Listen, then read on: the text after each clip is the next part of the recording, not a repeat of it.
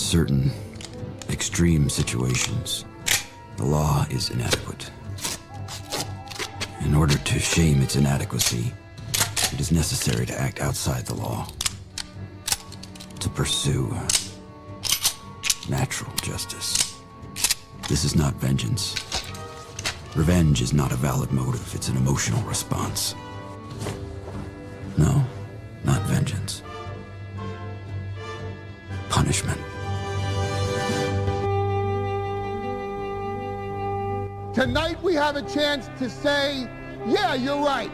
We're too extreme, we're too wild, we're too out of control, we're too full of our own shit. Or we have a chance to say, hey, fuck you, you're wrong. Fuck you, we're right. Because you have all made it to the dance. Because believe me, this is the dance. Start the show.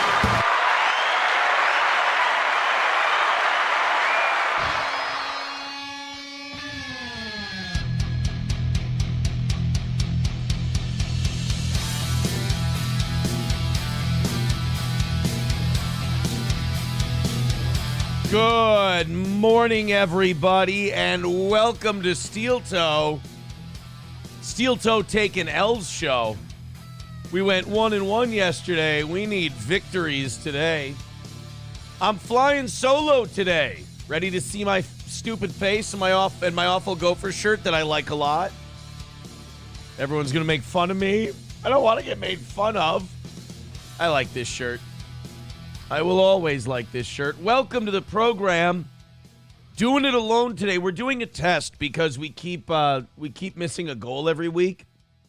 So I'm just doing it without Johnny to see if I can just cut his salary and do the shows by myself and then save the audience money since we've been taking some L's in the evenings. Not really. I don't think we've been taking L's in the mornings. I can't shit on the morning audience for that. Not shitting on the evening audience. Matt and I just aren't doing good enough shows. Just got to perform a little better and earn a little more money. But I figured I'll give Johnny the day off, and then if it goes well, fuck him. We don't need him. No, I'm just kidding. People, I can just see people typing right now, see, I knew it. It's all coming. I'm not going to let them be unhinged. I'll let them know I'm kidding. No, Johnny had a thing today where, and this is, look, man, this is just part of health issues and shit like that. This is just, it's just the way it goes. Johnny didn't get a lot of sleep last night. He asked for, basically, Johnny asked for an extra half hour. And I told him, just take the day, you know? Because what's a half hour going to do? If you're not feeling well, if you're sick, and you're like, man, I just need a half hour. I've been there. I know what days like that. I mean, I haven't been there. I'm not trying to say I know what Johnny's going through.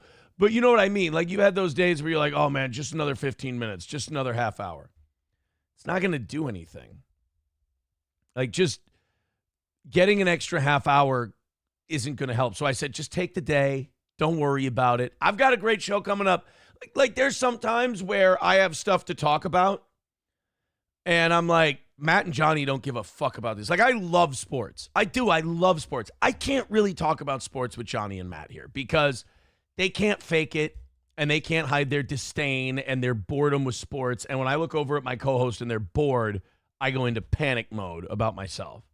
So, you know, there's the Pete Rose news. The Pete Rose news is big news. And you don't want someone who doesn't know sports going, oh, who fucking cares about Pete Rose? It's like, well, you know, I grew up my whole life playing baseball, loved baseball. Pete Rose is a guy that all your coaches tell you about, how great he was, everything else. So Pete Rose is kind of a big part of your childhood, in a way. You learn about the legends of baseball, you know. Kirby Puckett, Pete Rose, Ken Griffey Jr., some of my favorites growing up. Ty Cobb, hearing stories about Ty Cobb sharpening the spikes and shit like that. Just, baseball is one of those romantic sports that there's just those wild stories. Like we played the Pete Rose, Roy Fossey clip yesterday. And we actually got demonetized for it, for playing the clip of Pete Rose running over Roy Fossey in the All-Star game, separating his shoulder. I had to trim that out so we could stay monetized. So the fucking Jew that runs this program can squeeze every dime out of it. But Johnny, you know, he needed an extra half hour, so I told him take the day. You know, I'll hang out with the audience. We'll do a show together. That's fun. I have a good time with you guys. But Johnny was, like I said, Johnny was having a tough morning. So go back to bed, get some fucking sleep, give it a shot today. All right, here we go, guys. The morning show audience is already rallying. We lost by about $90 yesterday. I took it from myself. I gave it to Steel Toe. I made the final donation last night. But if you guys knock out this morning and you knock out last night, I will still give you their overtime. I covered the losses yesterday. I can't make a habit out of doing that, but I just took it from here, put it over here. We're good. Sucks. Hate it. I hate telling guys like, okay, look, can you give me an extra day or so? And then, we'll get you taken care of. I fucking hate that part. But like I said, if we could just not fail for a couple more weeks, like we got the store coming up and running. The only thing I needed with the store not launching it yesterday is I need art help. I just fucking suck at designing shirts, and I'm not going to release shitty looking shirts and awful shirts for people to buy. So what we're going to do is I'm going to get some good design help. We've already got that going.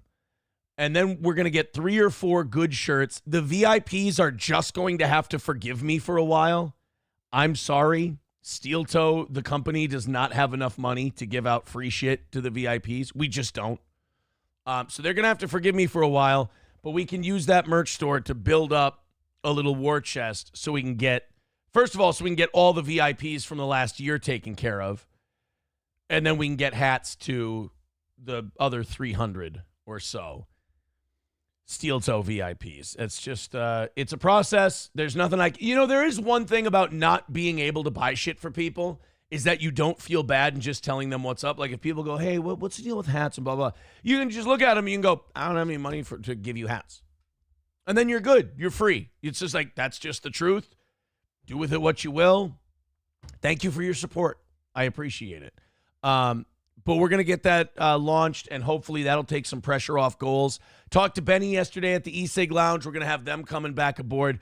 That's going to take a lot of pressure off the goals. So we just got to keep hitting. We just got to keep hitting for a couple more weeks, and we can maybe start putting this thing back together. It's been 2 years and change that we've really just been going day to day doing this program, and I've kind of gotten used to it. And then before I ran into my troubles here, about a month or so ago, we were back in the black, and then somebody just couldn't have that. And now we, got knocked on our ass. It's going to take about 6 to 8 weeks to rebuild that. And then when we get that rebuilt, back in the black again. And you know what? As luck would have it, I'm sure something else will happen. And this is a show that's destined to be a small little show with a good hardcore audience that just lives day to day, doesn't turn a profit, breaks even, and I get to keep Steel Toe alive and doing it for a living. Thank you very much. Oh shit, Raz, I just lost your oh shit. Let's go to archived. There we go. Raz of Chaz with $20 says, here's to my wife and I having another baby girl today. Let's have a good show today, everyone. Congratulations. Congratulations to Raz of Chaz. Congratulations on the baby girl. And thank you for the $20. I appreciate that. That's very, very cool of you. And also we got Bigot on Socialist Media with $13 over on Rumble. Thank you very much. Tridio with $2 says, don't forget to buy the Kiwi Farms merch. Quick ad read for it. Yes, I have to buy my Kiwi Farms. I was buying a Kiwi Farm shirt yesterday, and I don't have my payment information saved on this computer yet, so I got to do that. I didn't have my wallet down here, or I would have punched it all in, bought my Kiwi Farms t-shirt. Red Fox Mad with $4.99 says, good morning. I love sports talk. Sports talk should be a permanent segment on Steel Toe. I would love to. Gary M with $5 says, you're the best part of my morning. Thanks for doing what you do. Gary, don't thank me. I should be thanking you. Without your money, I couldn't sit here and do it. I'd be selling something. I've thought about that before. Like, I was talking to my neighbor about this. I was thinking like 4 years ago. So I've been keeping this little boat afloat for 4 years. This little dinghy of ours. Been keeping it afloat for 4 years. Pays me well. I live a good life because of it. If I could stop fucking up, I'd live an even better life. And I'm able to keep some of my friends around. You know, keep them happy. You got to pay to have friends. That's normal, right? I can keep the tax man happy running this business. And that's great. And if it's that way till the day I die, I get to love doing my show. I'm happy. But I have thought before, like, what if I would have went into marketing, advertising, sales? Like that, another thing I'm very good at. I was like, well, how would I have been? Like, how would these last 4 years have been? And they probably would have been pretty good. And I probably would have kept myself out of a lot of trouble. Although when you're in the advertising and sales business, you can get yourself in other trouble. But I thought, man, you know what? I'd probably do pretty well. But I probably wouldn't be as excited to go to work every day as I am when I walk down the flights of stairs to my basement and do a show for you guys. I enjoy it. Like I said, it may, you know, when we're rattling the tin can and begging for money, it probably looks, oh my God, this is miserable. This is awful. It's literally the only bad part of my day. Having to ask you guys for money to do this show is literally the only bad part of my day. I wouldn't trade that for anything. That being the only bad part of my day. So thank you guys very much for contributing to this program. I appreciate it. And hey, you know, like every other day after we take an L in the evening, if the morning show audience could pick it up and knock it out, man, I'd be so happy. I'd appreciate it so much. So your guys' generosity is very much appreciated. Okay. Nana's Clam says shirt design contest. I'm fine with that.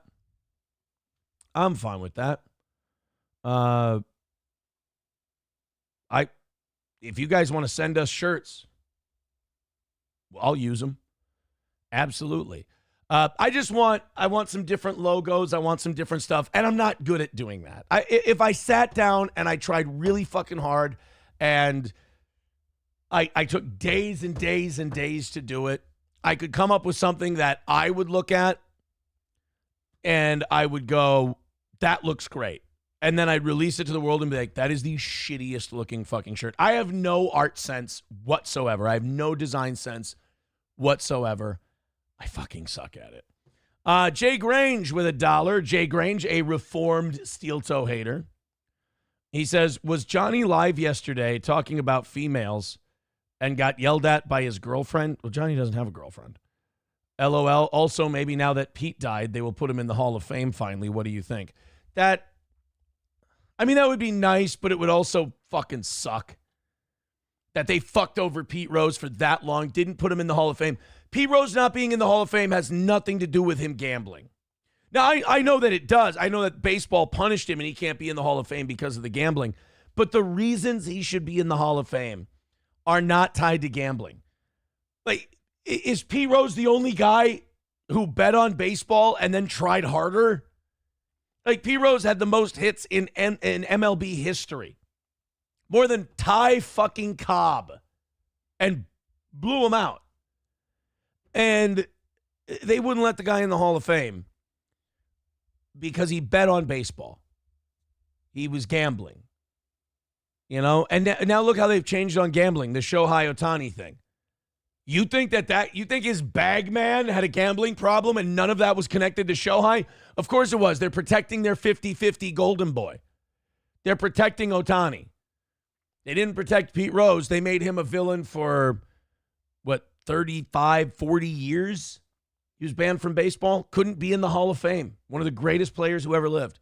And now he dies. They're going to put him in. If they put him in this year, it's a fucking insult. It's an insult if they don't wait a few years to put him in. If they do it the year he dies, that would really upset me. So yes, Jay Grange, I do think they're going to put him in the Hall of Fame. I just don't think that I just don't think that they can do it this year, because I'd be really fucking annoyed if they did that. By the way, Chad Buzemach and others like trying to do our budgeting for us. Like, I know how much we have to spend to keep this thing on the air. Again, I love that. Chad Buzemach's like, hey, with this much, you should be able to do this much and you much. None of them knew how much I made on radio, how much I needed to support my family and keep my fucking life going, and then how much I pay these other guys. And they're like, no, you should be able to do this. You shouldn't need this much. Yeah, you're right. I sit here stressing about it every day, and I've got it wrong. It's remarkable, these people. I mean, you could just sit back and enjoy a show, or you could just sit there and be Alex Jones all day with your abacus and conspiracy theories and red strings going everywhere. It's adorable. You got to love guys like Chad Buzemach, because they're not your traditional haters, and they do enjoy the show, but some people are just born naysayers, and there's nothing you can do to change them. And you wouldn't want to change them, because they wouldn't be who they are if you didn't let them do that. Turtle Steel Shell with $1 says, been a VIP for almost 2 years, and new merch every year was a broken promise. You're fucking right, it's a broken promise. You know what else was a broken promise? I couldn't afford to pay these guys all $1,500 a month like I did when I started. I couldn't keep that promise either. You know why? Because everybody does a fucking show, and we're all chasing the same dollar. And if that makes me a terrible guy, then I'm a terrible guy. Coltrane with $1 says, it's only $1, but here you go for now, sitting in my deer blind waiting for a big buck. I'll be here, but not talking much. Well, congratulations, and thank you, buddy. Jay Grange with $1 says, yeah, Pete Rose was amazing. Yeah, for real, they act like Ohtani didn't know shit about his manager betting wild. Yeah, where did this manager get all this money to be spending on gambling?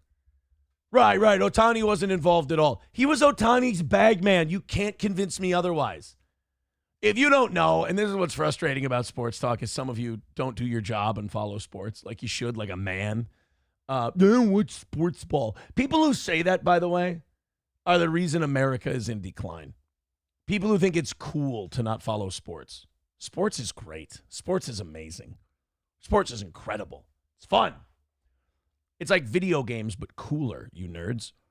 But people are like, I don't like sports ball. That's not something to brag about. That means your father raised you wrong and might have been a homosexual. Don't admit that to people in public. What's wrong with you? Pete Rose, yeah, they act like Ohtani didn't know shit about his manager betting wild. That guy was making bets for Ohtani. He got caught, and the league's covering him. Clopogram with $1 says, not to cause more drama. Clopogram, it's fine. It's whatever. Look, that guy's a piece of shit. What are you going to do? Jay Grange with $1 says, did you see that dumbass Mahomes try to tackle someone and ruin his wide receiver's knee? I didn't even, I checked on the Monday Night Football games last night. Chiefs didn't play last night, though. Chiefs played Sunday. I did see that the Dolphins lost again. They are a rudderless ship without Tua, man. That's going to be a rough year for them. They got to pick up somebody or trade for somebody. I don't know who you could get at this point. Maybe you could talk to the Packers about getting Malik Willis. I don't know. Talk to us about Nick Mullins. But you got to get somebody who can sling it there in Miami, man, because they're falling apart quick. And then fucking Detroit won. They beat Seattle. Detroit's every bit as good as people say they are, and you know, are we fucked? I don't know.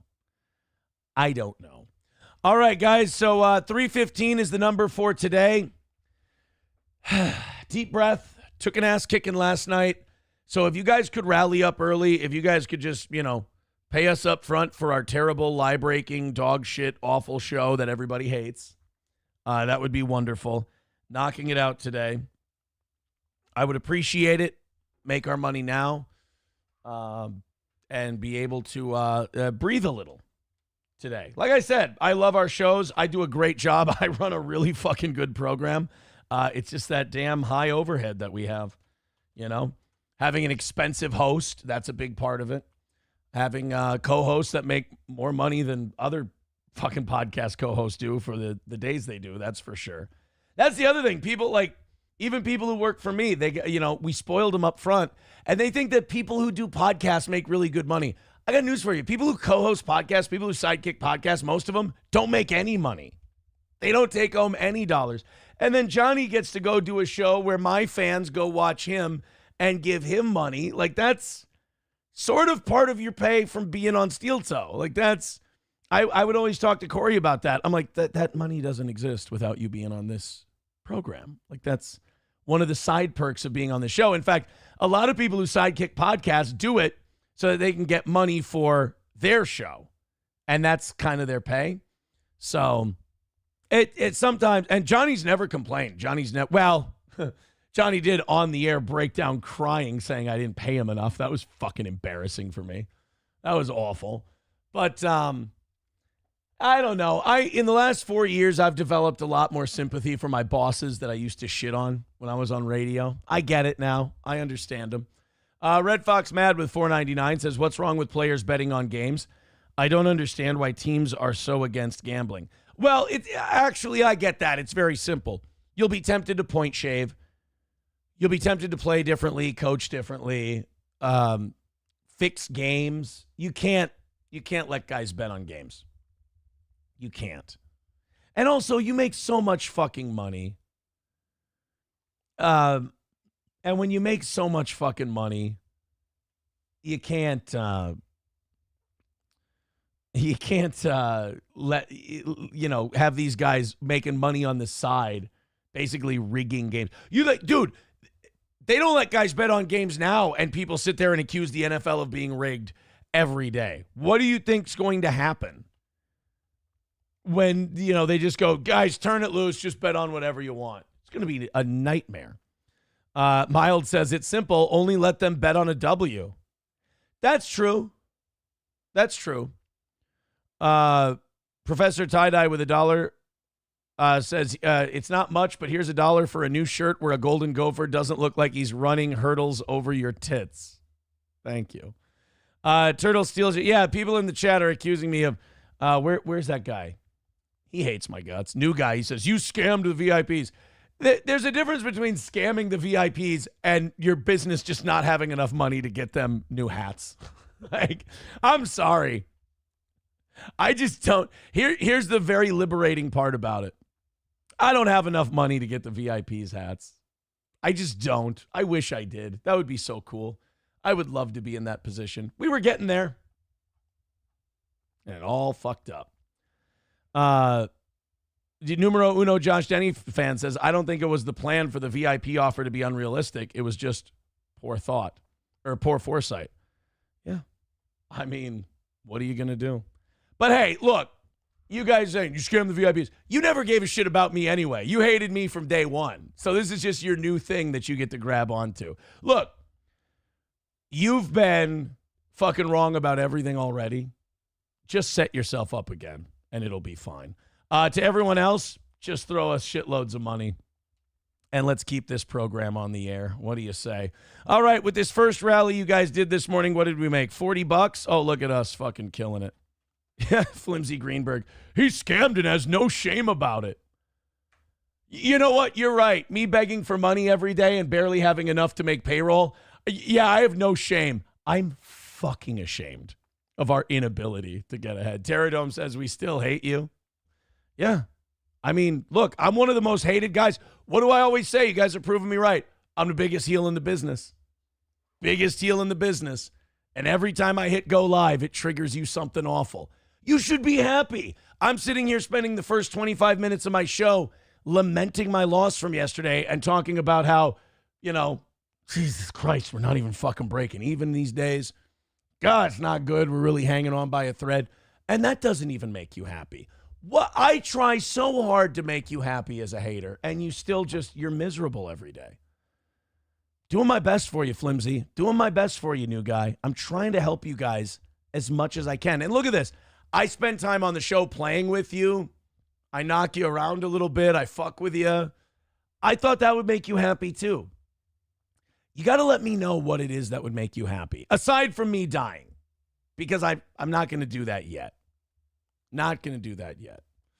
Yeah, numero uno Josh Denny fan. Aaron Imholt is a podcast robber baron. Yes, I'm going to take my mustache and twirl it like this. Cockdiff says the unfuckables just keep coming back. They really hate to hate Aaron. Yeah, I mean, the unfuckables is a great name for them, by the way. Very good. Jay Grange with $1 says, I know I talked shit in the beginning, but a lot of these people who still talk shit that keep watching you wouldn't dare to start a live show on YouTube and not have haters. Oh, they couldn't handle it. They couldn't handle it. Somebody else was telling me that the other day. They go, you let this shit bounce off you. And not only that, you play with these guys like they're your toys when other people would fucking K themselves. And I'm like, they're fake people. They're not real people. They're doing it as a gimmick. They're like me doing a show. They're doing their own show in the chat. This isn't who I am every day. This is a character I'm playing to entertain people and extract money from them. The people in the chat are the same way. This isn't who they really are. Everyone in their life would drop a brick on their head. They'd just be getting brained every fucking day, just being cracked in the head because you'd be an unbearable human being. They're actually a lot more like me than they know. They're actually just like me. Turtle Steel Shell with $1 says, read all of the text in my last donations. You want dollars when you dance. What? All right, Turtle Steel Shell. I'll go back and read your whole thing. Lots of us did that. 2 years and no new merch and no new hats. Right. I don't have any money to spend $3,000 on hats. It would cost me $3,000 to give all the VIPs hats. Steel Toe doesn't have $3,000. Sorry. If that's me running a scam on the VIPs, then I ran a scam on the VIPs. I consider it the business isn't as successful as it used to be, and we can't afford certain things. Like when the WWE signed Bret Hart to a big deal and then reneged on it because they couldn't pay it. That's it. Dr. Silverwolf with $5 says, scam the VIPs as if we didn't know Boss is a piece of shit. New Boot Goof and rather have the show than a hat. Love the show, Boss. Yeah, you know what? Here's what I'll do. Like Samuel L. Jackson in The Great White Hype. Sell my house, sell my rings, sell my cars, sell, don't give to my favorite charities, blah, blah. And we'll declare bankruptcy and we'll settle with the champ for what? 40 cents on the dollar? That's what we'll do. I'll do the hats. We'll get all the VIPs hats and I'll shut down the house. How's that? Then I won't be a scam artist anymore. That would be good. Buffalo Jockey with $1 says, you're playing a character, so you're really not a racist? I feel scammed. Sorry. All right, we got him seething in the chat, you guys. We got him really going nuts. We got him really going mad. You want to know what makes him really mad? Is when you wind him up like that, and then you just leave him, and you move on. Watch him get pissed. Throw us a few bucks. The money's coming in this morning. We really appreciate it. 305 is the number. If you guys could get that down to like 100 or 200 by the end of this hour, holy shit, would we have a smooth ride this morning. And, of course, Johnny not feeling well today. So we're going to go on without him. We got a lot of stuff to talk about, a lot of ground to cover today. It's fun fucking with the haters for the first 25 minutes or so. But no, we wind them up and we just leave them seething. Let's get into it. People were writing me yesterday and today telling me that Tim Walz is afraid of tonight's debate, or he's scared of tonight's debate. That he said that Tim Walz said something like, I'm scared to debate tonight. I'm not really impressed by either of these guys, like Tim Walz or JD Vance. People were like, oh man, evening show tonight. Can we do a live watch along for the debate? Here's what I'll do. Since everything is basically money for Steel Toe, so I can raise money for these VIPs that all of a sudden hate me now, because I fucking don't run a successful business. If we knock out, is the debate at 8? If the debate's at 8, if from 7 to 8 we knock out the evening goal, then we can do the debate thing. If not, I kind of got to rattle a tin can and make our money and then dance for you guys. Sorry about that. So we'll kind of leave it up to the audience. What time is tonight's debate? Tim Walz versus JD Vance. Oh, it's at 8 o'clock, and it'll run 90 minutes. So it'll go 8 to 9:30. So, yeah, all right. If we knock out this morning and we knock out tonight, then, yeah, we'll do debate coverage tonight. If not, fuck it. We'll just have to do a regular show and rattle a tin can and see if we can keep this pathetic little show on the air. Tigger next door with $10. Thank you very much. 300 away from today. Says, as a VIP, we didn't become VIPs for the free stuff. We did it to support the show. Yeah, and they get to come to 2 free shows a year. I mean, we're doing a show in November. You get to come out to for free. We do the evening or the anniversary show that I lose money on every year, pay everybody, and give it out to the VIPs. So, yeah, I mean, what can I tell you guys? So, hey, if you're a hater of this show, don't you want me to fail? Like, this should be what you want. I'm failing. And you guys still aren't. I smile more than you do, and I'm the one failing. Somebody reported our show yesterday, got the episode taken down, did gay ops. One of Patrick's people bragged about it in their Discord that they did it. A guy named Serial Killer with a C. It's creative. And everyone in their Discord got pissed at that guy. They even said this was so fucking good. They went, don't get Aaron canceled off of YouTube because then Patrick won't make any money. And I'm like, oh my God, the biggest steel toe haters in the world just said the quiet part out loud. They just admitted that Aaron was right and got fucking felted. They went, if Aaron has to go away, Patrick won't make any money, so you're hurting Patrick. They had to admit that Patrick's my cuck bitch and that without me, he's got shit. God, is that fan? Well, he'd still have something. He'd have a history of really inappropriate child sex jokes that people are just fucking destroying him over. He'd still have that. So keep seething, boys. So 8 o'clock tonight, we got this debate. Thank you, Tigger Next Door, for the $10. I appreciate that. Turtle Steel Shell, thank you for the $1. I appreciate it. You're kind of saying the same thing over and over. Yeah, the show has no money. We fucking suck. We've been over this. I'm sorry, Turtle Steel Shell. Whatever you want from me, send me a DM, let me know, and I'll take care of you. Tim Walz, scared of tonight's debate with J.D. Vance. Now the Republicans in the House are investigating his ties to China. I would like to have one presidency for just 4 years where we don't have a guy who's a total whore to China. Because watching 4 years of Joe Biden try to tap dance around the fact that China's a fucking evil regime was really tough to watch. I mean, wasn't it like his first year in office? They asked him about what was going on with the Uyghurs in China. You know, them murdering all the Uyghurs and putting them in, detainment camps, concentration camps, basically, the Muslims there. And Joe Biden called it different cultural norms. Different cultural norms is what he called the Chinese putting Muslims in concentration camps. Meanwhile, Donald Trump says something like, hey, we should do background checks on everybody that comes into this country, especially Muslims that come from countries that aren't necessarily big fans of America. And they go, he wants to do a Muslim ban. He's evil. He's Hitler. He's this terrible guy who despises Muslims. Yet Joe Biden sits there and says China putting Muslims in literal concentration camps is just different cultural norms, and he's a great, accepting, tolerant guy. It's fucking insane what you get away with as long as you suck China's dick. And Tim Walz apparently has Chinese cum on his chin because he's being probed. Ooh, lucky Tim Walz. If it was by a horse, he'd be in heaven. After the House Oversight Committee launched a new line of investigation on the eve of the vice presidential television debate. Kentucky Republican James Comer, who chairs the committee, subpoenaed the Department of Homeland Security Monday for its records on Walz. Oh, come on. This is where Republicans are dumb. I want to get what the Department of Homeland Security has on Tim Walz and his connections to China. You silly goose. The Department of Homeland Security doesn't investigate Democrats. Ask them about a Republican and their ties to Russia or China or anything else.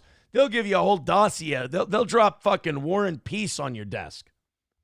A Democrat and their ties to China? We just kind of assume they're Chinese. We just assume they're an asset. Haven't there been like a bunch of Congress people and mayors and governors who have had like Chinese spies in their like main circle of trust? Is it that hard to believe that one of our politicians wouldn't just be a straight up Chinese double agent? I'd buy it. You could put that in a fiction book, and I'd go, why isn't this in the nonfiction section? I mean, think of the people we've caught. Wasn't it Kathy Hochul, the governor of New York? Wasn't she caught with some advisor that was a Chinese spy? There was some congressman who was fucking a Chinese lady who turned out to be a Chinese government asset. Isn't that Swalwell? I could be wrong.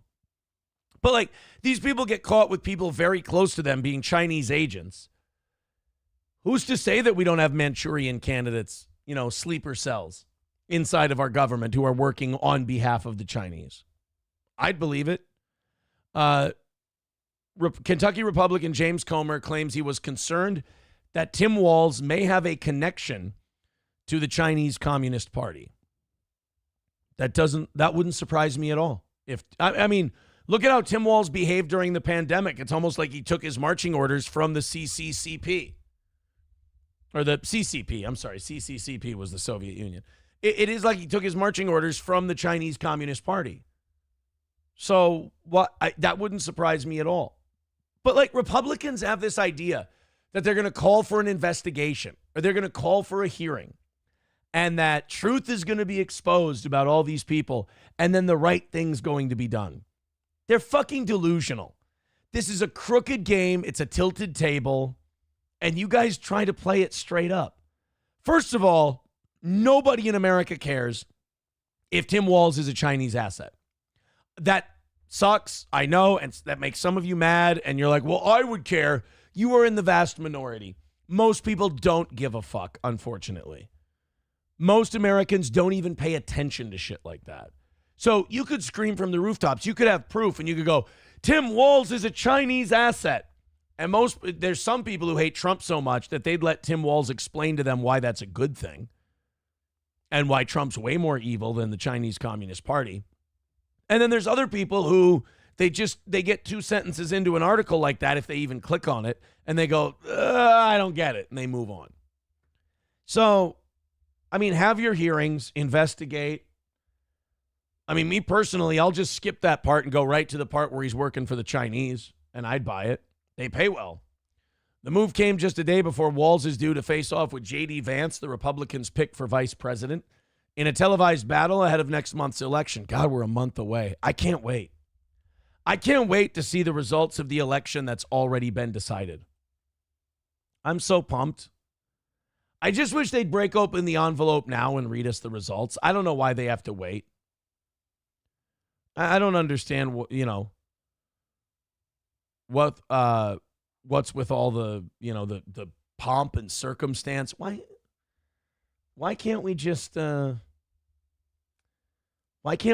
ahead and fuck off and open the envelope and, the presidency goes to, and then just read Kamala Harris's name?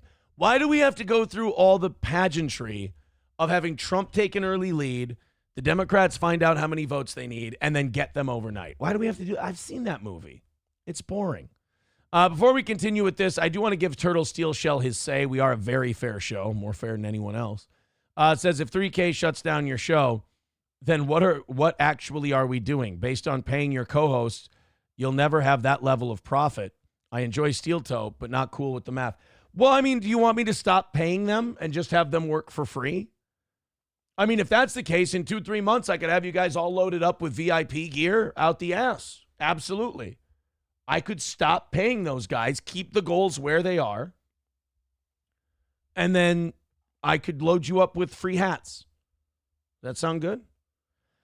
Jay Grange with $1 says, also, if you ever play a movie or link from YouTube, you have to play it like at 0.2 seconds faster, and it won't ever be copywriting. Also, I can tell you a link to watch the NFL Red Zone for free. Hey, you know what, Jay Grange? Maybe you and I could break the law together off the air. Hey, man, I've got some good piracy tips for you. Oh, yeah?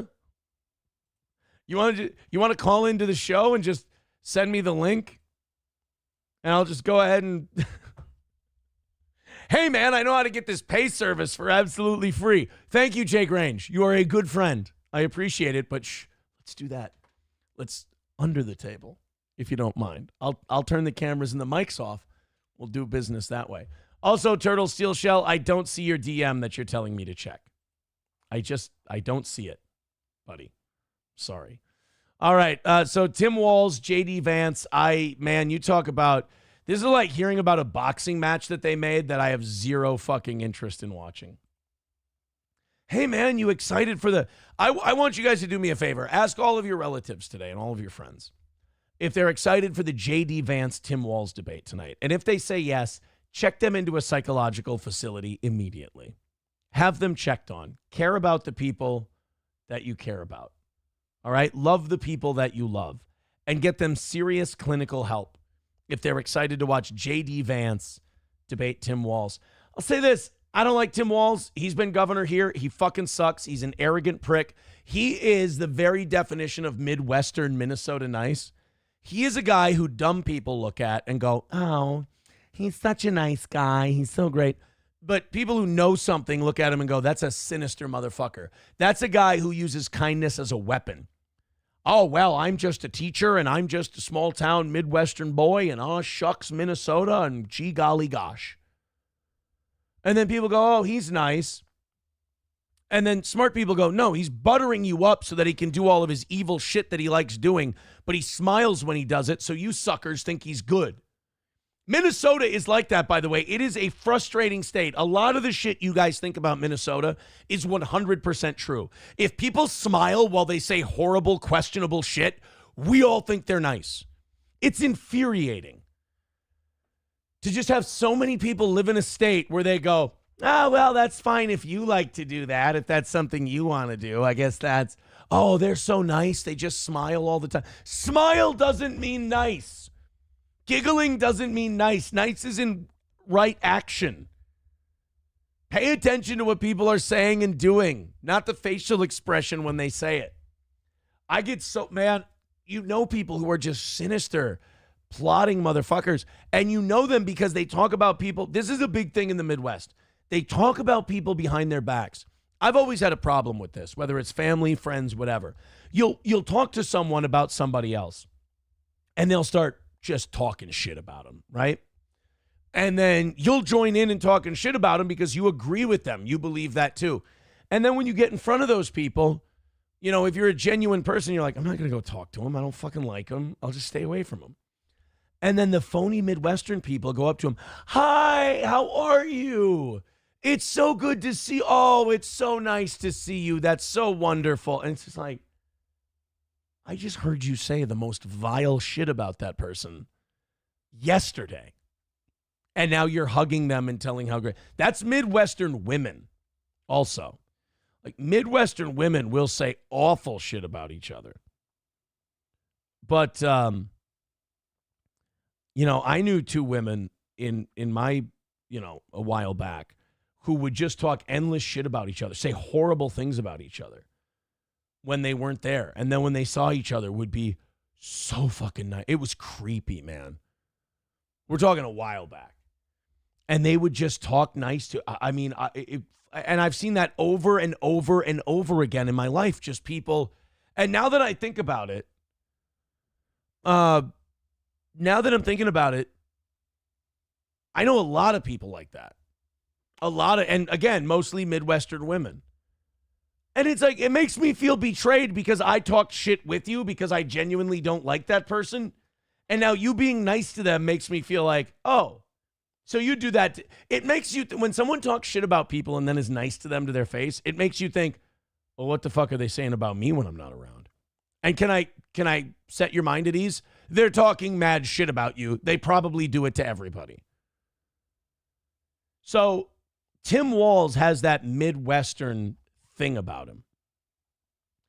Tim Walz has that Midwestern, you know, kind of smile to your face. Oh, shucks, he looks like such a nice, good guy. And then just evil shit. Shutting down economies, but letting his buddy's candy store stay open. It's in his military record. Train all your boys to go off to war and then retire when it's time to ship out and fight. I think that explains Tim Walz's personality in a nutshell. Buffalo Jockey with $1 says, I've always hated that passive-aggressive Minnesota nice. As you should. Jay Grange with $1. Says, what I don't understand is why both presidents say things they will do in office, but then once in office, they have to have so many other people vote for that thing to be passed. Well, see, to me, that's the people's fault because they buy all that shit. You know, they go, oh, this president says they're going to do that. It's like, you understand, like, unless their party's in control with them, they're not getting that done. Trump had his party in control for the first 2 years of his presidency. Couldn't cancel Obamacare, couldn't get the wall built. I mean, it takes a lot. Jay Grange says, I'm following you on Facebook so you can message me and we can talk. LOL. Just send me a DM. I'm not going to remember to write to you. I just don't. I just never do. Cocktiff says, what did our governor do with that $17 billion tax surplus last year? Vote blue. Oh, yeah.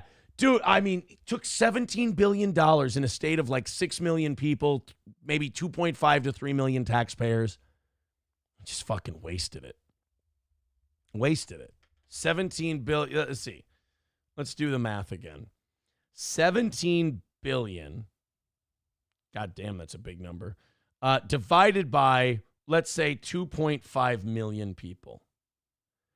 We could have all gotten 6,800. Let's round it down. We all could have got $5,000 and still had money left over. You know what those of us with a few kids got? About $700 from a $17 billion surplus. From being overtaxed by $17 billion, the average person probably got $300, $400, $500. I mean, it's...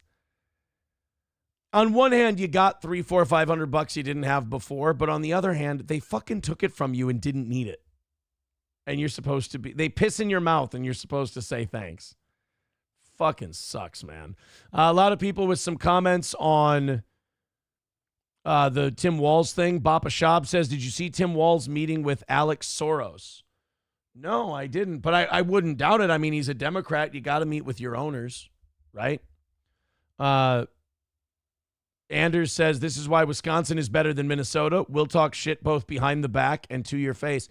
There is something about Wisconsinites that's very simple, and I find it to be a relief. You know, they're too simple to backstab you. Yeah, Eagle of America says, this. You're describing every workplace in Minnesota. Yep, pretty much. Bapa Shab says about that Soros meeting, Alex Soros can barely speak a coherent sentence. He tries to copy his father's speech mannerisms, but comes off sounding like a retarded Well, he's a Soros. Then he does sound like his dad. Actually, if you're going to copy George Soros, if you're one of his kids, all you have to do is go, oh, no, the Jews are hiding up there. It is funny to watch the media fact check people when they talk about what George Soros did for the Nazis and they try to cover it up for him. They're like, well, he just did what he had to do to survive. So that's an excuse?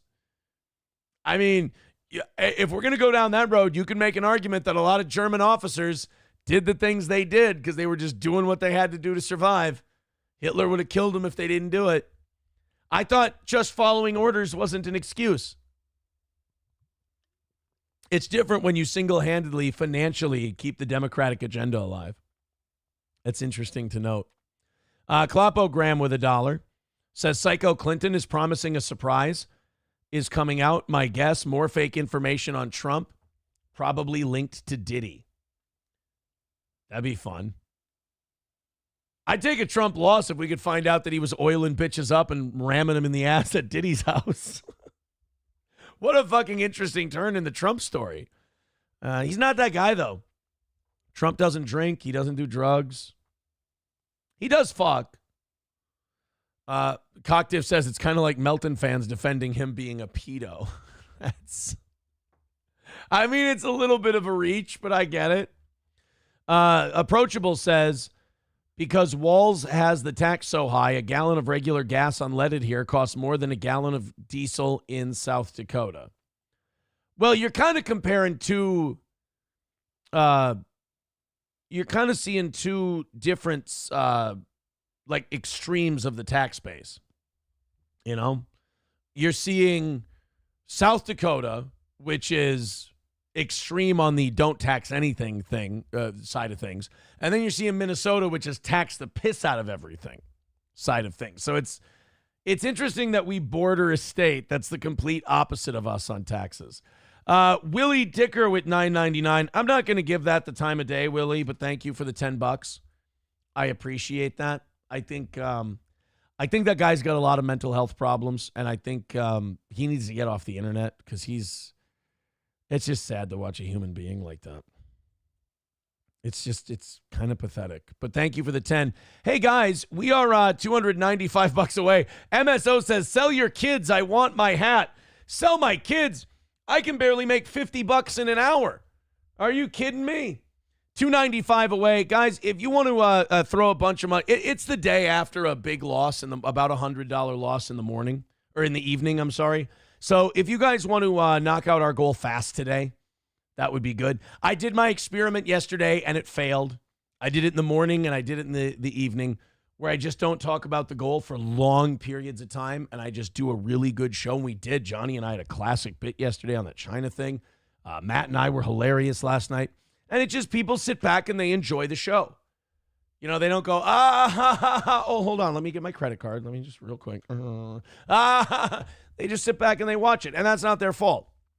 So somebody has to be there to remind them, hey, guys, this is an expensive show. I'm really sorry. I feel bad that it costs as much as it does to put on, but I have, I have 3 kids in a house to pay for, and I got employees that depend on me, and I try to pay them as much as I can so that they don't look sad when I give them money.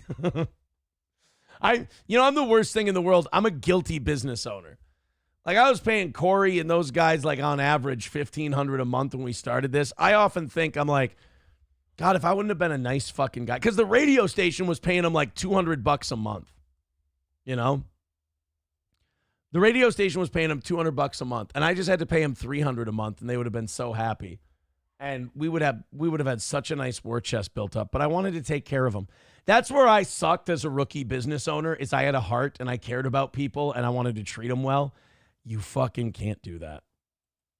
You just can't do that. It's impossible. That did suck when April and I had to learn together, like, oh, so you can't do business and be nice. That hurts. That really sucks, but you figure it out. But then I kind of did it again when Johnny cried on the show, and then April left, and we didn't pay April anymore. I was like, oh, God, you know what? Give the guy more money, And I'm just like, fuck, man. Maybe I think Chad Buzamak would agree. Maybe, I'm cut out to be a broadcaster. And I said this from day one when I started this thing. I'm cut out to be a broadcaster. I'm very good at it. I'm not cut out to be a boss. I'm not cut out to run this shit. And maybe it should have been just me from the beginning, and maybe I would have run it better. But who knows? Who knows? Doorman with $50 says, here's to save some sanity. By the way, how do we claim our VIP tickets for shows? You just tell me you're coming, and then we put you on a list. That's literally all you do. You say, I'm going to be there. So like our Black Friday live show that we're going to do at eSig Lounge, our next big live event, just tell me you're going to be there. We'll set chairs and tables aside, and you can go. And if you're a VIP, we're going to buy breakfast. We're going to have all kinds of prizes and shit. It's going to be a lot of fun. Benny and I are putting that together. I met with Benny yesterday. We're going to have a fun live show. It's going to be great. I can't wait for it. Black Friday.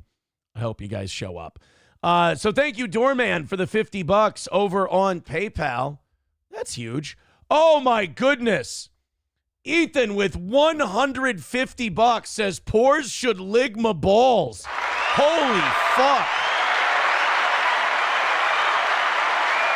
Oh, my God. We are officially 150 away from... No. I got that wrong.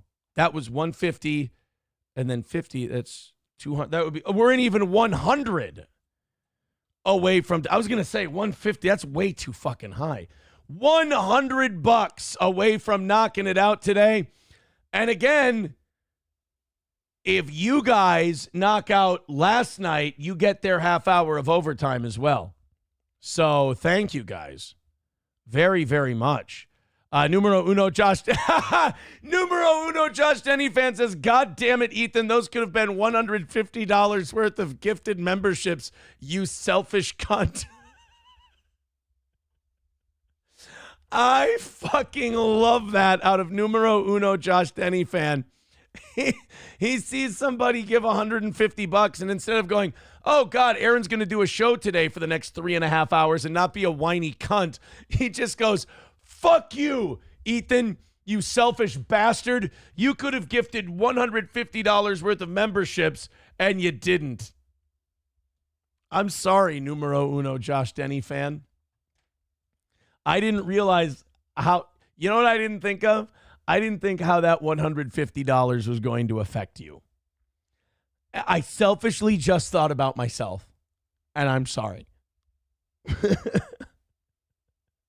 God damn this. The fans of this show, like, if you want to know how much the money part sucks for me, the amount of fun I have with the audience, like, it can take me a half hour to get to a story because I'm just watching these guys write in the chat and just playing off of them, and they're fucking hysterical.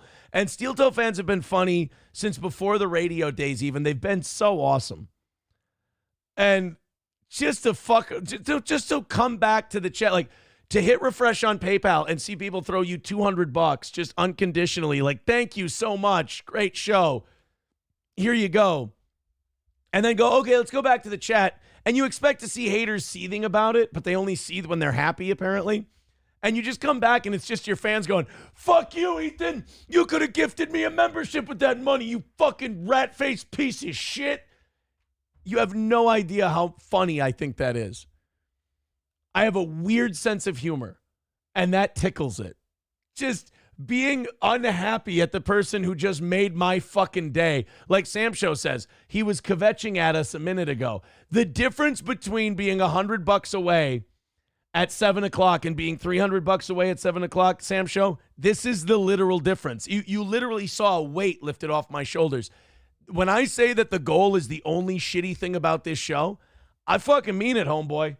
It's the only shitty thing about this show. Oh my goodness. Ethan with another $10 says, guess what, Josh Denny fan? He says, guess what Josh Denny fan can do with my balls? Ligma. Another $10 from Ethan, and Josh Denny fan, he gave it to us on PayPal. And Anthony with $10 over on PayPal. Thank you very much. Red Fox Mad gifting a membership. Guess who it didn't go to, unfortunately. All right, you guys are $80 away from today. $90 from last night and getting a whole hour of overtime. King Kong Dong says, sounds like you need an accountant/business manager to make hard choices for you. Well, once we, look, somebody said in the chat, they were like, sounds like your personal expenses or whatever are just as much a problem. Maybe. I mean, some of the stuff I've been going through affects personal, but that doesn't really affect the business. One thing I will do, as things start coming off the board for me, like the Tahoe's done being paid for, that is going to go towards the goal. I will say that because I will never give myself a raise again. Not that I ever have. I've never given myself a raise.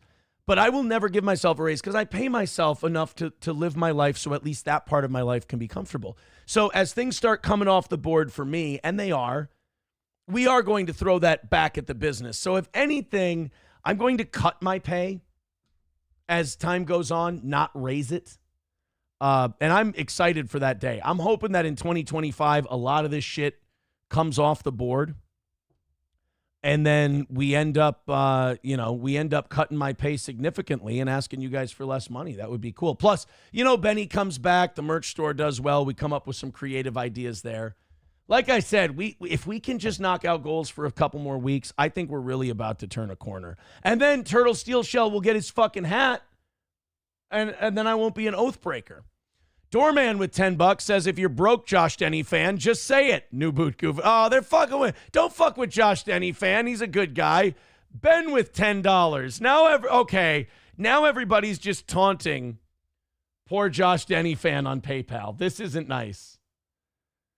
Anthony with $10 says, in the name of the cheddar, the smegma, and the holy Gouda, amen, Father Justin Queso. Thank you, pal. Oh, you guys are so mean to the Josh Denny fan. What has he done other than been like a really cool steel toe guy? What has he done? Aaron's Lady Hand says, can you talk about why Benny left originally? Benny never left. We never had Benny on the internet end of things. There were just so many people when we left radio that asked to come on. We had like 10 or 12 advertisers right off the bat. And like we were doing 3 live reads an hour, which is invasive. We also didn't need near as much money from the audience back in those days. Do you remember the Twitch and early YouTube days with like MyPillow and Raleigh's and Old Capital? Like those 3 accounts alone were like paying 2 salaries for the second mics. It was crazy. And then we made too many Mike Lindell jokes and we lost that one. Oof, that one hurt. Then Old Capital closed. And then Raleigh, I talked to Raleigh this summer. He wants to start doing something again. A lot of people helped us. They were like training wheels. They supported us. And then once we got going, ironically, they said, you're doing fine on your own. All right, we're going to tap out. And then we're like, oh shit. Then places started closing. And we're like, fuck me. Clopogram with $1 says Aaron could never have an accountant. He hates the Jews. Now, wait. Now, why are we saying hate? The word hate is so strong. Kevin Law gifting 10 memberships. Thank you very much, buddy. Please tell me, Josh Denny fan, that you got one of those. Please tell me that you got one of those gifted memberships. That would be so nice. $40 away from knocking out this morning. $90 from getting the overtime for last night and taking care of the evening show, people. Thank you guys very much. What a great fucking rally that was. Thank you guys so much. Wow, 7 o'clock and we're $40 away. Incredible. Incredible. Cheeto says the tried and true sponsor that is stuck with the toe is Stoney's. That's why we have our anniversary show every year at Stoney's in Rockville. We honestly, I got to tell you, we should be doing a winter show at Stoney's, but you guys are such animals when we go there. Like, you don't behave yourselves. You get so fucking hammered and you chant the N-word. It's like, I can't take you guys anywhere. Thank you, Cheetos. Zenman Builds with $20 says, I'm not giving out memberships. There's already enough freeloaders. New Goofin. Josh Denny fan, look what you've started. I think we have to credit numero uno Josh Denny fan for hitting the goal today. $25 away from hammering out this morning and calling it another win for the toe, and then 90 more for last night and another win for the toe. Fucking hell. We're going to have Benny on the show, by the way, at some point here, because you guys really have to hear Benny's story from the like my story's pretty wild from the last year. There's a lot of fuck ups and peaks and valleys. But like Benny, Benny had the same thing, and he and I both we went like this, and now we're doing this. And his story is a really interesting one as well. And we'll have him on the show one day, and he can talk about it. It's like I said, it's very fascinating. I find out when you fuck up, you find out how common fucking up is amongst other people. Like, you wouldn't think it to talk to most adults, but like I was when I first started going through this awful shit, I was like, I don't want to have a fucking mugshot and shit like that. And somebody told me, they said, a lot of people have a mugshot. I'm like, what? Like, yeah, a lot of people. They said, I have a family member who has 2 mugshots. Like, really? And they're like, yeah, he's not a hardened criminal or anything, but you go in, you get booked, you get a mugshot. Like, a lot of people have one. She said, any relative you have with a DUI has a fucking mugshot. I'm like, oh, okay. Well, that makes you feel a little better. Then you find out from people, you're like, oh, man, I'm fucking this on my record. They're like, dude, you want to know what's on my record? I got shit on my record, too. It's fine. You live life. You get dirty once in a while. You just don't make the same mistake twice. So I do appreciate, you run into people and they're just like, you just find out like how much they were almost waiting for someone like you to come along so they could kind of unload the shit that happened to them that they thought they were alone with. It's actually kind of cool. I mean, you shouldn't, God bless those of you who have never gotten to that place in the first place. That's a much better place to be, but The world is apparently full of fuck-ups is what I'm trying to say. Valhalla Vince TV with 199 says, being ahead is greater than listening to Mr. Toe begging. Valhalla, I agree with you. The mood in here is fucking night and day, isn't it? I agree with Valhalla Vince. Being ahead, way better than listening to me complain about our horse shit. So thank you guys. Just 25 away from today. I say let's knock that out, and then the rest of the day, anyone who throws anything at us can go towards tonight, because Lord knows those evening show people need help. We talked about Pete Rose being dead at 83 years old. Like I said, if they put him in the Hall of Fame, like right away after he died, I'd be so fucking mad if I was a baseball fan, because I grew up. Pete Rose played in the 70s, right, and it was 60s, 70s, and 80s, and like when you were a kid playing baseball, all your coaches would tell you about Pete Rose and what a great player he was. And so even though he didn't play in my lifetime, you knew about Pete Rose, and he was a legend that you learned about. You'd watch his clips, and he was this incredible player. And he kind of embodied everything a coach wants a youth baseball player to be. Never give up on a play your hardest, every second you're out there, work hard. Like Pete Rose was the embodiment of what youth sports should be. Hustle, never give up, believe in yourself. Basically, Pete Rose was the first John Cena. And then to watch Major League Baseball tear him down because he bet on games. He had a gambling problem. I'm convinced, like we talked about Ohtani earlier, if he did the same thing today, they would get him treatment and understand his problem and this and that.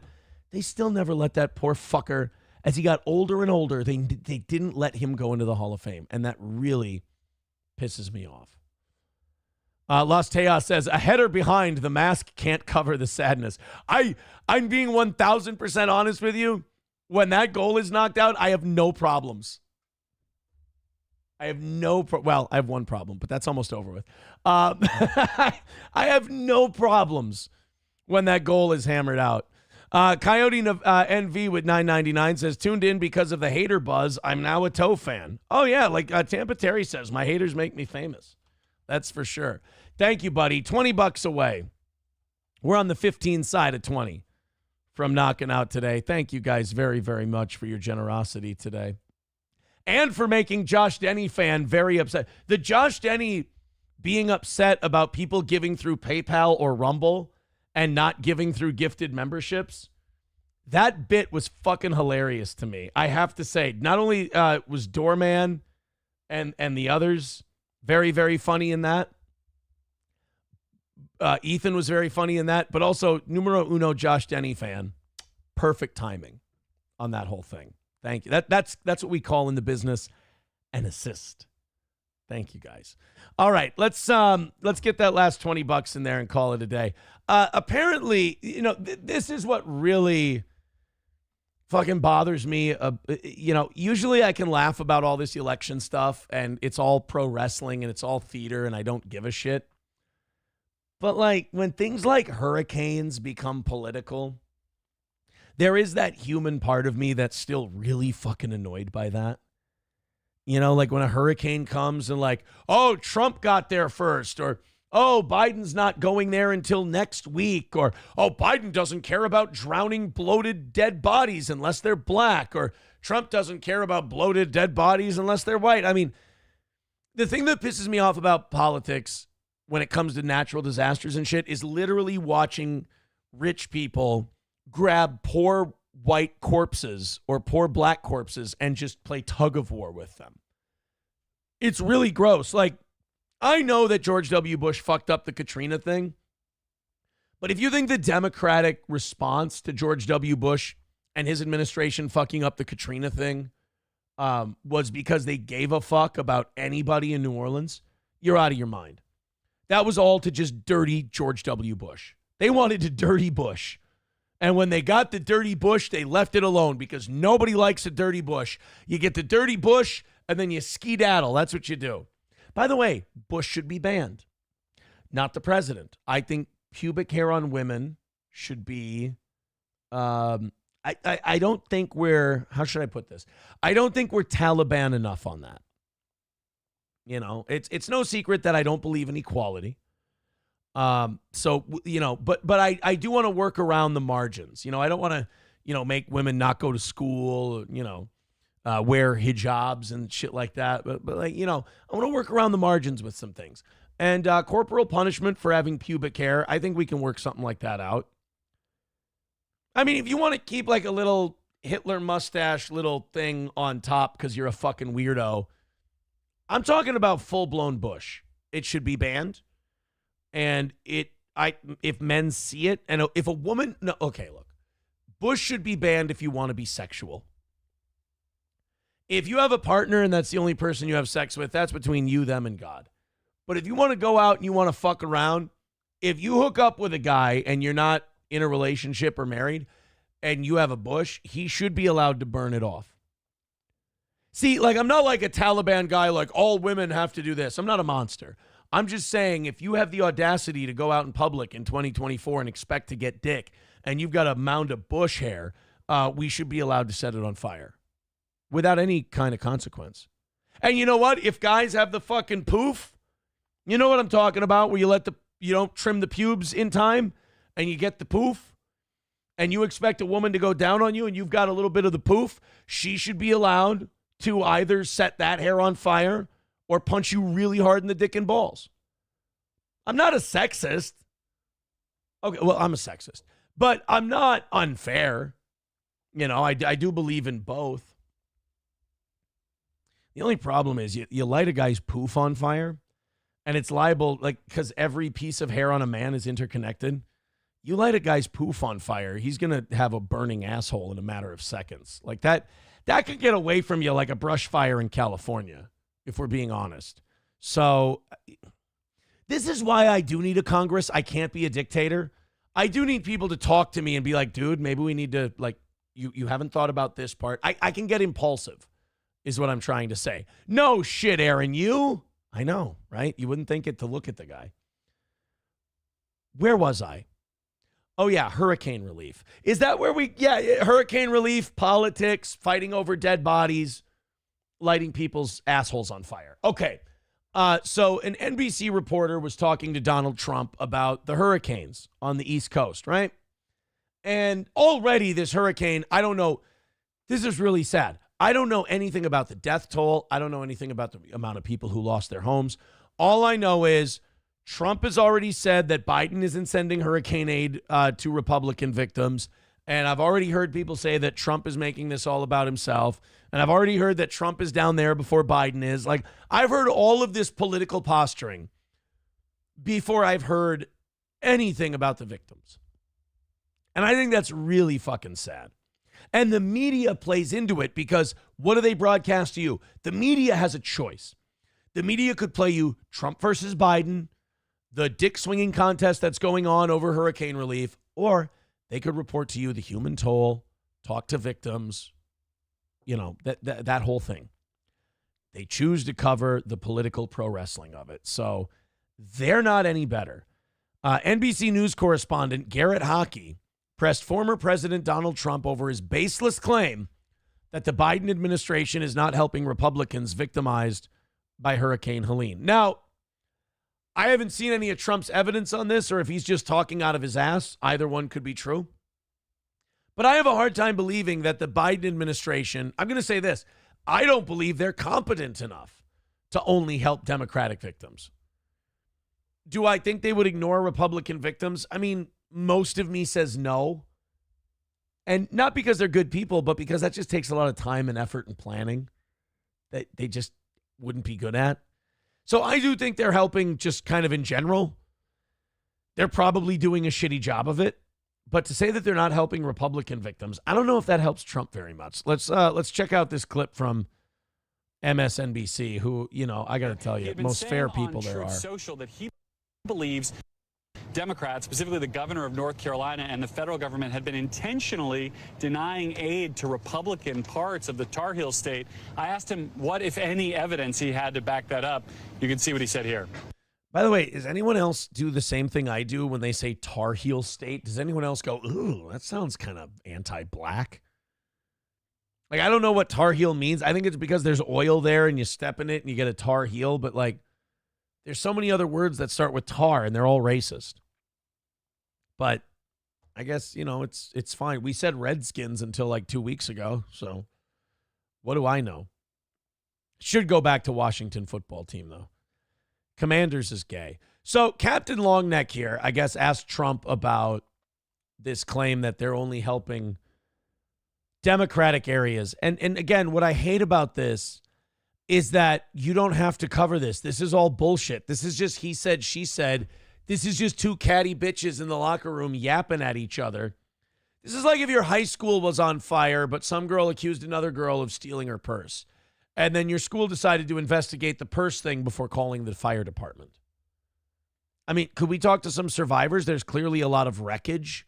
There's clearly a lot of destruction here, it looks like. Could you maybe go talk to some people who have lost a business or a home or a loved one and kind of get an eyewitness account of what's going on the ground? Or we could talk about two guys who are combined 155 years old, and, we could talk about Walter Matthau and Jack Lemmon and grumpy old men yelling at each other. That's fine.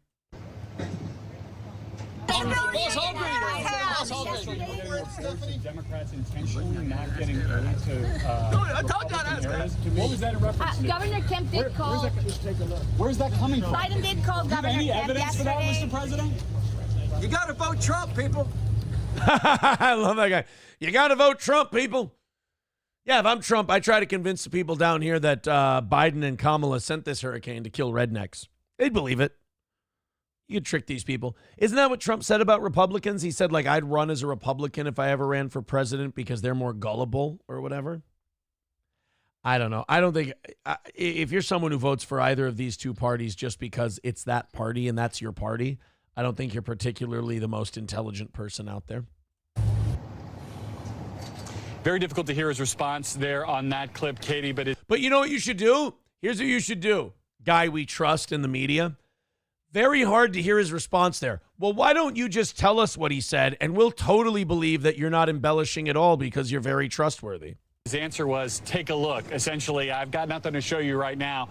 Go find it yourself. Another... That's not what he... No. And by the way, I don't think Trump is right about this. But that's not what he's saying, you fucking pig. What he's saying is, I don't need to show you proof. Look at look around you. What he's saying is, if you go to a Republican district, they're not helping. You go to a Democratic area, they're helping. I don't buy that, but that's not what Trump said. Trump wasn't saying, I don't have time to prove it to you. I don't have any information. Go look around yourself. What Trump was saying was, it's self-evident. Just go look. It's the little lies. I don't mind the big lies, because if you believe the big lies, I mean, I don't know what to tell you. But it's those tiny little shitbag little lies that annoy the living fuck out of me.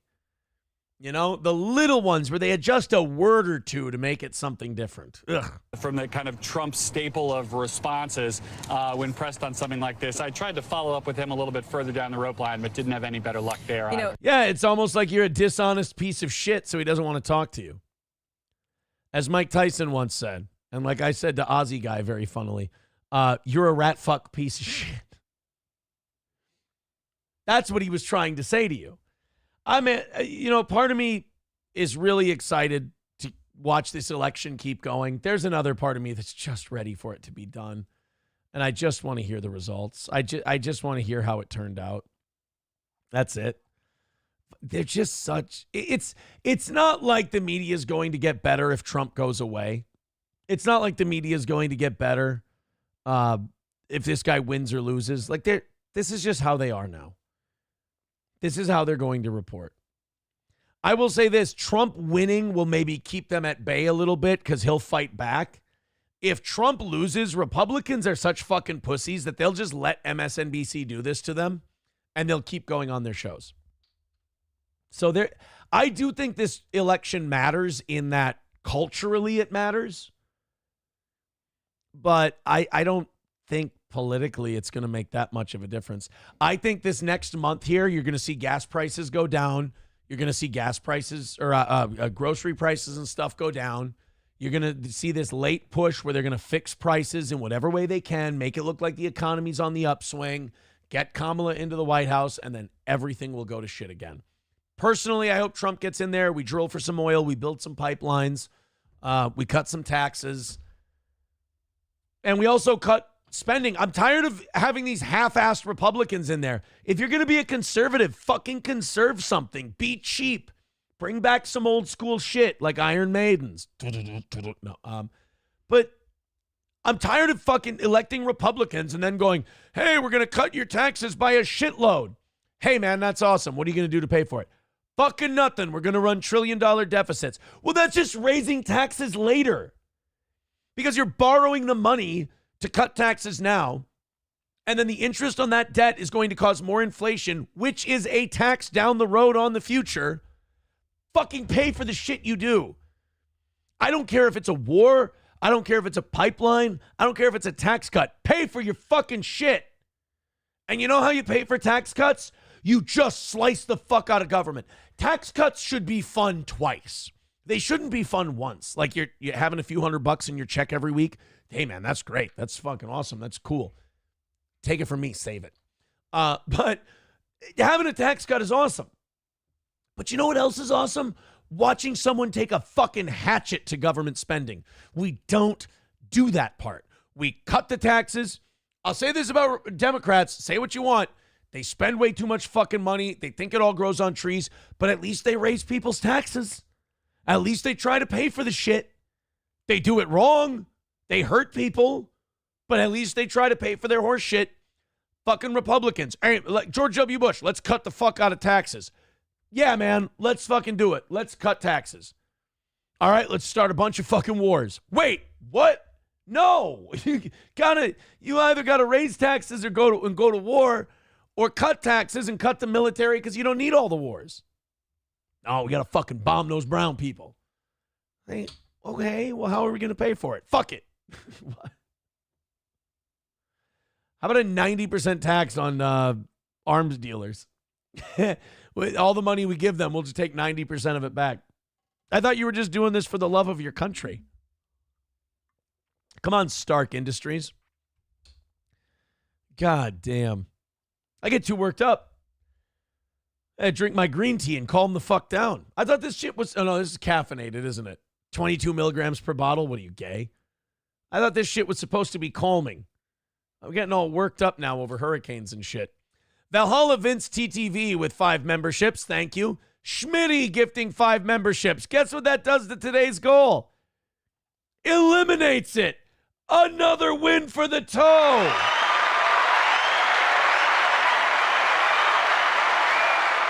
Thank you. Oh my God. we're gonna have arguments in the chat. Guys, this is gonna be bad. Red Fox Mad with $4.99 says, I love women with a big bush. Natural pubic hair is best. Hold on a second.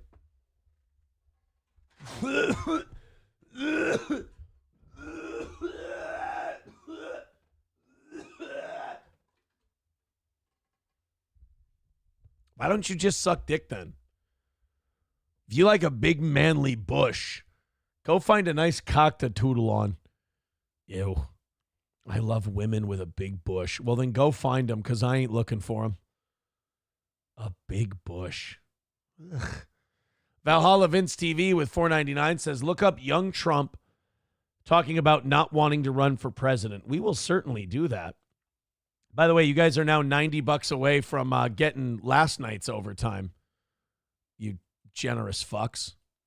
You beautiful people. You guys have knocked out this morning already. You know, I can always... The morning audience has been like the backstop against losses lately.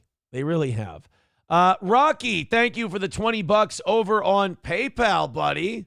Appreciate it. Look at that. You guys are now $70 away from taking on the evening show's shortcuts. Oh, wait, hold on. We got more. I just got a little ringy dingy. Marianne with $25 says, love the show. Oh my God, Marianne, thank you so much. So that's $25. What does that put us at now? 45 away from knocking out last night's shortfall. You guys have almost pulled a double. Oh, remember pulling the triple? Remember the quad? I don't think we've got a triple or a quad in us today. I don't. I don't think we got a triple or a quad in us today, and that's okay. It is fine to not knock out 3 goals in a day. Chips and Diff says, isn't that pubic hair on the shelf behind you, Aaron? Ah, where? Oh, God, scared the fuck out of me thinking there's pubic hair. Sam Show says, Aaron, we've seen what you thought was hot. Don't start. You know, I saw, let me address that because I know what he's talking about. Look, there were people yesterday on the evening show going like, apparently April put out an Instagram picture. And for some people, they still have the same amount of hatred for April that they have for me. And I understand we've all done horrible things.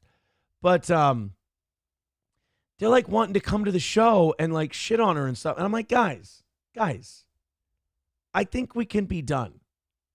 I think it's okay. I think, Aaron, we've seen what you thought was hot.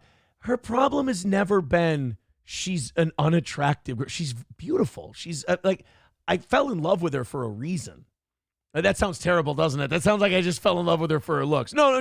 Look, no. That's not what I mean. But like, she caught my eye for a reason. She's a beautiful girl.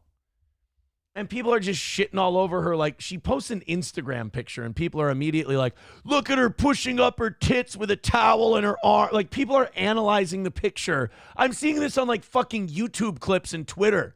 People are tagging me like, look at how look, she's biting her lip. What is she looking for, a new boyfriend or whatever? And then I'm just like, guys, do you think that maybe she might need something to feel good about? I mean, think of where life has taken all of us. You don't think that maybe, like, that's not a good place to be. She's a small town farm girl at heart, and she's had to live this life that's so not her, and it got away from her. She needs to feel good about something. I think you can let her. People come to me and they want to start this bash fest. I'm like, dude, like I've said from the beginning, I'm out. Like, that's my win. I'm out.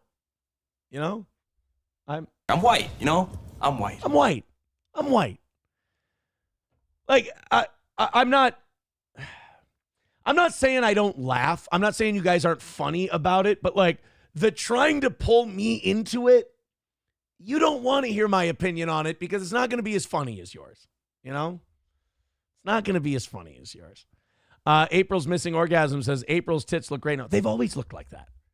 She has a system in her pictures. She puts she puts something under her tits and then gets an arm in there and really kind of positions them. She's got it down to a science. She's always done very well with that kind of picture. See, people, no. Your first wife was hotter, says Guy Sartell. There was something off with April. See? Yeah, were you drunk when you met April? See, like, she's Skeletor with an atomic force. 09 Canyon, she needs a new boyfriend. Her current one is married. Like, see? Jesus. She looks like an attractive 48-year-old. Like that. Chips and Diff, she knows she fucked up. She's a third wheel in a family and it's going nowhere. Yeah, I hate that too. I don't like that for her. I don't like that for her. I don't hate her. Like, I think about some of the things that my kids had to go through because of her problems, because of her addictions and what she was doing, and it upsets me. But I don't hate her for it. There's a peace that comes with letting go of hatred. I don't hate her for it. I wish for better. She's under-living her potential at the moment. King Kong Dong says, your first wife was an 8 or a 9. April was a Minnesota 6. It's really nice that my first wife and I got that agreement amended so that it's, as long as I'm saying positive shit, everything's cool. That's liberating.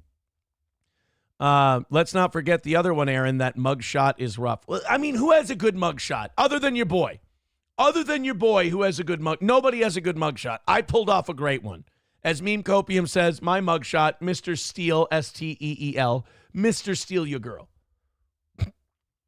Josh is a dick. I like him, but Josh is a dick.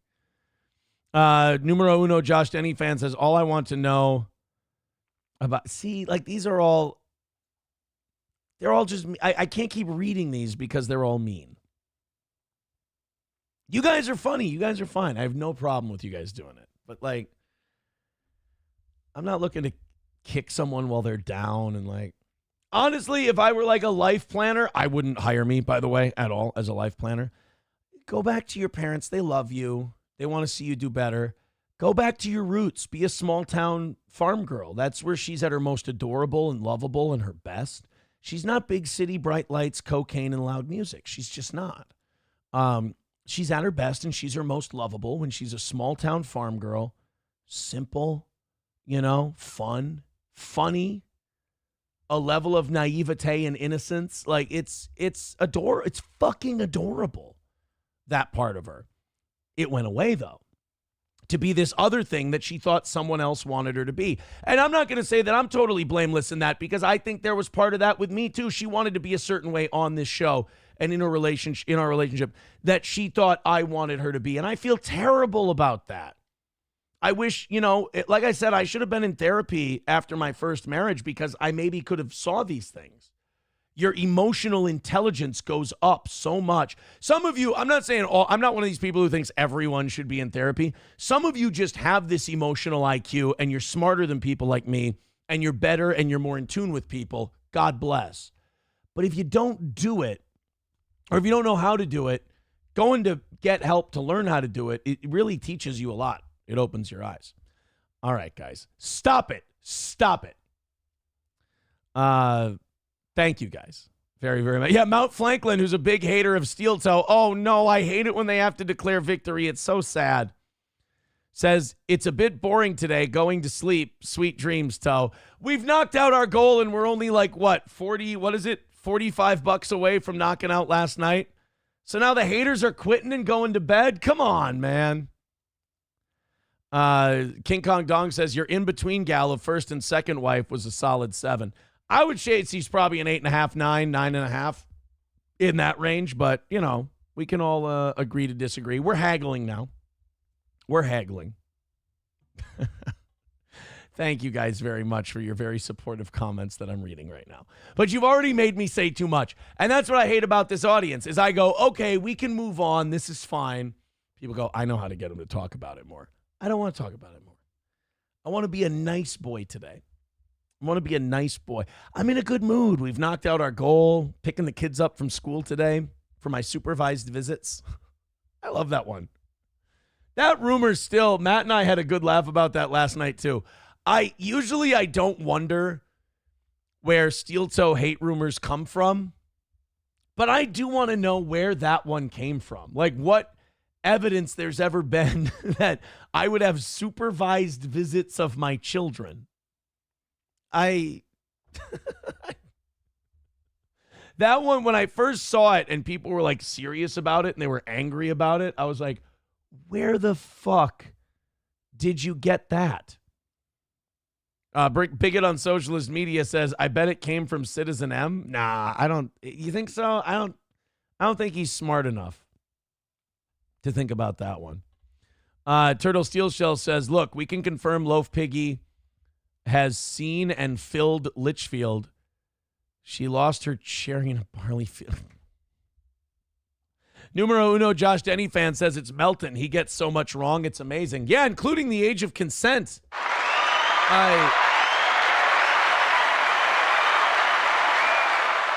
MSO says Aaron needs supervised visits to fast food. That fucking hurts my feelings. That comment was good and it hit and it was really fucking mean. I defiled a child. King Kong Dong says my favorite rumor was how much you were taking home from this show. Oh yeah, I hear crazy rumors. I've heard someone say that I make $250,000 a year doing this. Holy fucking shit. That would be incredible. I would be so happy. That's my favorite rumor. Let's go ahead and do this Taylor Swift story. I don't get it. I don't understand Taylor Swift hate. I don't understand how it gets made, where it comes from. By the way, About 900 of you checking out the show right now. Hit like, hit subscribe, hit follow, share the show. Let's bump her up to 1,000. I appreciate it. I don't know where all this Taylor Swift hate gets started. It ranges from I find her obnoxious to she's literally working with Baphomet. Like, she's literally working with the devil demon who runs the underworld. And, like, to me, Taylor Swift is someone who, here's how I classify her. She has a couple good songs, but I don't really think about her. You know? People got really mad at her when she started fucking Travis Kelce, and now they've been together for like a year. And then people go nuts. They're like, she hasn't been to the last 2 Chiefs games. Yeah. Wow. I wonder what one of the most famous musicians on earth could be busy doing.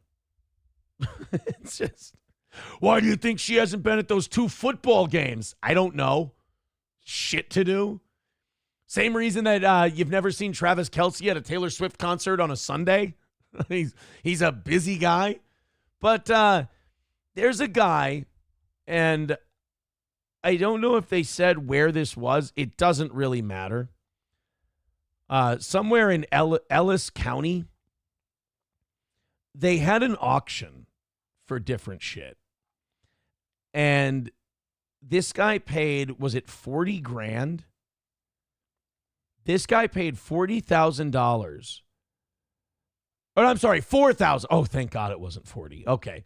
This guy dropped $40,000 on an autographed Taylor Swift guitar. He paid $4 grand for it just to do this.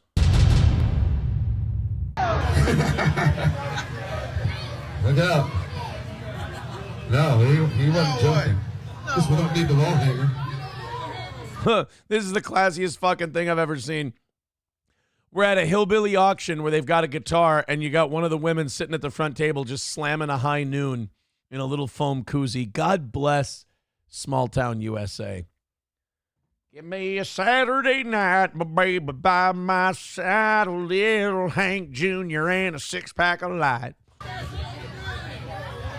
Oh, fuck. Why? Like, why do we have to? There's no that's a nice guitar. A little kid could have learned how to play that.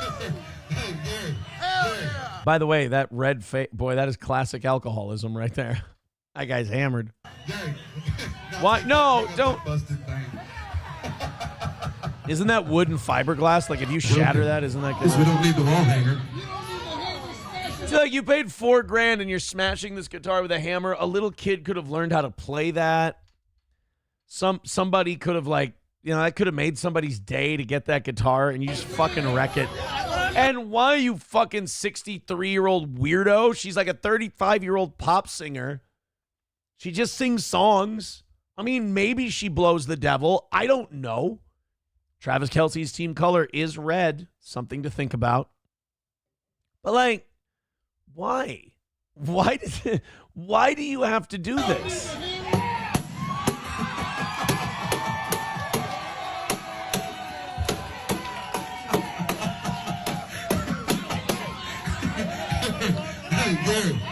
That really is the most southern fucking laugh. Hey,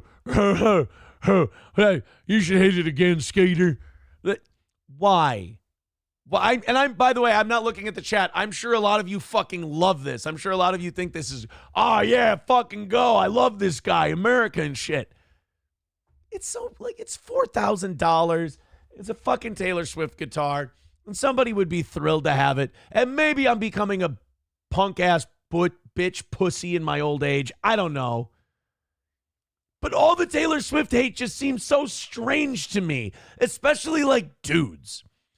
Dudes hating Taylor Swift is weird. We shouldn't have an opinion on Taylor Swift other than Fearless is an incredibly good song.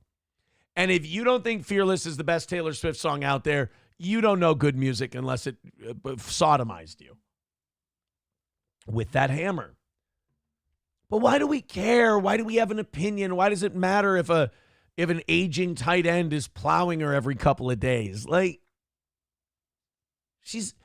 I feel like a musician you don't like is easy to ignore.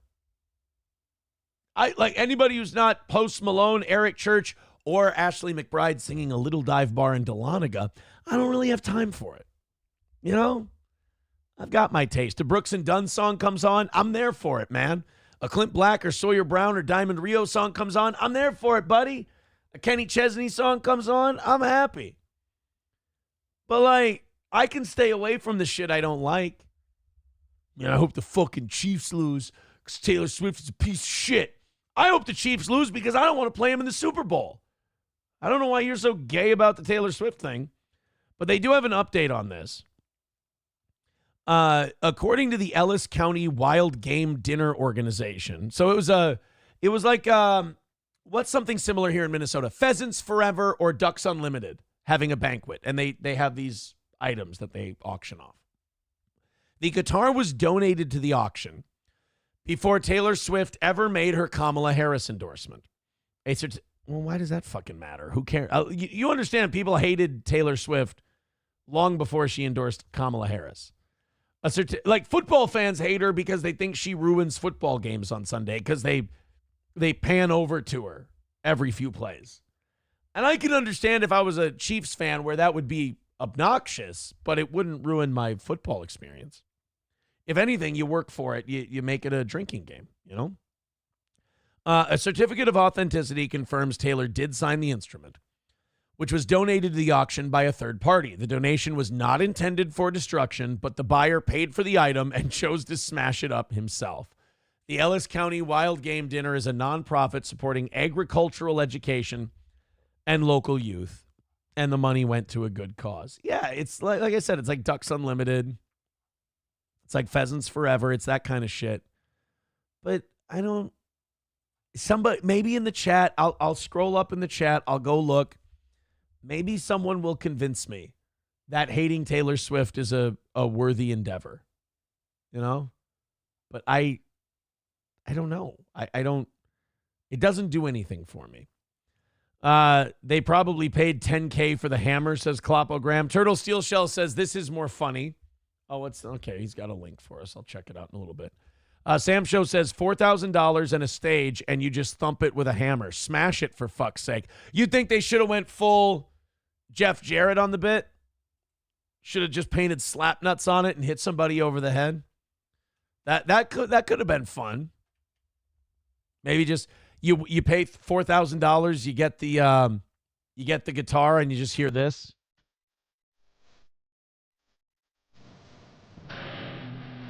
You just come out, you grab the guitar.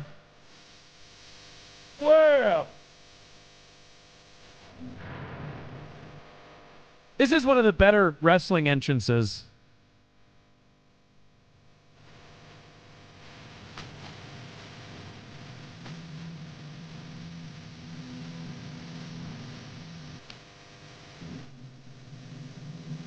I don't get this. So, like, they changed the entrance music. Sorry, some real nerdy early 2000s wrestling shit coming at you here.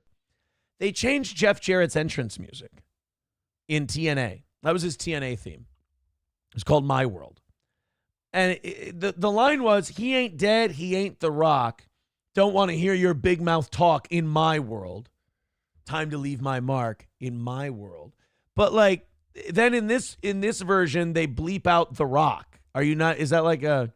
Because it was supposed to be a shot at The Undertaker and The Rock. He ain't dead. He ain't The Rock. Yeah, like what? I want to see if I can find the original where it says...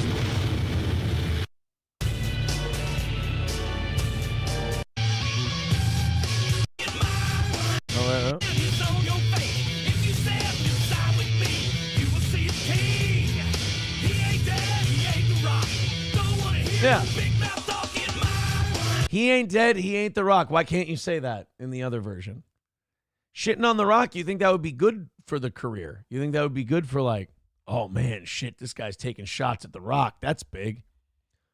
Lander says, Aaron, your taste in music is personally curated by Jews. Did Jews have something to do with a little dive bar in Dahlonega? Because if so, that would make me very sad. Are you saying that Jews released Up Down by Morgan Wallen? How dare you? Sam Show says, I don't blame football people being pissed about Taylor Swift. She's not supposed to be there. Run the fucking ball. Travis Kelce's struggling mightily this year, too. And people are like, oh, is it the Taylor Swift curse? No, he's fucking old, dude. Travis Kelce's old as fuck. He's like 34, 35. In tight end years, that's ancient. How old is Travis Kelce? He's 34. How old was, who played a long time? Tony Gonzalez. Tony Gonzalez when he retired. 37. And he was old as fuck. And he was ancient and he was struggling. And he played a long time. So Travis Kelce's coming up on the end of his career. Richard Head says that donation could have gotten Josh Denny fan that $4,000 could have gotten Josh Denny fan a sub. Yeah, that guy didn't have to buy a Taylor Swift guitar to wreck it. He could have gifted $4,000 worth of memberships on YouTube, and then numero uno Josh Denny fan might have got a membership. How about all 500 people or whatever it is in the YouTube chat right now? All of them drop a membership and see if numero uno Josh Denny fan gets a single one. I just want memberships on YouTube today to go fucking bananas. I think we've already done 20 some. Let's do like 70 or 100 more and see. Like, we've already knocked out the goal. You guys have almost gotten yourself an hour of overtime because you're $45 away from last night. But like, let's see if we can gift a fuck ton. Let's fuck around with money today. And let's see if we can get Josh Denny fan a sub. And he'll let us know in the chat when he gets it. You got to be there, though. You got to have the YouTube chat open. Josh Denny fan. But, like, make sure your subs are turned, your gifted subs are turned on. Or your gifted memberships are turned on. And then, let's see if we can get you one. MSO says the proper way to smash a guitar is John Belushi in Animal House. Oh, man, I don't know. I think Jeff Jarrett guitar smashes are the best guitar smashes. Jeff Jarrett. You guys remember when he hit Beetlejuice with a guitar? See, now that fucking ruled. Here. Here's Jeff Jarrett. Beetlejuice, what's up? Snap nut. What'd you call me? Snap nut. You know who you're talking to? Yeah, you. Snap nut. Fucking A. That's how you break a guitarist, right over Beetlejuice's fucking head. Here's Jeff Jarrett. Beetlejuice, what's up? Snap nut. What'd you call me? Snap nut. You know who you're talking to? Yeah, you. Snap nut. It's Mr. Flat Nut to you.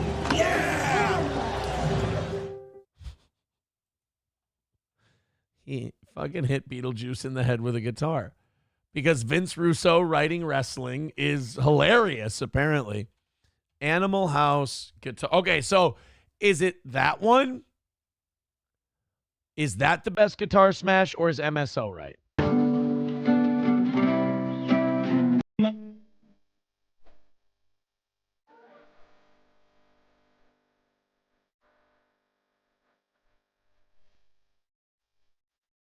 Today's show is not going to be monetized, by the way.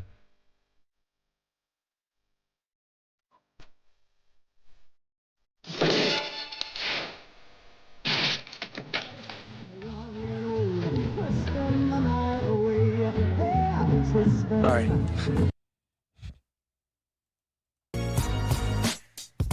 I don't know. I gotta go with Jeff Jarrett breaking it over Beetlejuice's head. That's just a funnier way. Numero uno Josh Denny fan says $4,000 in gifted memberships won't make it happen. Bigot on Socialist Media says Jeff Jarrett was the best in the mid-90s when he was a country singer. That was a fun gimmick, man. Chips and Diff says Jeff Jarrett has nothing on the honky tonk man. King Kong Dong says MSO was right. Las Tejas says the Animal House guitar wasn't gimmicked, so it's a better smash. Okay. Fair enough. Double J used a gimmicked guitar made to be smashed, not as impressive. Do you know? Here's the fucked up part about pro wrestling. So, like, in the 90s and early 2000s, parents were terrified and, like, rights groups were terrified that kids were imitating these moves. And they were. I had a friend who had 3 big trampolines in his backyard, and we would do wrestling matches on them. We would, we'd do working punches. We'd script the matches. We do our entrances based off the WWE The Music Volume 3 CD. I always came out to Road Dogg. Everybody wanted Stone Cold or The Rock. I wanted the Road Dogg's music. And we'd like choreograph matches and shit. And parents were always like, oh no, they're going to copy these moves. And we did. But like, I imagine the kids who were like Jeff Jarrett fans. And they're like, yeah, I'm going to smash you over the head with a guitar. And you're just like, oh my God, who's going to fucking kill him? Like, they don't understand. Like Los Tejas said, those were gimmicked guitars. They were hollowed out. They weren't made of fiberglass. You could just break them real nice and easy, right? They were gimmicked guitars. And if you listen to Bruce Pritchard's podcast, Los Tejas, where do you get gimmicked guitars from? I hope there's at least one Bruce Pritchard podcast listener who would know the answer to this. Where do you get your gimmicked guitars? I hope somebody, if nobody knows this, I'm really going to feel like the biggest fucking dork in the world. Please, somebody answer this correctly. Damn it. Nobody's going to know. Where do you guys get your gimmicked guitars from? Fuck. All right, fine. Yeah, you get them from Gimmicked Guitars Are Us. That's where you get them from. I understand it's not funny to you. Fucking hell. Anyway, I just imagine kids copying Jeff Jarrett and fucking hitting each other with like their dad's real guitars. You could fucking kill somebody with a guitar. You really could you could kill someone by hitting them the right way with a guitar. Fuck you, Sam Show. He writes, that was really funny. I'm laughing so hard. Shut up. Shut your goddamn mouth. Bigot on Socialist Media says, my cousin gave me Triple H's finisher and my head split open. Yeah, like choreographing matches and like doing working punches and shit in your backyard and actually having worked 4 or 5 wrestling matches myself now, sometimes this shit hurts. And I was doing real low impact shit until my solo match. Then we did a little bit stiffer stuff. I had learned a few things, learned how to take a bump and everything else. We did some rope spots, some corner spots. There was one move where I got a reverse chin lock between the middle and top rope. So I got some kind of move where I, got hanged over the second rope. And my opponent took my chin, pulled my back up against the top rope, and then pulled back and gave me a reverse chin lock like he was loading a catapult. And I just yelled. We were at the Kimball High School, so we were in a gym. And I just yelled, and you just hear it throughout the whole building. I just yelled. We get backstage, and I'm like still like the podcaster radio guy who's there as kind of a gimmick, but I was able to work. And the guy I was working with, we got backstage, and he goes, hey, man, that was great. Way to sell that reverse chin lock. And I'm like, I wasn't selling shit. That fucking hurt, dude. I thought my spine was going to crack. Like, that shit, like, even, like, to make it look believable, you got to get hit. You got to get hit. You got to get, I'm not going to say stretched. That's just, you guys are going to take that the wrong way. Coltrane says, LOL, you learned how to take more bumps for real. Hey, wait a minute. No, not though. I took like 2 or 3 bumps. No. There was Nick's birthday last year. They kind of, like when you want to go to bed, you're drinking and it's like 2 a.m. and you're like, oh, it's 2 a.m. I'm tired. We were at a strip club and I was falling asleep at the table. Because I'd been drinking all night. It's 2:00. It's time to go to bed. They gave me Coke. Like, they took me in the back and they go, here, just do this. And I do it. And I'm like, ugh, and it kept me awake. And it's like 3, 4 in the morning back at the hotel. I'm fucking playing Twister, for Christ's sake. Because it's fucking stupid. I go back and then I'm like, okay, I'm fucking tired again. I'm getting sleepy. Here, do some more Coke. And that was the one night where I did, oh God, probably three, I would say a little more than bumps, but not quite lines. And that was rough. I didn't like that. When you're doing it to stay up, that fucking sucks. People love it, though. People love doing coke to stay awake. I hated it. Like, to me, I just consider if I'm going like this, it means I drank too much. It's time to go to bed. I don't like the artificially staying awake because then you're constantly thinking, what is going on in my body right now? My body wanted to shut down a little bit ago. This isn't good that it's up now. This is bad. My body was trying to tell me something, and I fed myself, drugs to fucking trick it. After that, it was just 2 other times, and it was just a bump each, and I just fucking don't like it. I just don't like it. It fucking sucks. No, I didn't say nude twister, Bird. Oh, God, it was strip twister, though, wasn't it? Oh, fuck. No wieners. There were no wieners. Right. Okay. You know what? That was almost a year ago. That was December. Let's not go back to that. You know what? There's shame. I feel shame. Let's move on. Thank you. Hey, look, guys, Gray Duckling gifting 5 memberships. What a guy. What a guy, Gray Duckling. Thank you very much. RX Girl gifting a membership. Hey, numero uno Josh Denny fan, did you get one? There's 6 gifted memberships. You guys are also $35 short from last night's goal. If you knock it out, we'll give you their half hour of overtime. Someone says only Nick and Aaron were playing. No. This is not gonna this isn't gonna help the gay rumors. Fuck, I shouldn't have told that story. That's not what I meant though. Like it was supposed to be because there were girls that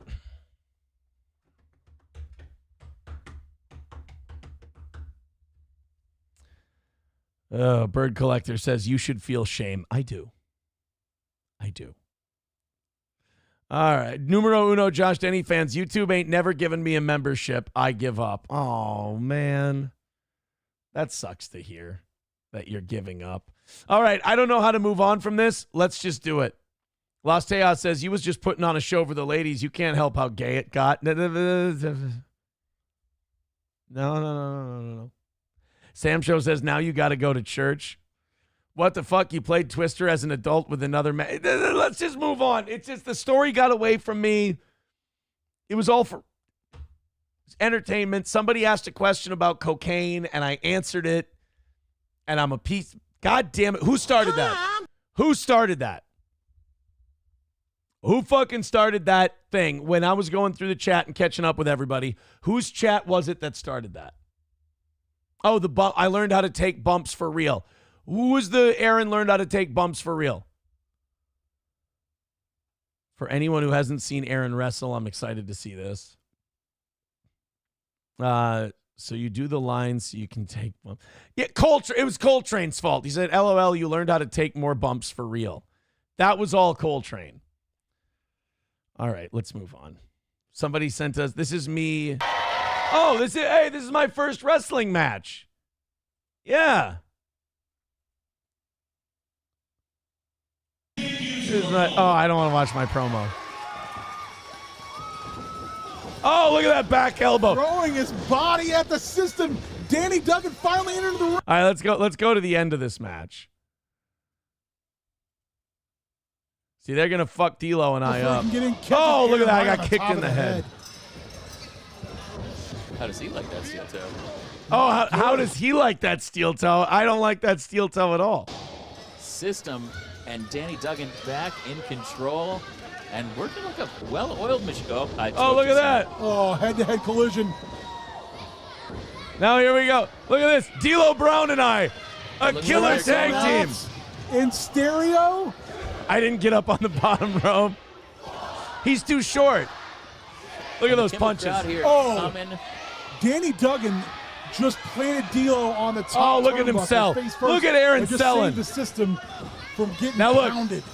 Oh, what? The system has a loaded fanny pack. This is a dangerous weapon. Oh, he's got that fanny pack. The loaded fanny pack. Here we go. Loaded, Aaron's wiped. Face, meet fanny. Oh! Sky high! D'Lo taking him down. Oh! Look Look at cutter. that. I'm sorry. Look at the cutter. The cover with one, the cover. 2, 3. Oh my Aaron God. Holt and D'Lo Brown. They're your winners. Kimball, Minnesota. What an amazing way to wrap up Crush 7. We talked about Aaron and how much he was going to have to get involved, maybe a little bit more than he bargained for, but what an amazing memory here for Aaron Holt. D'Lo and Aaron. Look at that. All the listeners here and all of his listeners on 101.7. Oh, giving the shout out. Morning show. You know who will remember this most? The system. The system. The system. As it should be. But hey, friendship's still alive here. There in the ring and here at Crush Pro. Pretty good cutter, though, right? That's awesome that fucking exists. I should ask them if I can upload that to my channel. If I can re-upload that. That would be kind of fun. Chips and Diff says, look at that belly. That was a good cutter. Kraken Slappin' says 250, 260 back then. Probably about 230. Like, I'm 220 now. That was probably 10 pounds heavier. 230, 225. I was with SP back then. Chips and Diff says, yeah, and you could have said yes or no, but you gave us an in-depth story of Gay Twister. No, we're talking about the wrestling thing now. You got to admit, that cutter was pretty good. Bone Cold Fleas Austin says, Imholt with the RKO out of nowhere. It's not I mean, look, we can talk about the rest of that match someday. We can play the whole thing. It was my first match, but that, I got to be honest, that cutter was pretty fucking good. Let's get in there. Where is it? Oh, wait. I got to go back just a little bit. Here we go. D'Lo taking him down. Stunner. Oh, diamond cutter. I'm sorry. The cover 1, 2, 3. I got to say, System sold it like a champ, too. What a guy. D'Lo taking him down. Stunner. Oh, diamond cutter. I'm sorry. The cover 1, 2. Did we get some air there or no? I don't think we got a lot of air. Down. Stunner. Oh, diamond cutter. I'm sorry. The cover 1, 2, 3. What a fucking match, huh? The WWE is not called. I don't know when they will, but any second. Approachable says, holy shit, this was back before you had a skirt to wrestle in. Now you wear a skirt. It must be a lot easier to get stretched out. Sam Show says, what were you, the Menards Menace? It's not a bad name. No, come on, guys. We were talking about wrestling. Keith Sartell says, looks like you're playing Gay Twister again. I didn't play Gay Twister. This is going on Kino Casino, isn't it? I'm going to end up on the casino for this one. Fucking hell. Boy, do I suck.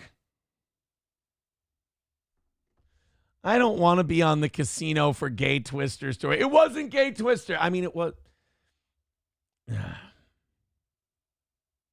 Sam Show just writes, whoa, buddy. Aaron Imholt talking about Gay Twister. Come on, buddy. Buddy, why would you do that? Thank you guys very much for being at what? Wow, what a wonderful audience. All right, moving on, if we can. All that, you know what? Now I hate Taylor Swift because that's where that all came from. It all came from the goddamn. If we wouldn't have got on that, we wouldn't have got on the Taylor. If we wouldn't have got on the Taylor Swift thing, we wouldn't have shown the smash guitar. We wouldn't have shown Jeff Jarrett hitting Beetlejuice in the head. We wouldn't have gotten to me saying that I learned how to take bumps, then the bump joke, then recounting the only time I did a decent amount of cocaine, and then what I did that night. Motherfucker. Kloppo Graham says Aaron's first time at Gay Twister. Nana's Clam says, Aaron, relax. It's not that gay if you didn't kiss. Shush. There were no dicks out. There was no nudity. The more I defend myself, the more I'm talking about it.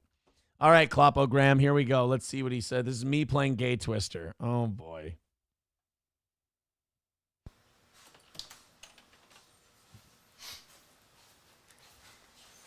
What the fuck? It's not. Why in the fuck are you playing Twister? That's like the gayest game in the fucking world. No, it's not. No, that's not what. It never happened. I was telling a story for the show. Hey, the Prestige, right? It's Bone Cold Fleas Austin says, well, the video of you wrestling should let the internet trolls go bananas. You can't. I'm a fucking worker, man. That was my first match.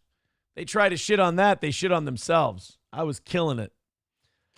Oh, boy. Valhalla Vince with $4.99 says, young Trump not wanting to be president, hype video search this, and it's Sky News Australia. All right, we'll check it out. Grand Poobah with $5 says, meh, you're no Scrap Iron Gadaki. That's too old of a reference for me.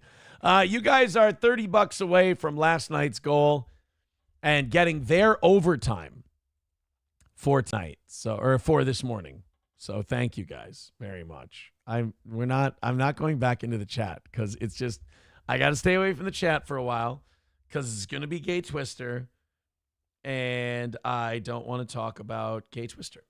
So therefore, not going to not going back in the chat for a while. I did want to talk about this. I'm going to have to switch gears to something a little serious. Although it's not that serious, it's more just cartoon shit. Cartoon presidential election horse shit. So there's this thing that the media and left-leaning politicians do now where everything that's not Democrat has to be white supremacy. But there's a problem. A lot of minorities are now not liking what Democrats are doing, especially socially. So now it puts Democrats in a weird position where, well, can we call these minorities white supremacists? And apparently they decided to go with challenge accepted because I've seen Asians now being accused of white supremacy. I've seen lots of Latinos be accused of white supremacy. I even saw with that North Carolina guy and the black Nazi porn thing, they called him white supremacy in blackface. So really, white supremacy just basically it doesn't mean you're white and you think you're better. White supremacy has now changed meanings to essentially mean you don't agree with liberals. You don't agree with lefties. That's what white supremacy means now. It has nothing to do with color anymore. Just whether or not you agree with people. And I'll say this. If your positions are so stressed, if your opinions are so thin, that rather than argue with someone or try to convince them that you're right, you go right to white supremacists, even if they're black, I'm thinking your idea might not be that strong to begin with. But an NPR host says that Kamala Harris is in danger of losing the election because Latinos are breaking for Trump. Her diagnosis, it couldn't be that Latinos like border security too. It couldn't be that Latinos maybe don't like what Democrats are doing. It couldn't be that Latinos have been here for a few generations now and they're starting to own businesses and become upwardly mobile and want the government off their back. Nope, according to this NPR host, it's because they want to be white. But think of how racist that is on multiple levels. Not only racist to demean the Latinos and I guess being Latino to them means less than being white, but also what this NPR host is accusing, her name's Maria Hinojosa. What you're saying is that successful Republican business owner, you equate all that with white. It's this kind of dog whistle racism that even they don't hear, even though they're the ones doing it. It's this idea that they associate things like self-dependence, picking yourself up by your bootstraps, running businesses, making money. All of these lefties correlate that with being white, which to most white people, even if you're a Republican, sounds a little racist because I don't see any of those things as white characteristics. I see them as successful people characteristics. But I think a lot of white lefties think that success is only for white people and all the minorities need to be taken care of by big white daddy. George Carlin always said this about modern liberalism. He said it's big white daddy knows best. And even though this woman is Hispanic, she's doing that thing where she's equating all these characteristics with whiteness, which is weird.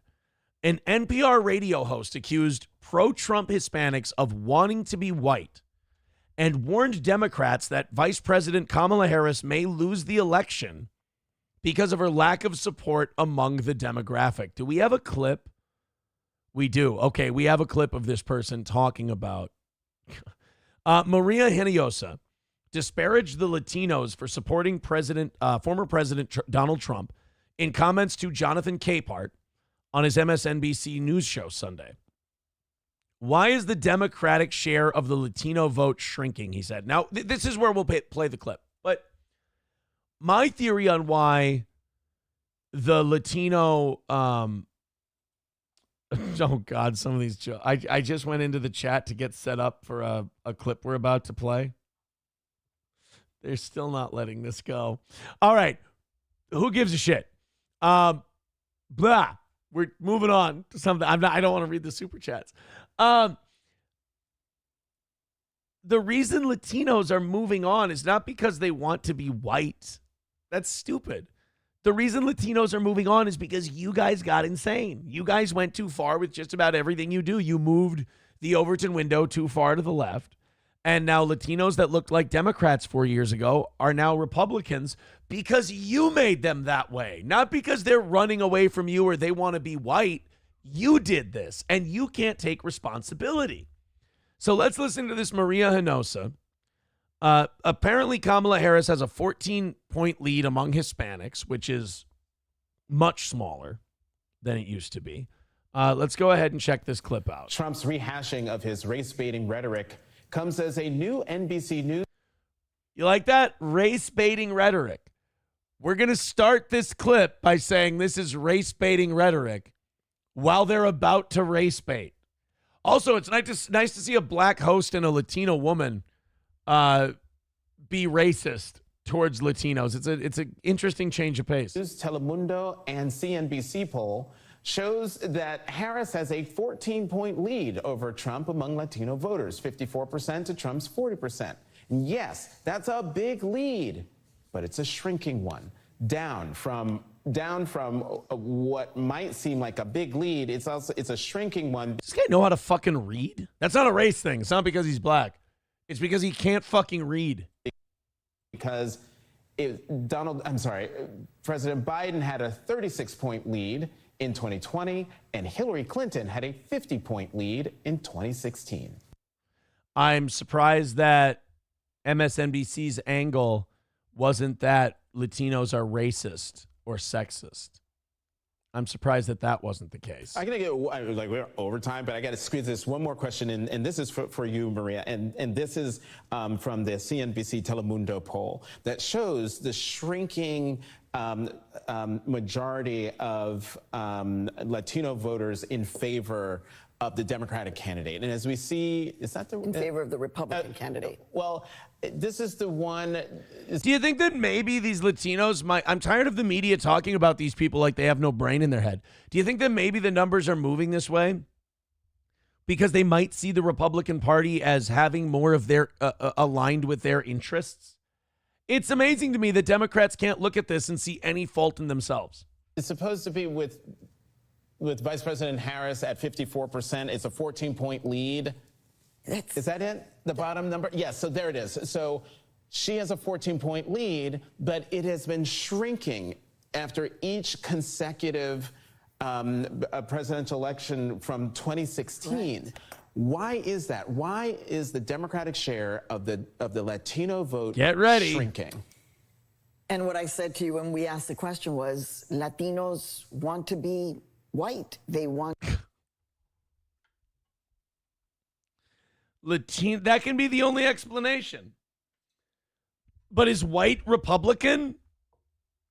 Is white Trump? I mean, maybe it is to these people. But that is such an oversimplified. This woman gets paid to go on TV and give her opinion to analyze politics. This is why I always say, like, you and I could easily do the job they do because they just go up there and pull things out of their ass. This is not an educated take. This is not a woman who's like, oh, she's a great journalist and she's respected and blah, blah. It's really just hot take culture which is pull your head out of your ass and say the first thing that pops into your mouth. Well, it's because Latinos want to be white. Oh, okay. Well, that's simple enough.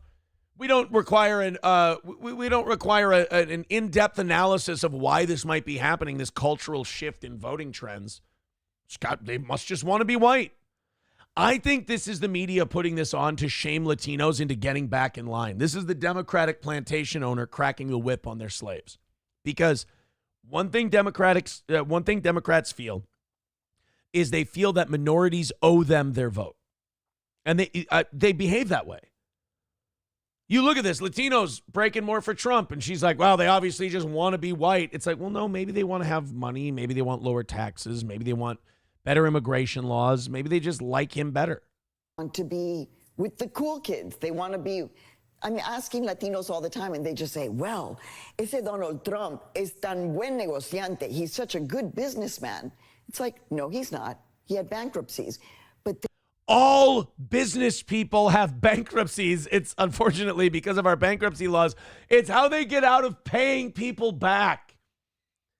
All successful business people have bankruptcies. Some business they started up, some offshoot went bankrupt. Donald Trump had a multi-billion-dollar real estate business, so he started a side business that was steaks. And because he's a smart businessman, he got other people to invest in it rather than him ponying up all the dough. When the steaks things went under, instead of paying everybody back out of his own pocket, he went, fuck, that business is bankrupt. Sorry, can't pay you back the whole thing. How's 40 cents on the dollar sound? That's what happens in business. We have shitty bankruptcy laws, and smart business people take advantage of them. These people seethe and they get so fucking butthurt over Trump that Latinos are like, he's a good businessman, which he is. And then these liberal commentators are like, no, he's not. Like, you even hear it in her voice here. She's like, no, he's not. He's failed. He's declared bankruptcy. What? Like, they get upset about it. And then they're like, why are you Latinos breaking from the plantation? You owe us your vote. They don't want to be identified with all of those other immigrants that Donald Trump speaks so badly of, including me as a Mexican immigrant. So they're like, yeah, you're the Mexican immigrant Trump is talking about. Although we should deport people with hoop earrings. That's not even a racial thing. Especially that large. We'll accept a certain diameter, but really at some point you just look like a stripper. But as far as like this woman is like a Latino elitist. Like, she's sitting there talking down to Mexicans and Central Americans. She's sitting there going, well, you guys just want to be with the cool kids. You guys just want to be white. So again, the racism there is that apparently cool means white when everyone knows cool means black. But it's just this elitism that just spews out of her gullet effortlessly, and she doesn't even realize it. Let's be with him. But those numbers, they could cost Kamala Harris the election. Everything that I've been saying that Latinos could push her over the top. Mm-hmm. But they all want to be white and with the cool kids. What, your candidate's not the cool kid? Is that what you're trying to say? I mean, it's just like, you guys, for people who are supposedly winning in all these polls, you sure seem really uncomfortable. Like, what do you know that the rest of us don't know? That's what I need to know. Let's go ahead and talk to the audience here. We got somebody waiting on hold. Hello, sir. Go ahead. Yes, it's Jose. I have to agree with what you say. I used to be Democrat, but they want to do stupid shit like play naked twister with men, and I don't like that. So that's why I'm for Trump now. Hey, Jose, I don't like naked twister. Oh, he hung up. I was going to say I don't like naked twister with men either. I've never played naked twister with men. You know, the same thing that makes me a great talk show host is the same thing that's going to get me killed someday by myself. I can't keep my fucking mouth shut. I just can't. Numero uno Josh Denny fan says, so Aaron's theory is that this Mexican lady is racist against Mexicans. You heard the clip. Does she not sound racist against Mexicans? She's telling them they're basically stupid and they just want to follow the cool kids and they just want to be white. She's basically calling them dumb children. And yes, in any community, Latinos, Asians, black people, there's a hierarchy. And some feel like they're above others. King Kong Dong says most Latinos are Catholics and hate Democratic policies. Socially, they don't like them. No. And Latinos tend to also be very pro-life. That's kind of a big one. Oh, boy, here we go. Let's see what we got. From Ryan the Garbage Man. Hello, Ryan the Garbage Man. What's going on? I have a joke for you. Oh, yeah, I'm excited to hear it. Why can't Mexicans be firemen? Why can't Mexicans be firemen? Because they can't tell the difference between Jose and Jose. Thank you. It's a joke straight out of central Minnesota, ladies and gentlemen. Jose and Hose B. So you can't be a fireman. Numero uno, Josh Denny fan says they do want to be seen as white. Italians did the same thing successfully. So did Jewish people. Bapa Shab says, who is more flexible? God damn it, no. I should have said nothing. Nothing. Oh, broke bitches love to count other people's money. Midland Armory says the feds literally label Latinos as white. Look at a Form 4473's race questions. Yeah, there are race questions that are like Latino/white or white Hispanic or whatever. Remember when George Zimmerman, who was Latino, shot Trayvon Martin, so they just started calling him a white Hispanic because they needed him to be white? Yeah. By the way, go check out Midland Armory for knives, optics, parts, and gear. Go check them out. Midland Armory in downtown Foley. Chips and Diff says, if you don't vote for Kamala, you ain't Latino. Yeah, that's what's next. That's what's next. It's going to be, if you don't vote for Kamala, you ain't a real Mexican. Approachable says, Aaron is purposely trying to get the spinner to stop. So, no, I wasn't. God damn it. We were doing. Don't you want to comment on the story we were just doing? Somebody says, I'm sure it's because the Latinos want to be white, not that they are typically more conservative and stick with their religious beliefs. Exactly. Numero uno, Josh Denny fan, and I usually don't see eye to eye on this political stuff. He says, so Aaron's new theory is that Mexicans aren't stupid. He's getting colder. Mexicans aren't stupid. I just hate watching elitist media level Latinos fucking sit there and bash on their own people because they're not voting the same way. They're Nana's Clams. I'm not reading that one. Sam Show says, guess why Mexicans can't be firemen? Because they're fucking illegal, Aaron. They shouldn't even be here. Jesus Christ, that joke took a dark turn. Chips and Diff, they're all analyzing Ryan the Garbage Man's joke now. Jose or Hose B, does it really matter? Just grab a hose and put out the fire. King Kong Dong says Mexicans don't like hanging out with you because you hold up twister board and no clothing. That's not what I do. Oh, Chevy fan says George Zimmerman and then Midland Armory. Well, yeah, why not? I'm sure Derek loves that. I'm sure he loves it. Oh, Approachable's got a clip. Oh, boy, here we go. Shall we? Shall we check out the clip? In any community, Latinos, Asians, black people, there's a hierarchy. No, wait, no, you cut that completely out of context. No, that's not what I meant to say. That's not what it was. I meant between all of them. I have to give you credit. That was a really fucking perfect cut. In any community, Latinos, Asians, black people, there's a hierarchy. That's not, I wasn't saying that like I have the hierarchy or I was saying they do. I'm not doing well today. I mean, we've knocked out all of our goals. What are we even like? Oh God. And then they're only $30 away from knocking out last night's goal. Holy shit. Thank you guys very much. But you guys don't let haters hang on to their victories very long, do you? You kind of just take it away from them right off the bat. They get to enjoy it for about 8 or 9 hours, and then it's just right back to making them angry again. That's okay. They're never happy anyway. What are you going to do? Oh, man. Hey, Aaron, I'm still willing to send you the Crowder mug. Well, that sounds fun.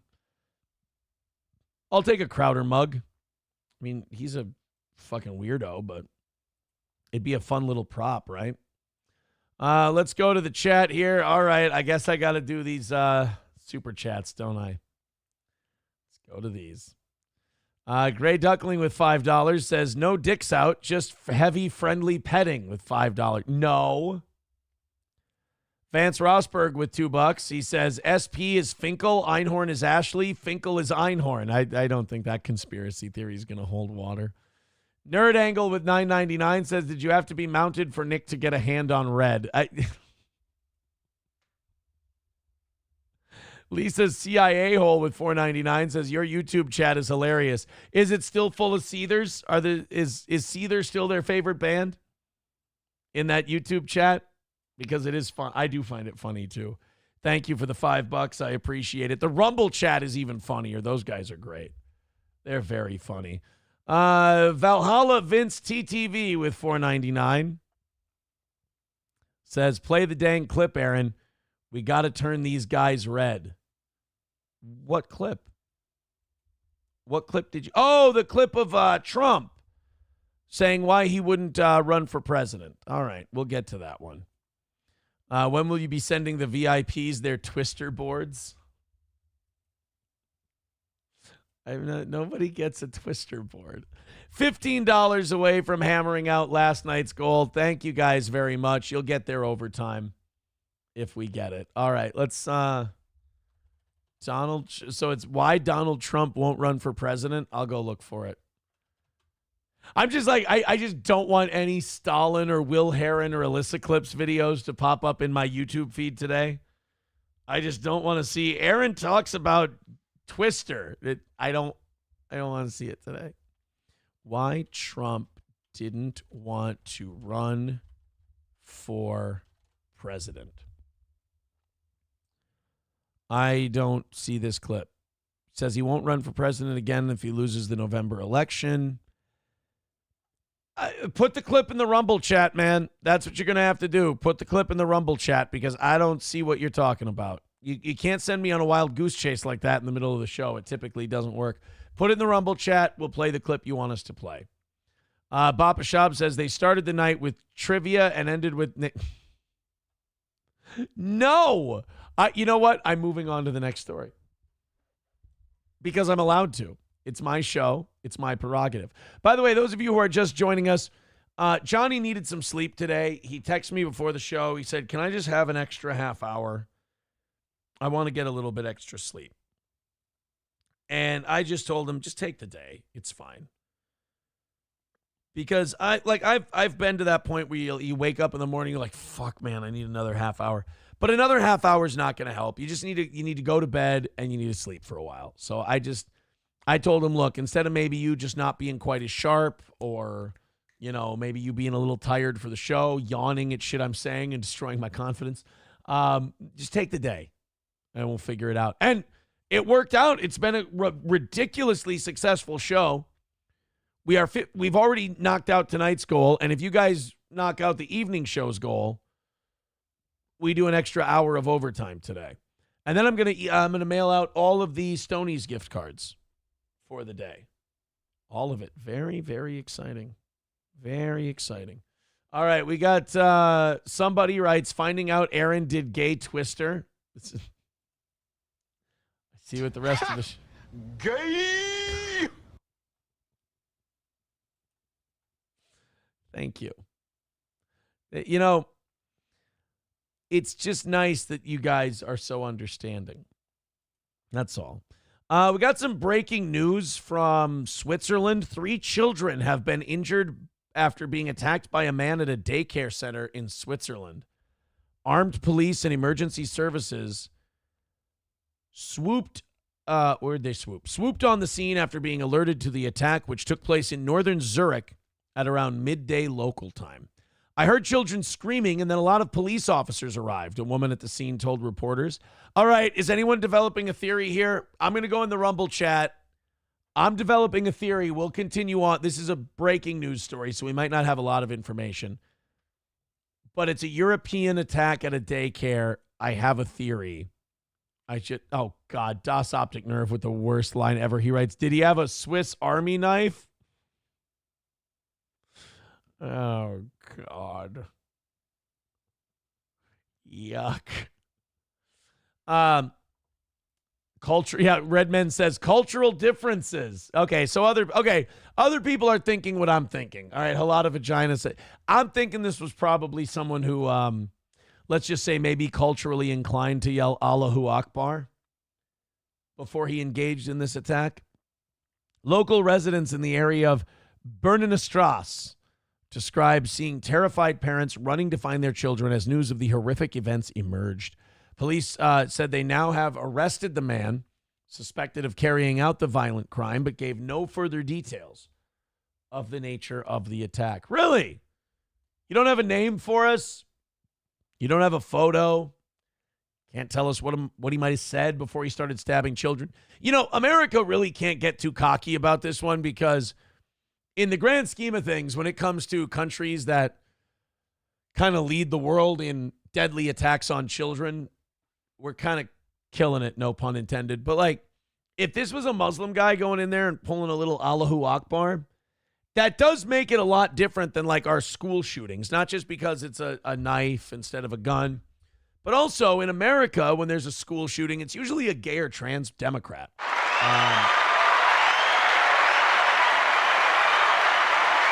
In Europe, it tends to be a little more Islamically tilted, if you will. There are at least 6 to 7 police cars on site. The ambulance is also on the square with several vehicles. Shortly after 12 o'clock, the Zurich police were alerted to a violent crime. 3 children were injured. A suspect was arrested. There is no longer any danger to the public. The statement added that the man had attacked several children. Neither the circumstances, the identity of the alleged attacker, nor the severity of the children's injuries were immediately known. I bet you if I type into Twitter Bernina-Strasse, I bet you they're going to tell me who the stabber was. I bet you I can find this out. Hold on. 3 children have been injured. Oh, God, it's all in fucking German Swiss talk. Oh, it's an ugly language. Okay. Never mind. Here I thought we were going to get some of the... I guess it just happened a little bit ago. Yeah. Wow, there's like no information on this yet. This must be like very, very fresh. Oh, yeah, we got to get to that Diddy bail hearing thing, too. He's going to try for bail again for the 3rd time. Good luck. Good luck to Diddy. I think the court knows in that Diddy case that if they give him bail, they'll never fucking see him again. There's no way he's coming back. Chips and Diff says, was it Melton that did it? Oh, you know what? Where is he today? I suppose it's a possibility, right? Might be possible. Nerd Angle with $9.99 says, less twist her and more twist him. Am I right? You guys happy with yourselves? Are you being entertained by what you're doing right now? Just wondering. By the way, $5 short of last night's goal. So the next $5 is going to earn you guys an extra hour of overtime today. So we'll be going till 11 with these wonderful Twister jokes. I mean, it should be fucking great, man. I'm really excited. Thank you so much for your generosity. All right, Valhalla Vince got us that Trump clip that we can take a look at. Those deranged and obsessed never-Trumpers insist that Donald Trump is this terrifying narcissist who wants to be some mad dictator and end democracy as we know it. Yeah, he's not Nick Rekieta. Relax. Except, of course, he doesn't. For some people, the ultimate goal in life. Look at fucking Barron Trump Sr. over here. God, he does. You know, younger Trump really did look like he had quite the barren look. Has been becoming the president of the United States. Would you like to be the president of the United States? I really don't believe I would run it, but I would like to see somebody as the president who could do the job, and there are very capable people in this country. Most people who are capable are not running for office. Most men are frightened of politics today. It is a shame, isn't it? Yes. It is a shame. The most capable people are not necessarily running for political office, and that is a... That's because they don't want their whole lives and families and everything else threatened with death if they try to tell the truth. It's all of these narcissistic assholes who just want power for themselves and don't care how they get it and are willing to be blackmailed pieces of shit. Do we have the Alex Jones, you blackmailed piece of shit? Matthew McConaughey, you motherfucker. Do we have that? Yeah, okay. You goddamn drug addict, you blackmailed piece of shit, meth head, fuck you. He didn't like that. By the way, speaking of Jeff Jarrett, I forgot we have this drop. The hands on the clock keep spinning too slow. I can't wait to be alone with my baby tonight. It's a good, fuck you, it's a good song. Spend my days working hard on the go, but the hands on the clock keep spinning too slow. 'Cause I can't wait to be alone with my baby tonight.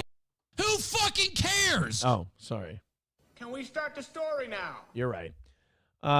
Very sad commentary on the country. They had major corporations and they had this and that, but they are not running for political office. Yes, scary Donald Trump. Worse than Hitler, they call him, an ogre, a monster, a fascist, a white supremacist, a racist, except, of course, he isn't.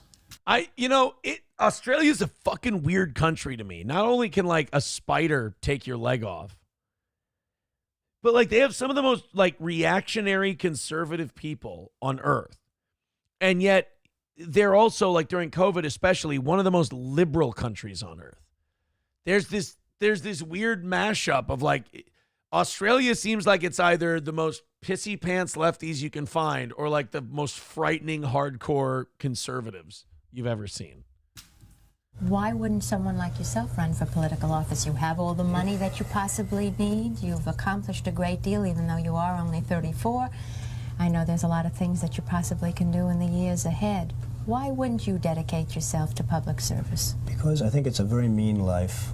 I would love and I would dedicate my life to this country, but I see it as being a mean life, and I also see it as somebody with strong views and somebody with the kind of views that are maybe a little bit unpopular, which may be right, but may be unpopular, wouldn't necessarily have a chance of getting elected against somebody with no great brain but a big smile. And that's a sad commentary for the political process. Boy, he had it fucking nailed cold back in 1980, didn't he? I bet you this Donald Trump had no idea how fucking bad it would get. Because this is when it was Ronald Reagan versus Jimmy Carter. And now you look at what we have now, and it's just like, Jesus Christ. No great brain, but a big smile. How on earth, way back in 1980, did young Donald Trump know he'd be running against this man? Talk about being prescient. A great gifted clairvoyance. So that's the clip that Valhalla Vince wanted us to play. I get it. I understand. I mean, that's America, man. That's what we're given. We are given people who either have, like Ron Paul, we have people who have difficult solutions to difficult problems, or we have some asshole who knows nothing but tells us we're okay and everything's going to be fine, and we go with that guy. Not all of it's on the politicians. Coltrane with $1 says Diddy can't run far. A Downsy-looking black guy stands out a lot. I'm going to save my commentary on that.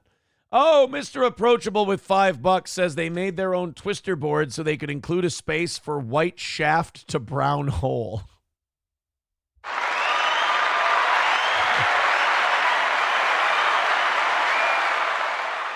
Thank you. All right, guys, you've knocked out today's goal and last night's goal.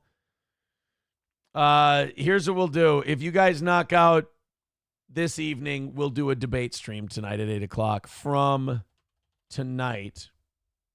Here we go. If we get tonight's goal knocked out by the start of the debate, we'll do a debate stream. 250 from tonight. Debate stream if we pull the triple. Yeah, it's Triple Crown at stake today. You guys have knocked out 2 goals. You're going for a third. Thank you, Valhalla Vince with $4.99 posted the link in Rumble. We did get that. Thank you, buddy, and thank you for your contributions to the show today. 245 away from tonight. So again, thank you so much. All the links to Streamlabs, PayPal, Venmo, all of it is in the chat if you'd like to contribute. Again, 245 from knocking out the triple today, and we'll also give you the evening show's overtime. So that would, oh my God, that would put me to 11:30. That would make the show almost 3 hours longer from now. Like 3 hours. We go 3 hours from now. Woo. Can we do it? Marathon day. I'm already doing a 5-hour show this morning. Damn. I might have to take a break, go refill my beverage in a little bit. You can break out the Diet Mountain Dew for the debate, says Carlos. Yeah, look, if we knock out tonight's goal, we'll do a debate stream. That's the deal. Deutsch Chad says, I love Trump, but I would much rather see a new non-libtard face in the White House. Yeah, I wish Trump wasn't the only choice either. But that's kind of that's how our system goes, and the system says that these are the 2 we have to choose from. Guys, we have another White Dudes for Harris ad. And this one might be just as good, if not better, than yesterday's. You know how yesterday we saw a White Dudes for Harris ad that started with, hey, white guys, are you tired of being ridiculed and mocked and whatever? And it's like, yeah. Are you tired of these retarded gay white guys who like Trump? And it's like, oh, man, you're shitting on us again. It's like they made us think they're like, oh, this is going to be great. They're going to finally give us white guys a break. And they're like, are you tired of retarded, asshole, stupid, gay F-word white guys who like Trump?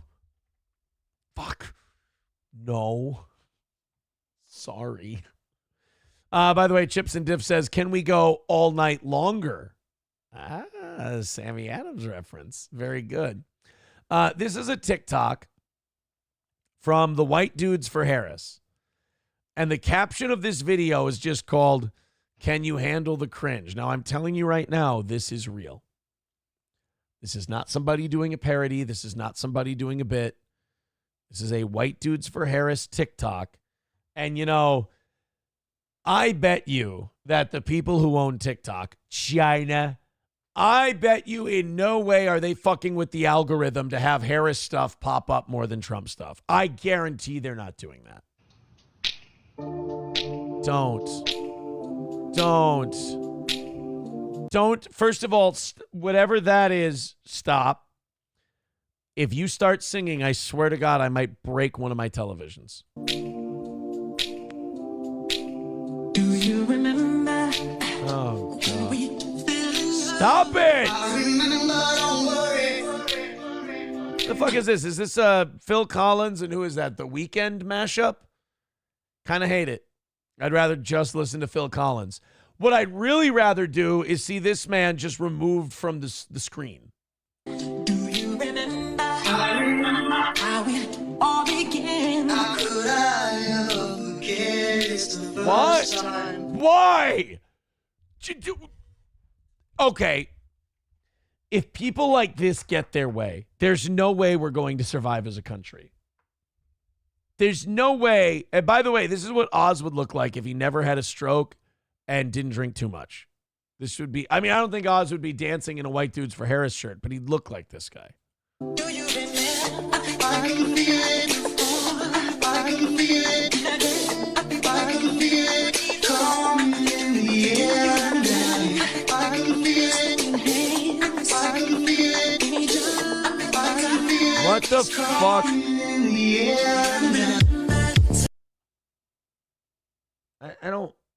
I want it to be over. I want this to be done. What is it, October 1st? What do we have, 37 days? Fucking speed it up. Call it. Can we just call this thing? I'm like Duke in the corner against Drago. Throw the damn towel. I don't want to see any more of this. It hurts too much. Like, even if Trump wins, I feel like we've exposed too much of ourselves over the last 4 years, and we've really exposed ourselves as just something not worth saving. There's no reason. Someone texting in, breaking news, Jimmy Carter turns 100 years old, Aaron. Don't jinx it.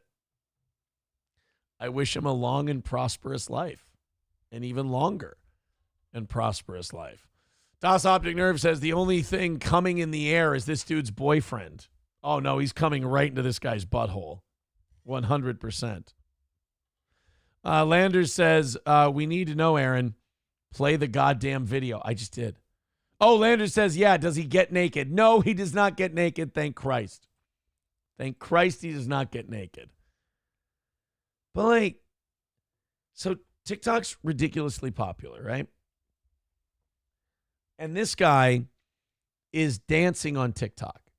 And he's just a fat old guy with a White Dudes for Harris shirt on. Like, just, I guess to make me feel better, like, tell me nobody's voting for Kamala Harris because of the shit they see on TikTok. And if they are voting for Kamala Harris because of the shit they see on TikTok, is there any way we can rescind their voting rights? Because I am not pro everyone gets a vote. I don't necessarily think that's the best idea. We need to get tests done. Maybe some brain scans. I don't like this. He gets as much of that guy gets as much of a say in what happens to the country as you do. How does that sit with you? The Gradient says this place is still young. Rome had a few hiccups here and there. Yeah, but it's hard to tell if they're like the early stages Rome hiccups or the late stages Rome hiccups. Lander says White Dudes for Harris is the same thing as my uncle touched me. Changed my mind. That dude will cry and hold his cat if Trump wins. Can we somehow find a way to just make sure he doesn't make it to the polling place that day? Who am I kidding? A guy like that, he's already mailed in his vote. Fucking bum. Oh, Jesus. Like, it's a straight guy, clearly, but it's so gay. So gay. First of all, dudes shouldn't be making TikToks. Dive Bar says we can revoke their voting rights by sending them pagers. Oh, no, I can't condone anything like that. Jesus Christ. All right, guys, you're 2:45 away from tonight. That's right. Last night's been knocked out. This morning's been knocked out. If you guys knock out tonight, you knock out the triple. We have to do an hour and a half of overtime, right? So we would have to go till 11:30 if you guys knocked out the evening goal for tonight. And then it would also mean that we do a debate stream on tonight's show. So Streamlabs, PayPal, and Venmo are all up in the chat. Okay, we're going to get done with all this stuff. I think this is the last political one I have. I could be wrong. But there's a Broadway play that's being made. And the Broadway play, oh no, it's off-Broadway. Check that. It's an off-Broadway play. It's about an American tragedy. And I'm going to let you guys in the chat guess what it could be about. It's a new off-Broadway play. It's about an American tragedy, one of the worst. I'll give you a hint. It's one of the worst things that's ever happened to America in the history of this country. And they're making a play about it off-Broadway. Once somebody in the chat guesses what the play is about, we'll play clips from it, and you guys will be able to enjoy it with the rest of us. There you go, everybody. January 6th, January 6th. Yes!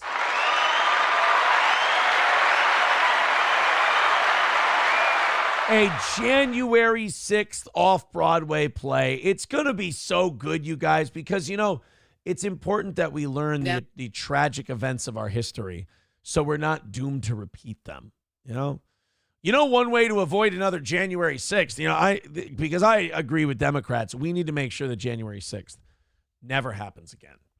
And one of the ways we can make sure January 6th never happens again is if we just make sure Trump doesn't lose. I mean, isn't that what kind of caused January 6th in the first place?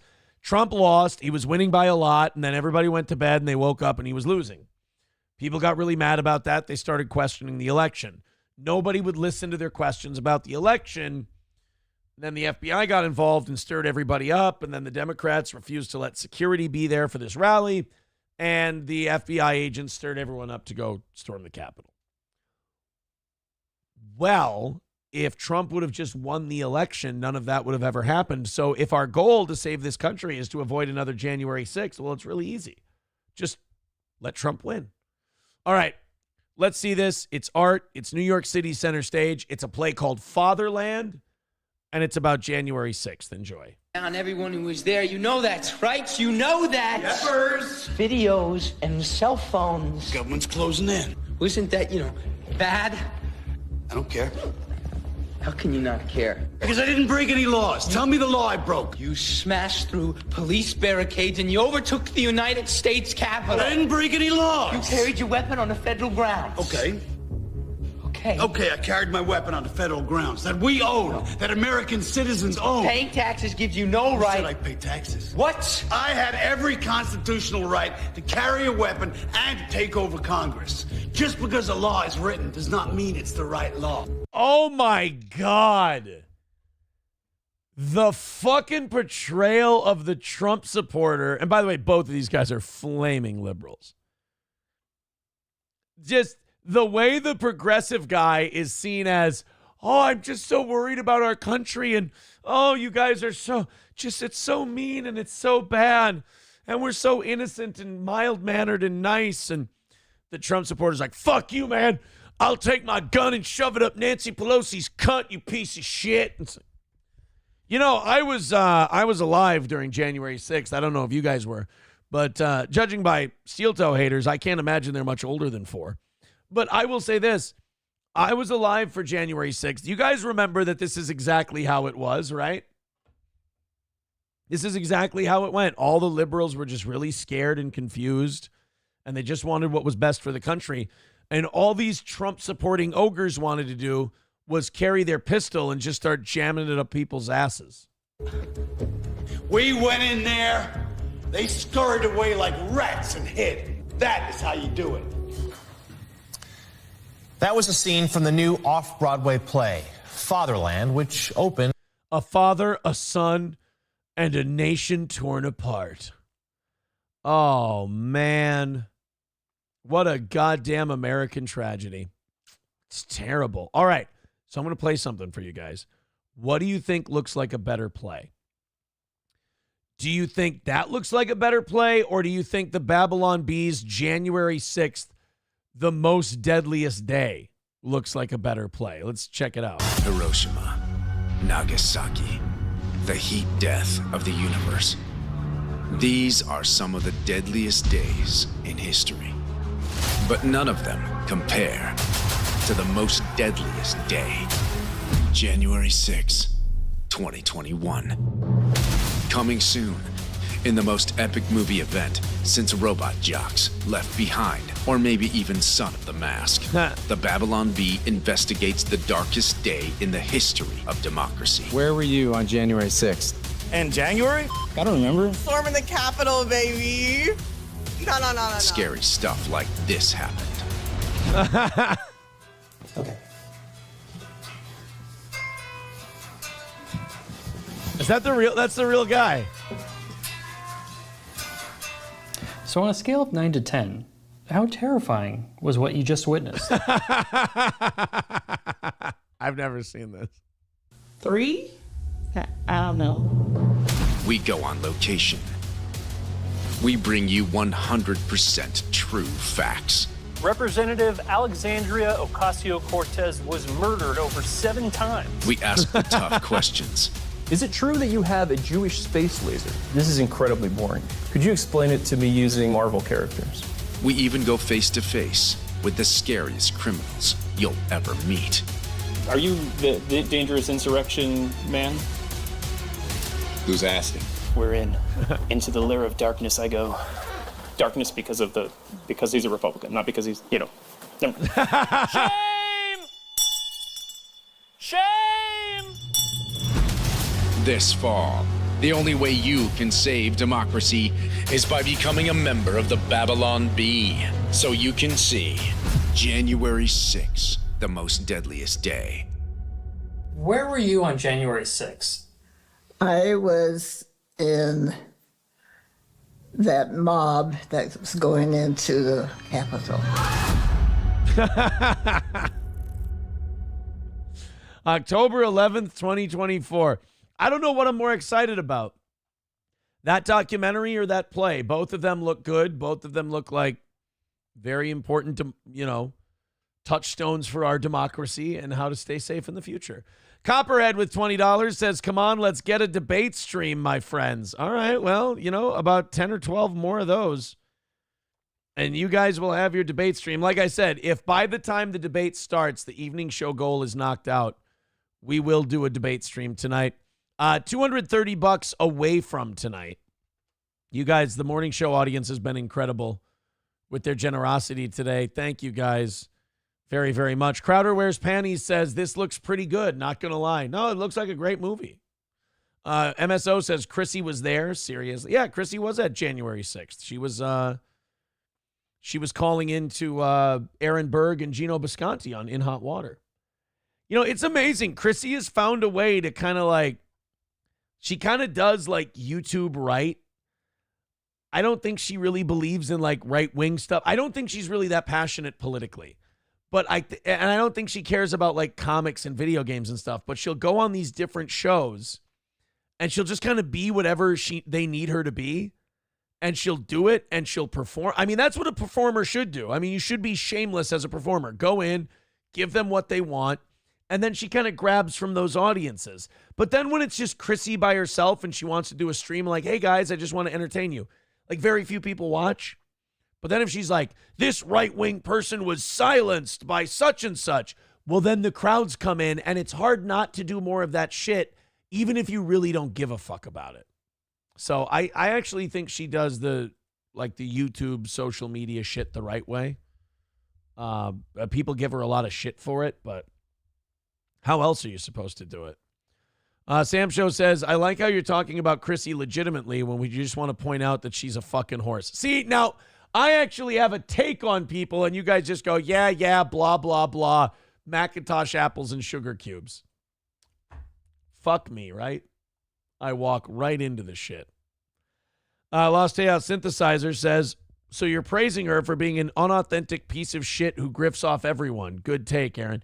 No, what I'm saying is if you want to grow, she's got 100,000 subscribers, and that's one of the ways to do it. I mean, we're finding out about Nick that him being a good lawyer was all bullshit, and he was just grifting off of that. And he did it really well. He convinced people that he was a lawyer. We've watched every legal take he's had be completely 180 degrees the opposite of what he said it was. And it's including about me. And it's just it took people a long time to figure it out. Some people figure it out right away. Other people are much better at convincing people that this is who they really are. Clopogram says, breaking news, Jimmy Carter has died after a long life jibe from Minnesota podcast comic. They called me a comic? Silverwolf says, how much does Chrissy charge? My tractor died and I need someone to pull my... I thought it was going to be legit. I really did. I thought it was going to be legit. Over 800, pushing 900 of you hanging out with the show right now at 9 o'clock. I appreciate that. Hit like, hit subscribe, hit follow. We appreciate you being here. If you're just joining us, this audience has already knocked out 2 goals today. They're fucking incredible. We're 2:30 away from tonight. And as we said, if we knock out tonight by the start of the debate, we'll do a debate stream tonight. See, more Chrissy talk. I vote nay. Why? You got to give her credit, though. She's also kind of loyal. She even swept for Rekieta. Threw me under the bus when I've done nothing wrong to that person. Was always very nice and supportive to him. but like swept and fucking backed somebody and like gave him a nice softball interview when we're talking about 9-year-olds testing positive for cocaine and drugs, guns, and children and all that stuff. And she fucking, I mean, you got to give her this. She's loyal to the people who helped make her. I mean, she bent over and she just did a complete PR blowjob for that fucking interview. I mean, that's a loyal move when a lot of people aren't. She is. Judge that how you will. Judge that how you will. Let's go ahead and open up these 7 o'clocks. Then I'm going to play something for you guys, and I'm going to go refill the waters and shit because I got 2 hours left to do. You guys knocked out 2 goals today, so you're getting 2 overtimes. Let's go ahead and check it out. We're going to do, the White Sox owner apologizing to the fans.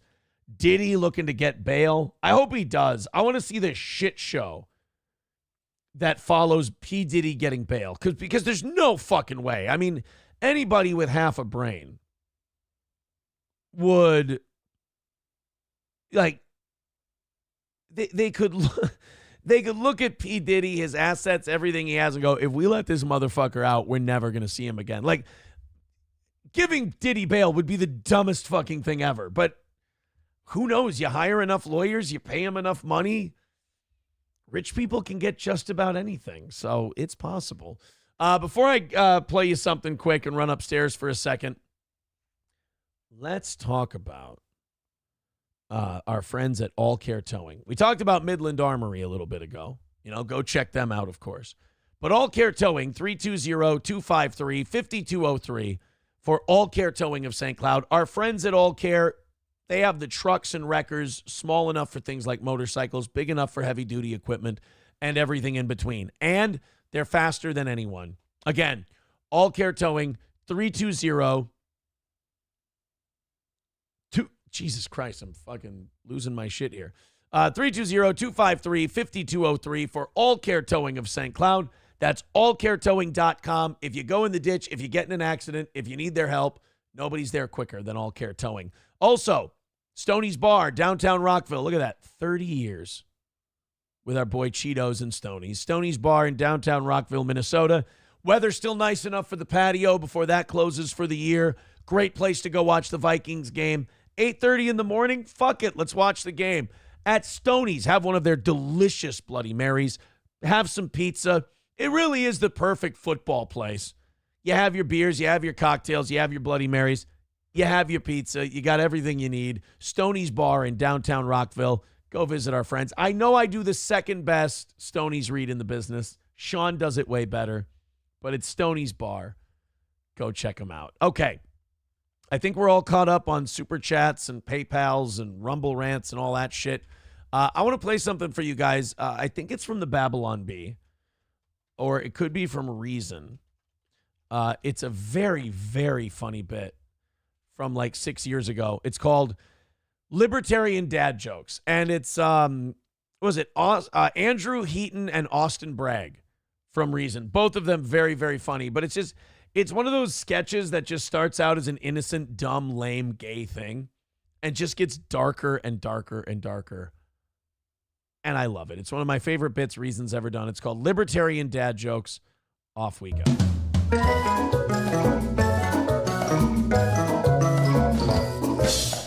What did communists use to light their houses before candles? Electricity. I asked my North Korean friend how things were going there. He said, I can't complain. Yeah. Why did the libertarian quit his job at the Italian car factory? Because he hated fiat. Fiat. How do you know Arlington National Cemetery is popular? I don't know how. Because people are dying to get in there. During all the foreign wars without congressional authorization. They die overseas and then the body is shipped back home. Yeah, no, I get the mechanics of it. And then the families come and visit the graves, and it's pretty crowded. I am not sure that joke works. Yeah, well, neither does nation building, but people keep trying it. Okay. Knock, knock. Get a warrant. Get a warrant. Okay. Oh, no, wait, I got one. You start, though. Say who's there. No, with a knock-knock joke, you start with knock-knock. Yeah, this is a no-knock joke. Like a no-knock raid, but it's a knock-knock joke. Okay. Who's there? Police, we shot your dog. Whoops. Sorry, wrong house. What's the difference between Trump, Obama, and a claustrophobic Eskimo? I mean, there's lots of differences. Okay, well, for this joke, only the Eskimo doesn't want to get snowed in. Snowed in. Mm-hmm. Yeah. Why did the Afghani bride get cold feet? Why? Because her legs were blown off in an American drone strike. Extrajudicial, again, without congressional oversight or authorization. Why did police take a 3-year-old into custody? Was he unarmed and black? No. He was resisting arrest. Right, that makes sense. They just shoot the black kids. How can you disappoint a libertarian with only one Lepo? What is a Lepo? God. I love that one. Still works. Still works. Dead Game says, this is the shit you watch alone. It's fun. Come on. Have a good time. What do you want me to do? I could have played Post Malone. I mean, today's show's probably already demonetized with all the Animal House clips and shit we played. Guys, whenever I leave for a few minutes on a solo show, and I think I was gone for a minute and a half, whenever I'm leaving for a minute and a half and I play something on a solo show, just rest assured that no matter what I leave you with, it could have been much worse. And just thank you, Lucky Stars, for that. Sam Show says you could have left us with dead air. I thought it was funny. Buffalo Jockey with $1 says these are real knee slappers. This is gayer than gay porn. Don't say gay today. We're Florida today. Don't say gay because you know what they're going to go to if we go to gay. By the way, root beer. We're not drinking at 9 a.m. I promise. Carlos Cameo says, who's the Libertarian Party nominee this year? I am fag. No, he actually lost in the primary. MSO says, please stay away longer. See, Anonymous goes, gayer than playing strip twister with another man. That story didn't have to come out. I did not have to tell that story, but somebody made a bumps joke and a cocaine joke, so I was recalling the 3 or 4 times I'd ever done cocaine in my life, and the only time I'd done more than a bump ever in my life was, you know what? It's not important. You can always hit rewind. I still don't want to go to Stalin or Alyssa clips right now because I'm worried that this has already been clipped out. So far, I don't see anything. So far, there's no, if I go to Stalin 19, I guarantee he hasn't clipped us yet. Yes! He hasn't clipped us yet. Oh, Kino Casino, Nick Recada's recovery. Oh, I already watched that before the show. All right, Alyssa clips. Come on, nothing about gay twister or anything. Come on. Potentially criminal unboxing. Oh, that could be fun. Somebody sent him a Jimmy John's shirt, some sandwiches shit. Oh, that's fucking awesome. Kimbo's Kids Care Pack number 5. Oh, and then me giving you advice on how to handle kiwi farms. That was actually really good. You guys should all watch that. Motherfucker. All right, so 2.0 open the box to make sure it's okay. She said it's acceptable. It's not a bomb. All right, what do we got? Was Sean watching? Was Sean on his local stream watching Kino Casino? That's weird. Here.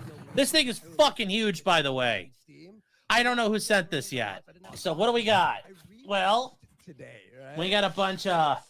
So funny. It is literally. So Nick made a really shitty joke about Sean, and I don't mean shitty like mean, shitty like most of Nick's jokes. They're non sequiturs and ridiculously not funny.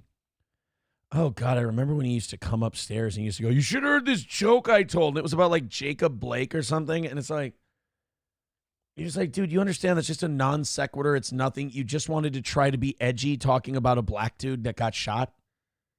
Like, what's really gross about it, what's really offensive about it is like, you can do something funny with Jacob Blake. But like, when it's literally just you being an 8-year-old trying to say, a black guy got shot, right? It's like, dude, not only does it suck and it's offensive because it's like no good, but it's because there was potential there, but you didn't want to sit there and do the work and lay the groundwork of something funny. It's just, black guy's getting shot, am I right? All right, Mr. Trying Hard to be edgy. Jesus Christ. So he did a joke about Sean where he's like, yeah, Sean eats sandwiches. Like he's fat. It was a fat joke about Sean, which, by the way, if you're going to make a fat joke about somebody, sandwiches are not like the fattiest food out there. So like that's not really like sandwiches is like, I mean, the bread's not the best, but it's like it's meat and cheese. It's not. You would go with something grosser like nachos, or you would go with something like real, like deep fried Oreos, or like you'd go with a really disgusting, slovenly fat food. He eats sandwiches. Good one. You get it? Food, fat people. Fantastic. So Sean, everyone's been kind of making fun of Nick for being not funny. And then one of Sean's fans sent him this. We got a bunch of I forgot how packing. was. Then we've got some flowers. Well, the fuck? There's the whole Ricada saga. Did somebody? By the way, does anyone else want to point out?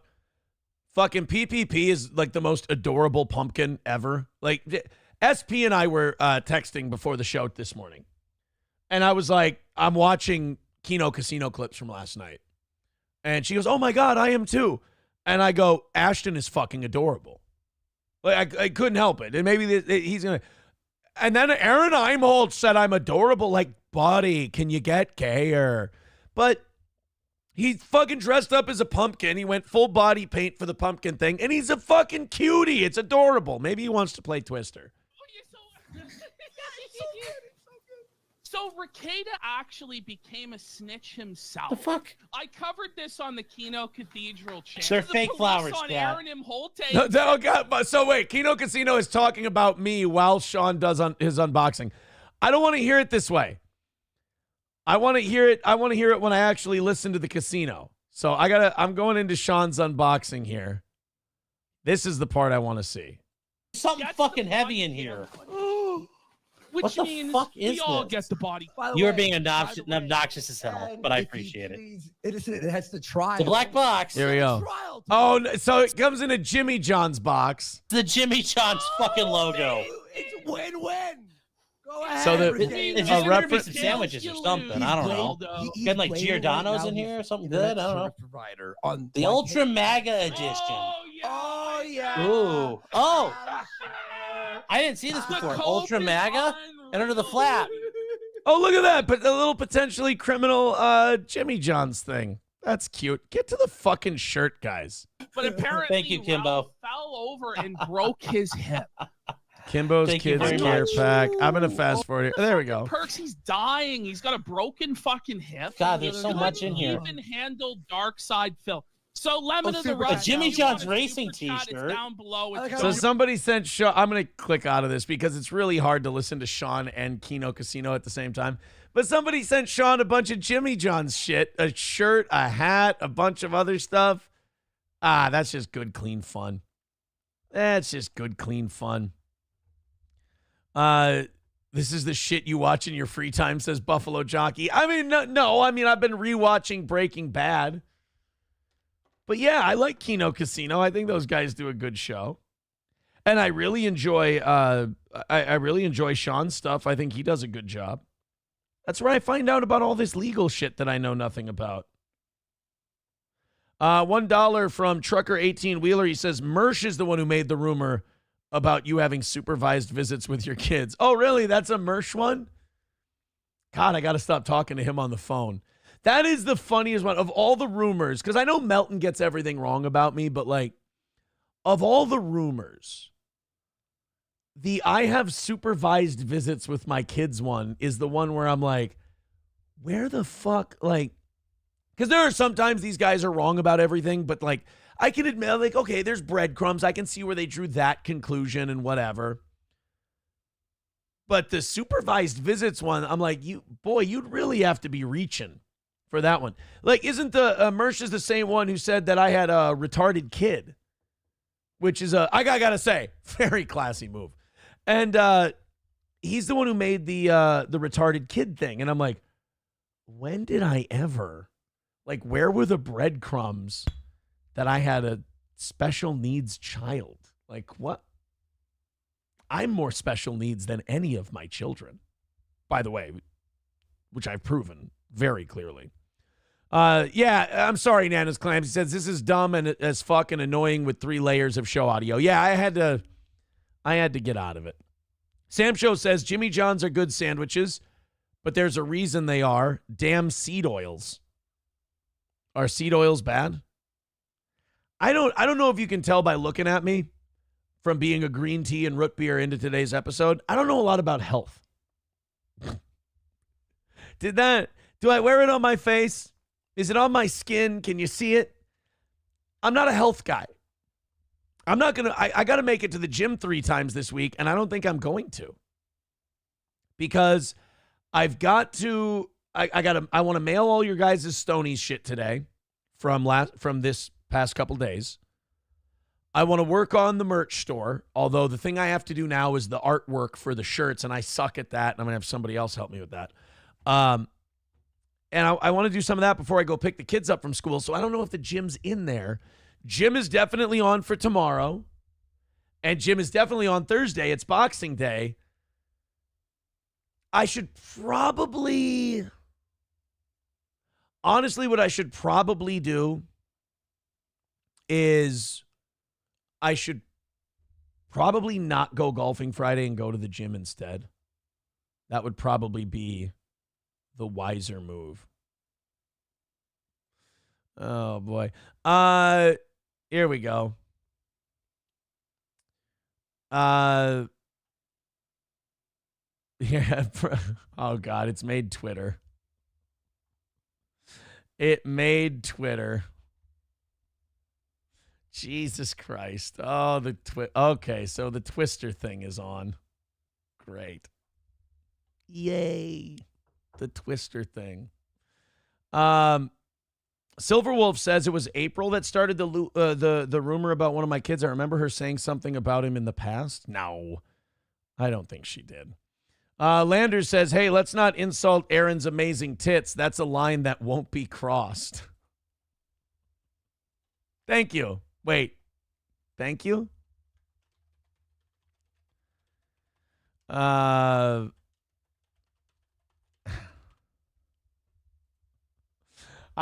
just looking at some of the responses to this. All right, we're moving on. I promise. How far are we away? Polar Bear says, I know SP's real name. It's Lil Debbie. Thank you. 2:30 away from tonight. If we knock out tonight, like I said before, we will do a debate stream tonight. If we knock out today before 8 o'clock. If we knock it out before the debate, we'll do a debate stream tonight, just like we did last time. I don't know if we'll have a drinking game with it. But I didn't drink too much on Sunday for the Vikings game. I actually kept it pretty low-key. Somebody texting in, you should have known something wasn't kosher about that Twister set when one of the spins was left cock. No, left hand cock. I believe you were playing Twister, a knockoff made by the good old folks at Grindr. Or maybe you did know. I'm so upset by this revelation. Thank you. I don't think I was playing Grindr Twister. But I appreciate your concern.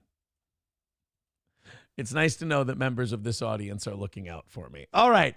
I don't know how much you guys have been following baseball, but the Chicago White Sox have had the worst season of any team in over, I believe, 125 years. It's been 125 years since you can find a team that lost more games than this year's Chicago White Sox. It hasn't happened since the 1800s.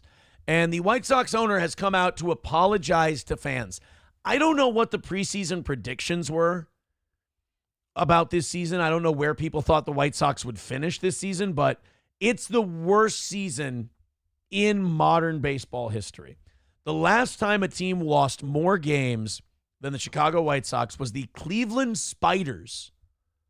Back in 1899, they lost 134 games. The Cleveland Spiders, 24 years after the Civil War ended. The Chicago White Sox this year beat the Detroit Tigers. Thanks. Little too late. And they improved to 41 and 121. And the old record, I believe, was 42 and 120 set by the New York Mets in the 1960s. The Chicago White Sox broke that mark by going 41 and 121. It's the most losses by any team in the modern era. So Jerry Reinsdorf, you'll remember Jerry Reinsdorf. If you watched the Last Dance documentary, you know about Jerry Reinsdorf, Chicago White Sox, Chicago Bulls. On Sunday afternoon, Reinsdorf published a letter acknowledging the failures of the team.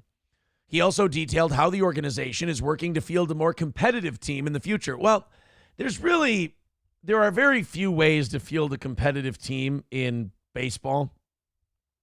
And it's really just spend more money.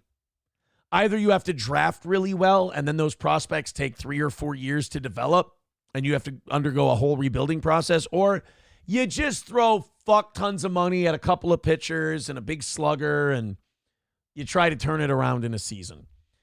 Jerry Reinsdorf wrote a letter to fans saying, by all measures, our on-field performance this season was a failure.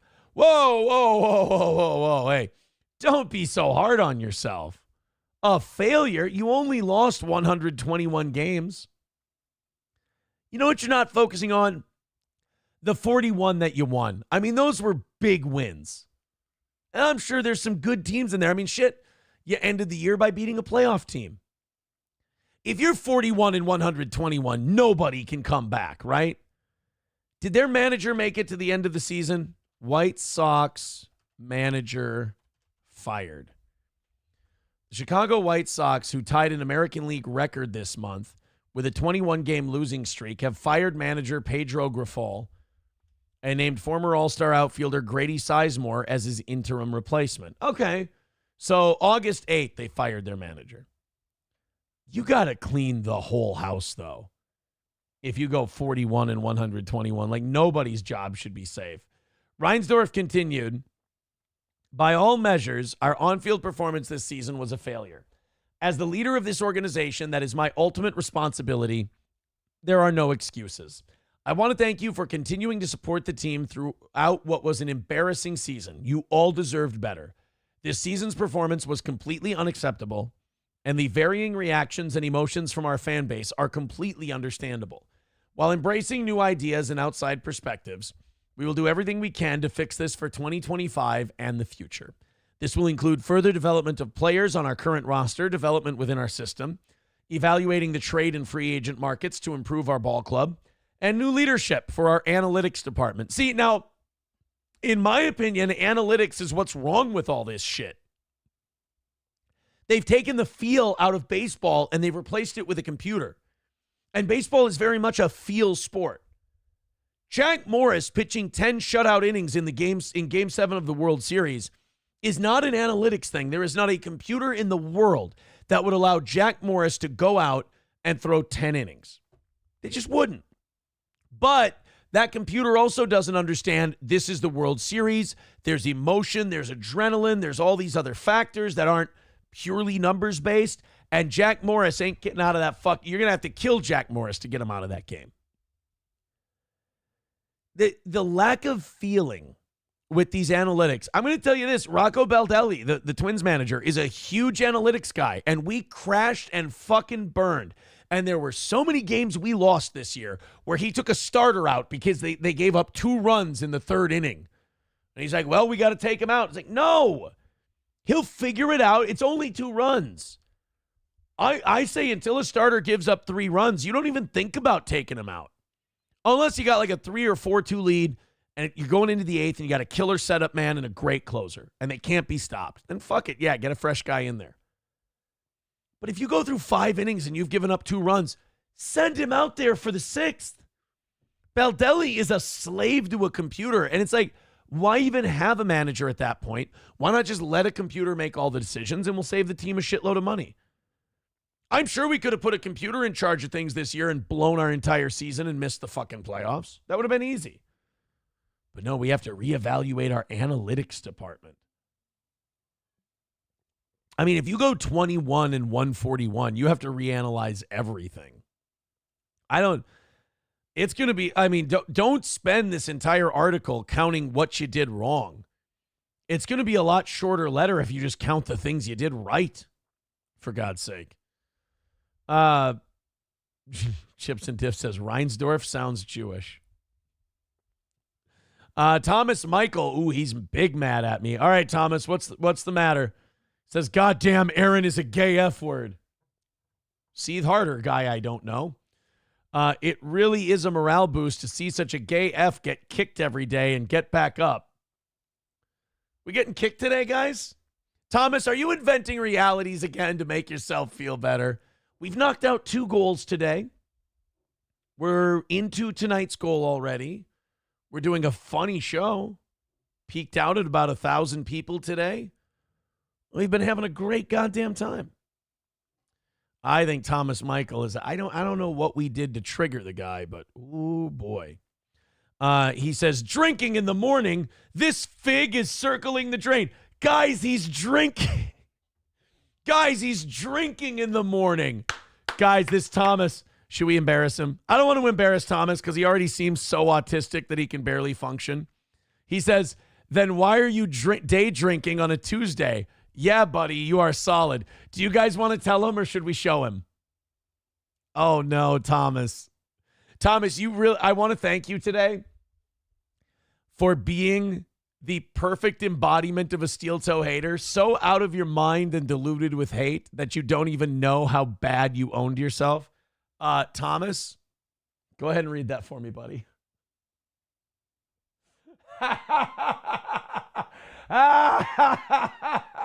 Hey, Thomas. Okay, faggot, what's next? You talk like a fag, and your shit's all retarded. You can act like a man! What's the matter with you? A damn Jew boy. Oh, sorry about that, Thomas. Oh, that is good. Oh, I mean, it's not like we don't own these retards every day by just hitting go live and knocking out just about every goal we have, except for Monday nights for some reason. Although we did hit it today. But it's just a guy like Thomas being like, I need him to be circling the drain. I need him to be a piece of shit. Look at him. He's day drinking. It's root beer, homeboy. Cheers, Thomas. Own the retards from a courtroom, fag. Yeah, wait till December. It feels like I hired Thomas to help me out, doesn't it? It feels like I hired Thomas to make me look good. That's what I hate about these. Like, Thomas is not an actually believable human being because he almost looks like he's trying to make me look good. Thomas says, root beer is a bad choice in the AM as well. You're going to get the diabetes. Thomas, let's just skip the part where we fight with each other and I just own you for material and content and just admit you love me and be a fan of the show and we'll be good. Let's just do that. Thomas Michael, root beer is a bad choice in the AM as well. You're going to get the diabetes. Thomas, do you understand how far you've gone to try and get ownership? You've gone from, I fucking hate you. You're spiraling. Oh, you've knocked out 2.5 goals today? Shit. You're day drinking. Thomas, it's root beer. Well, you're going to get diabetes. Thomas, do you know how many stories you save me from doing because I just get to fuck with you now? Thomas says, you owned me. Them donos really rolling in now. Hey, guys, do me a favor. Throw in your donations to show Thomas how great of a sport he's been today and how fun it was destroying him.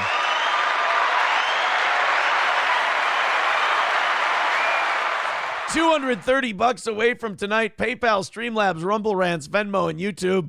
Go ahead and chip in and do it for Thomas because he is really not doing well today. The only story is you circling the drain. Bro, I've been hearing this since 2014. I mean, you're right. Maybe it's just a really clogged drain. Maybe Patrick Melton's sitting in it, so it moves very slowly. It'll unclog someday, and I'll fall through. And you'll be there, Thomas. But I don't think it's today. I love that. He's like, no, I've got Aaron. I've got him today. He's day drinking. Oh, sweetheart. Oh, pumpkin. Pumpkin beer? I bet you that's a thing. They have that for October, don't they? Rusty Grammer says Thomas sits down to pee. Clopogram says, Thomas, pull up. There's terrain ahead. Yeah, Thomas, you got to pull up, buddy. This is not going well for you. That's like my inside sources in the Melton Discord who were yelling. That serial killer guy was like, I got his show pulled today. I reported him for the thing. And then everyone in Melton's Discord is like, you fucking idiot. Melton can't make any money if there's no steel toe. They had to admit that Melton has nothing without me. And I thought that was perfect. And then you got guys like Thomas coming in. And now he's falling apart. And all we did was we just let him go. You just let these guys talk. And they provide me free content. I appreciate it. Silverwolf with $5 says, Thomas, you should stick to trains. My conductor is wondering where you are. Thomas, see, you're so obsessed with me that you're not even doing your job. And now the conductors are getting upset. And there's freight that's not getting delivered. By the way, just keep throwing in on PayPal, Streamlabs, Venmo, YouTube, and Rumble. Thomas wants to know how well he's doing today and how much he's entertained you guys. And the only way he can measure that is through your contributions. Thank you very much to Trucker 18-Wheeler. He says, from Thomas Michael. Oh, that wasn't from Trucker 18-Wheeler. I'm sorry, I got that one wrong. That was the one before that. Thomas Michael just gave us $2 on PayPal. Thank you, buddy.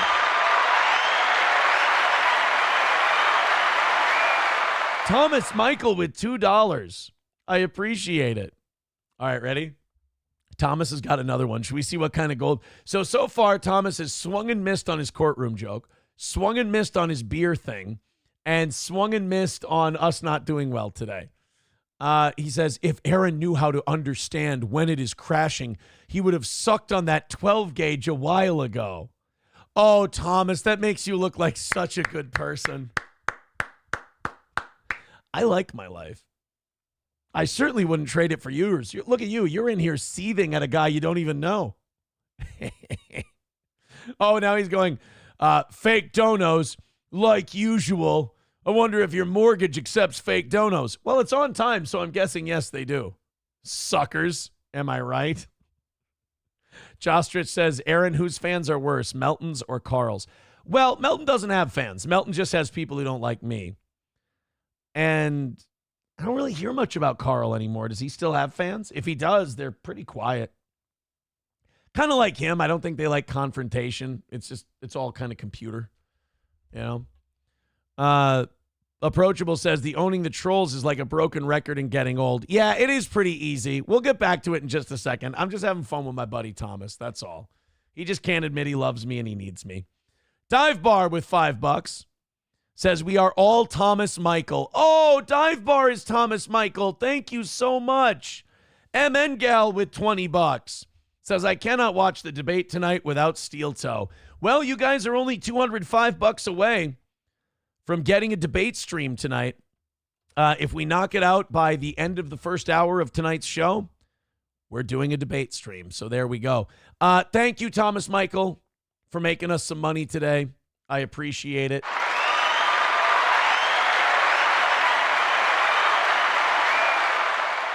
Again, Thomas, you were a little too obvious today. People are going to think I hired you to be here. All right, let's talk about a guy who lost his dick because he did mushrooms. You know, I'm tired of people pretending that drugs are just something you can do with no consequence, or like drugs are a victimless thing or anything like that. It's really not true. Even weed is not the best thing for you. Oh, by the way, somebody writing in, Thomas sounds like a Mexican firefighter. Well, goddamn, he's not going to tell the difference between Jose and Hose B, according to Ryan the Garbage Man's brilliance. So, magic mushrooms are one of those things that retards talk about how they're good. They're like, oh, magic mushrooms, man, they're so good for you. They have so many medical possibilities. Like, yeah, that's why people do them, is for the medicine. Right, yeah, of course. And everybody who smokes weed has glaucoma. I got it. Well, one man in Austria didn't handle his magic mushroom high very well. In an extraordinarily and deeply unsettling case, Austrian doctors have documented what is believed to be the world's first instance of psilocybin-induced penile amputation. So, a lot of people say that like doing mushrooms can like help you work through old traumas that you didn't know about or that you didn't know were there. And maybe that's true. They can. But we also now have physical evidence that they can also cause you to cut your cock off. So, like, again, I know pharmaceuticals get a lot of shit, and they deserve it. But let's say we had to make psilocybin mushrooms a, like, regular drug, like a pharmaceutical, right? And you got to list all the side effects. If one of the side effects of your antidepressant or your therapy drugs was that you might cut your dick off with an axe, you probably wouldn't take a chance on it. Unless you really hate your dick or you're trans. A 37-year-old man battling depression and alcohol dependency reportedly severed his penis with an axe after consuming a significant quantity of magic mushrooms. And I'm guessing, you know why? Because he heard, oh, yeah, it's good for your depression. It's good for your mental illness. Just take some of these mushrooms, you'll be fine. A few minutes later, he's fucking taking out Thor's axe and just fucking chopping his dick off. Now, miraculously, surgeons managed to reattach part of the organ. No, don't save this guy's dick. He's already abused it, and you're going to give it back to him? That's like, you don't understand how insane that is, giving that guy his dick back? That's like if you gave your kid cocaine and then just gave the kid back to them. Like, that's insanity. This alarming case has been meticulously detailed in the Mega Journal of Surgery. That can't be a real journal. It's really called the Mega Journal of Surgery. I'm Googling that. I feel like we're getting had. Mega Journal. Oh, no, it's real. Okay. A one-stop for all various kinds of articles to be published from all the surgeries and innovations in the field of surgery. See, like, this makes me feel closer to idiocracy, because this is like, we should be using more like intelligent words, like the all-encompassing book of surgical procedures. And instead we just go, this is the mega big-ass fucking book of surgery, dude. Like, we're getting dumber. We're getting lazier with our language, and I think it has consequences. According to a report in SciPost, psilocybin, the psychoactive compound in magic mushrooms, has long been known for its mind-altering effects. Upon ingestion, psilocybin is converted into psilocin, which interacts with serotonin receptors in the brain, inducing hallucinatory experiences, shifts in time perception, and intense emotional fluctuations. Historically, ancient cultures revered this psychedelic substance for its spiritual and ritualistic properties. Yeah, and you know what they did right after that? They gave up their entire country for a handful of beads and some fire water. They're fucking killing it. Doing great. Keep doing mushrooms, kids. In recent years, however, psilocybin has garnered renewed interest for its potential therapeutic applications, particularly in treating conditions like depression, anxiety, and PTSD, or in this case, becoming too attached to your cock. Groundbreaking studies suggest that psilocybin could offer a relief to patients with treatment-resistant depression, providing a beacon of hope where traditional methods have failed. Now, look, I know that antidepressants have their side effects, and I know that they're not great. But I don't think anybody has taken antidepressants and then chopped their genitals off. I'm just not sure that this level of hallucination is necessarily as, we just hate the current medicine that we have so much. We're willing to entertain anything else as medicine, but let's not throw the baby out with the bathwater, Beyond its clinical promise, psilocybin has captivated neuroscientists, offering a unique window into the brain's architecture. By studying its effects, researchers hope to unlock the mysteries of consciousness, emotional regulation, and self-identity. These revelations could pave the way for revolutionary treatments for mental health disorders. Or they could lead you to cut off your dick in a fit of crazy psychotic hallucination. 6 of one, half dozen of the other. A horse apiece, am I right? However, this remarkable case in Austria underscores the severe risks associated with psilocybin when taken outside of controlled environments. In rare instances, as this case starkly illustrates, psilocybin can provoke catastrophic psychological reactions, especially in individuals with pre-existing mental health challenges. So wait a minute. Mushrooms are supposed to help you with depression, but they can fuck you up worse if you have pre-existing depression. Again, don't let your hatred, your legit hatred of pharmaceutical companies trick you into thinking that somehow mushrooms are a good alternative.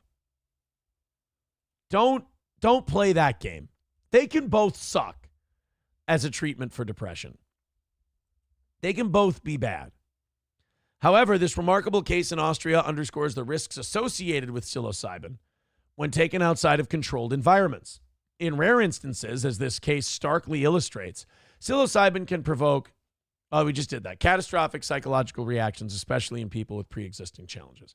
The tragic event unfolded when the man, isolated in a remote vacation cabin, great for people who are fucking depressed, consumed 4 to 5 dried psilocybin mushrooms. Psilocybin mushrooms. Shortly after, he descended into a terrifying psychotic episode. According to the case report, the man hallucinated or became delusional, prompting him to use an axe to mutilate his genitals.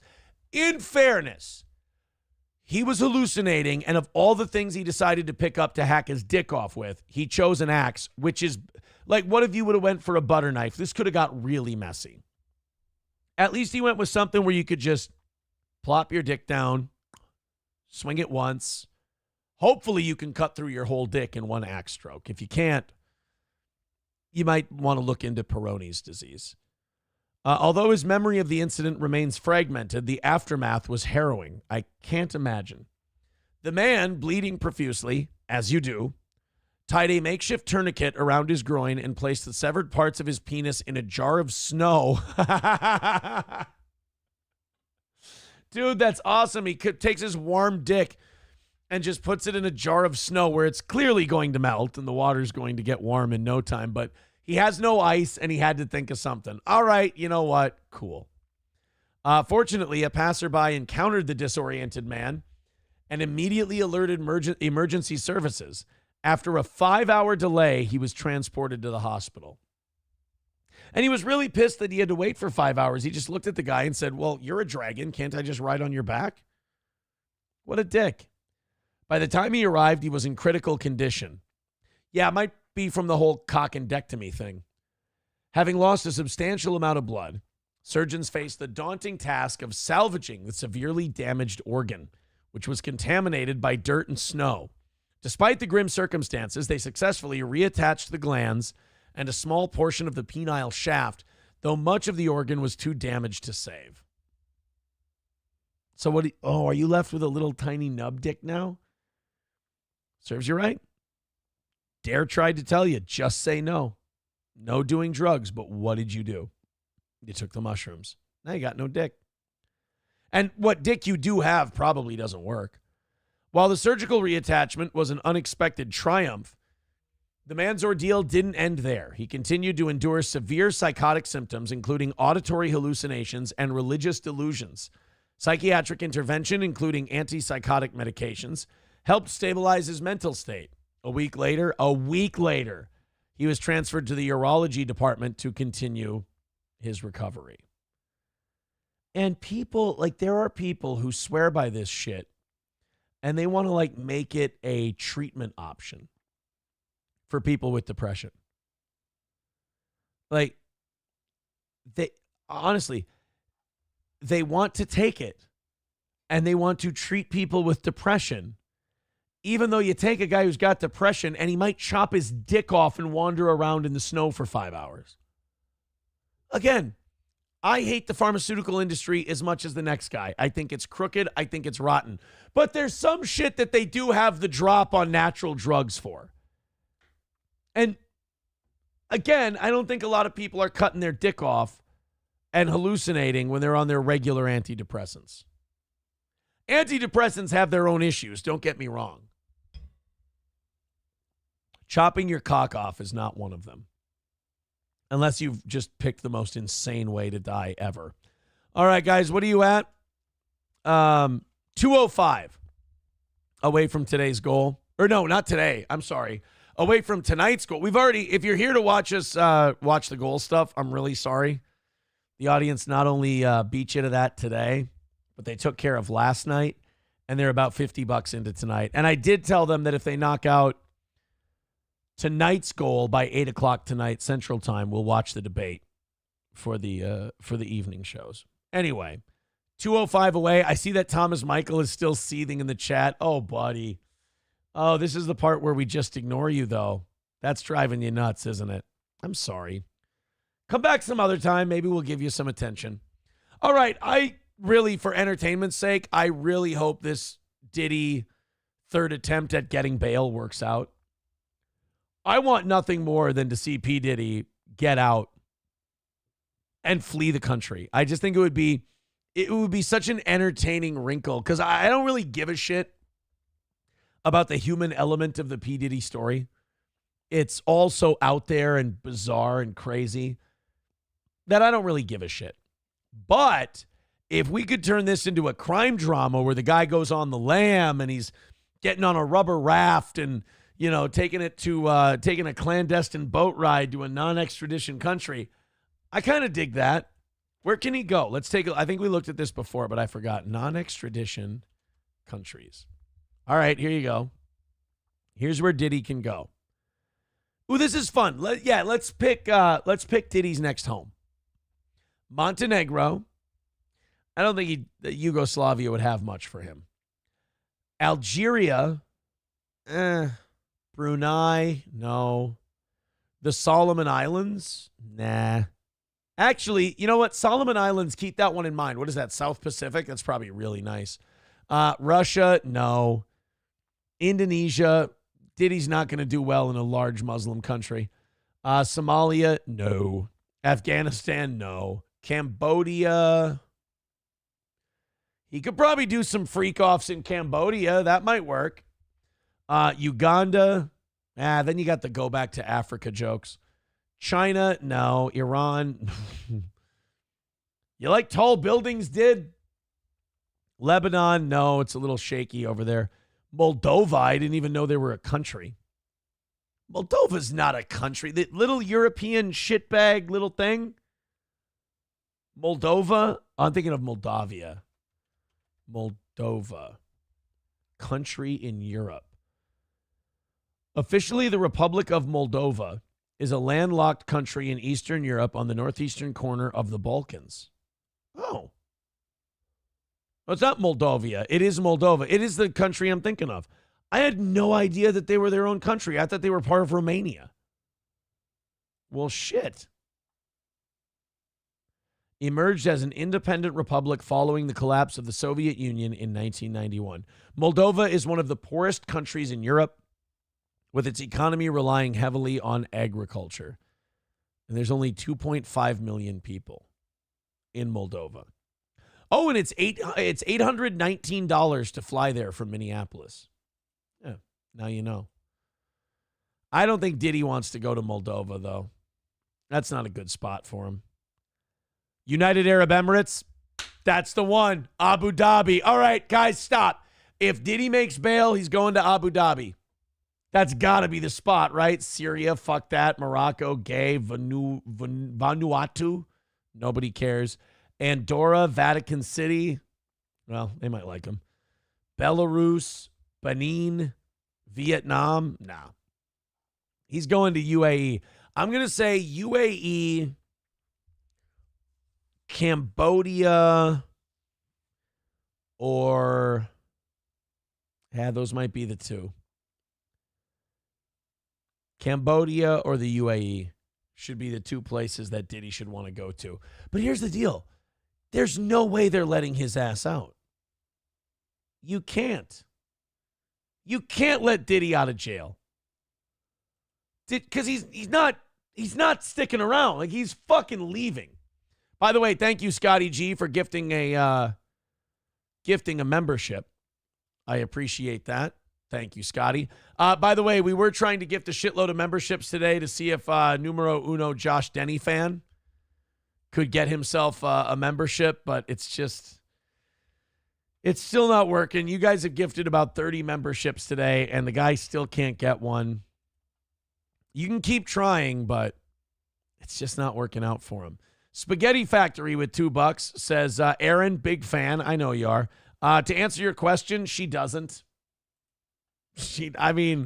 I'm sorry if that upsets anyone. I'm sorry if there's haters that thought they were a big part. She doesn't think about him.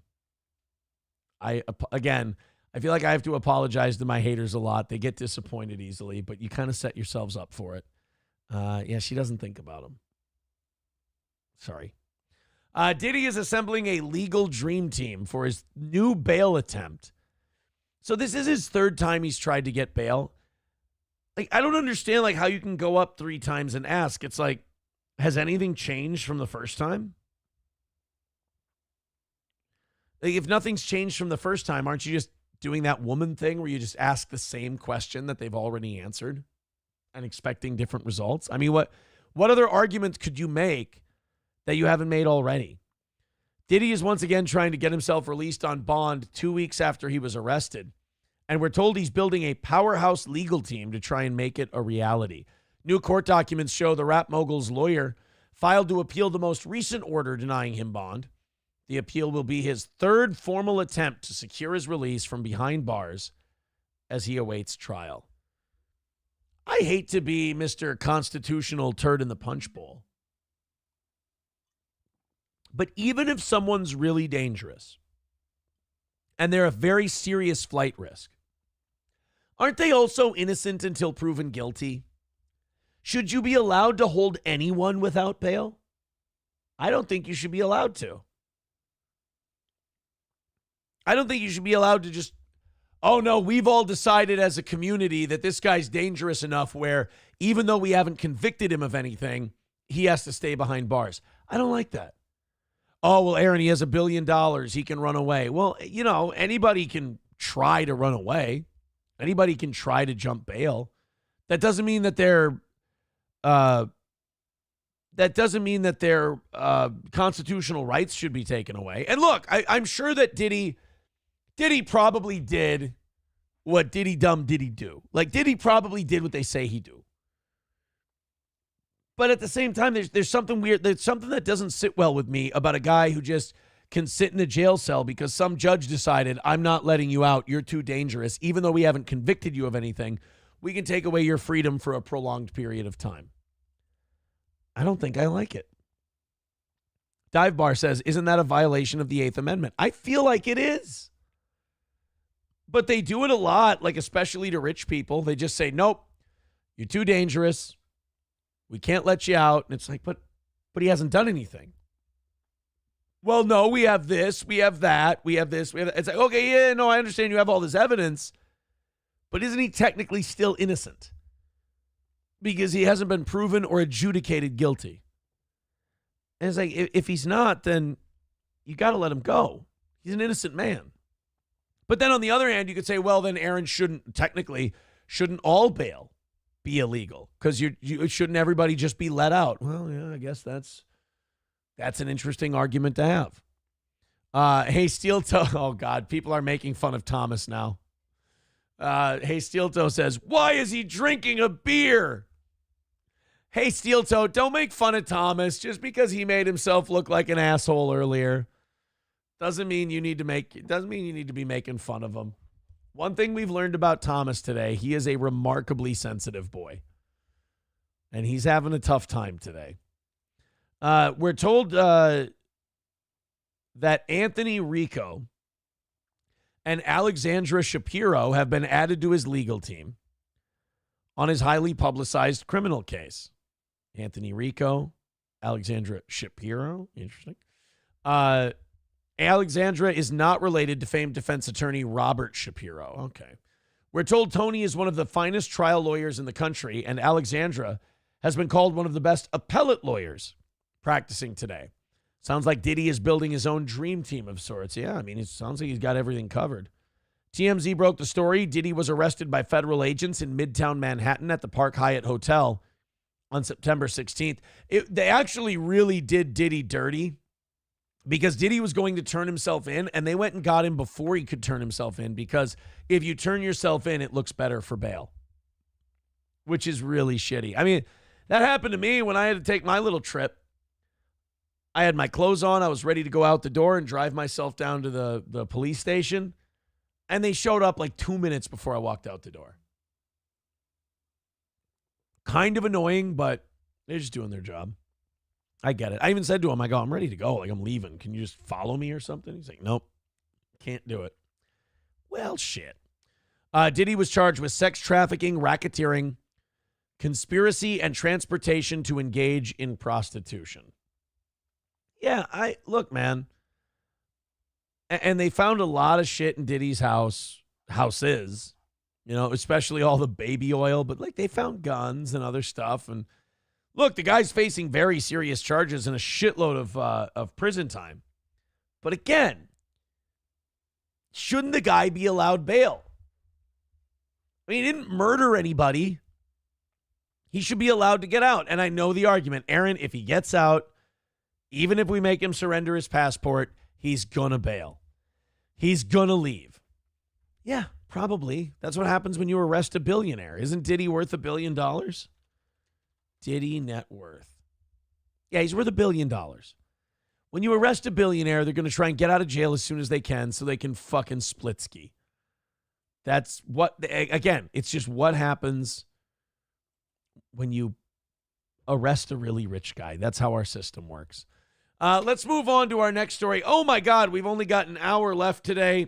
Like I said, the morning show audience is getting an extra half hour of overtime today because they knocked out the goal from last night. So I appreciate that. Turn off your computer and go play with your Barbies, gay F word. Oh, Thomas Michael's being beat up in the chat. Every time I go in there, people are just making fun of him. Guys, you understand that him being bullied is probably what made him this way in the first place. Come on. Childless Republican candidate poses with a borrowed family in bizarre photo shoot. Look, man, I appreciate a Republican's commitment to the whole, family person, family values, Christian conservative thing. I get it. I understand. But when you borrow a family for a photo shoot because you have no kids, that actually looks crazier than you being like a kidless woman. I know that J.D. Vance has made women with no kids feel bad because they feel like they should dye their hair blue and get a cat. And for the most part, he's probably right. But that doesn't mean you go out and you steal a family for a day. Pro-life Republican Party candidate. Oh, this is a man. I thought this was a woman. Oh, this is even weirder then. Like, a dude's allowed to pose as a single guy. Like, find a farmer or whatever and be like, this is the backbone of America. But a guy had to go steal a family and pose with it? No. I could see it. It's a little more reasonable if it's a lady. Pro-life Republican Party candidate Derek Anderson, running for Virginia's 7th congressional district, has faced heavy ridicule on social media after his latest controversy involving a campaign photo shoot in which he posed with a woman and children who are not his own in an apparent attempt to appeal to voters. I mean, I'm willing to forgive him. And the only reason I'm willing to forgive him is because, well, I mean, quite frankly, politicians lie about a lot worse than this. And like shit that actually has consequences. And nobody ever punishes them for it. So fuck it. He's allowed to lie about his family. Now, in what looks like a typical family holiday photo, Anderson, who is childless and engaged, well, then why don't you and your fiance take a nice picture with your dog? People would love that. He's seen with a woman and 3 young girls. However, the woman and children are not his family. They are, in fact, the wife and kids of one of his longtime friends. What the fuck? So this guy's just posing for pictures with some chick who's not, that's his buddy's wife. I mean, like, I'm just saying, I've been part of arrangements in the past, and this doesn't look good, and it doesn't end well. Anderson, who lives alone with his dog, seemingly opted to borrow the wife and children of a friend in an attempt to project a family-friendly image. Or is he doing like the Big Earn McCracken thing from Kingpin, where he's just posing with women and their children? He's just helping out, playing football, smacking the mom on the ass, that sort of thing. Now, while it is strange that Anderson and his team thought they could somehow make this charade work in the age of internet, it is even more strange that one of the spokespersons for Anderson has gone on to defend the photo shoot, dismissing the focus on the footage, saying Derek's opponents and other candidates across America are in similar pictures with supporters. The spokesperson claimed, as he even went on to insist that the images simply showed Anderson with female supporters and their kids. I mean, you could, technically you could go that route. I mean, he's not really saying in the photo that this is my wife and my kids. He's not openly saying it. Although if you take a picture like that, the inference you could make is that, well, yeah, he's saying this is my wife and kids. It's a little creepy. It's a little weird. I don't know. The irony of Anderson's situation is hard to miss, given that his own party's vice presidential nominee, J.D. Vance, has made a habit of criticizing childless adults, while Anderson, who is unmarried and childless, attempts to project a family-oriented image by posing with borrowed kids. Vance has been under fire. Oh, no, under fire, duck. For disparaging comments about those without children. Not only that, I guess they found new comments that said J.D. Vance said people who don't have children are sociopathic, psychotic, and deranged. I got to see this. Yay, I have kids. I'm not. Well, then what's my excuse? There's just these basic cadences of life that I think are really powerful and really, really valuable when you have kids in your life. And the fact that so many people, especially in America's leadership class, just don't have that in their lives, you know, I worry that it makes people more sociopathic and ultimately our whole country a little bit less, less mentally stable. And of course, you talk about going on Twitter. Bro,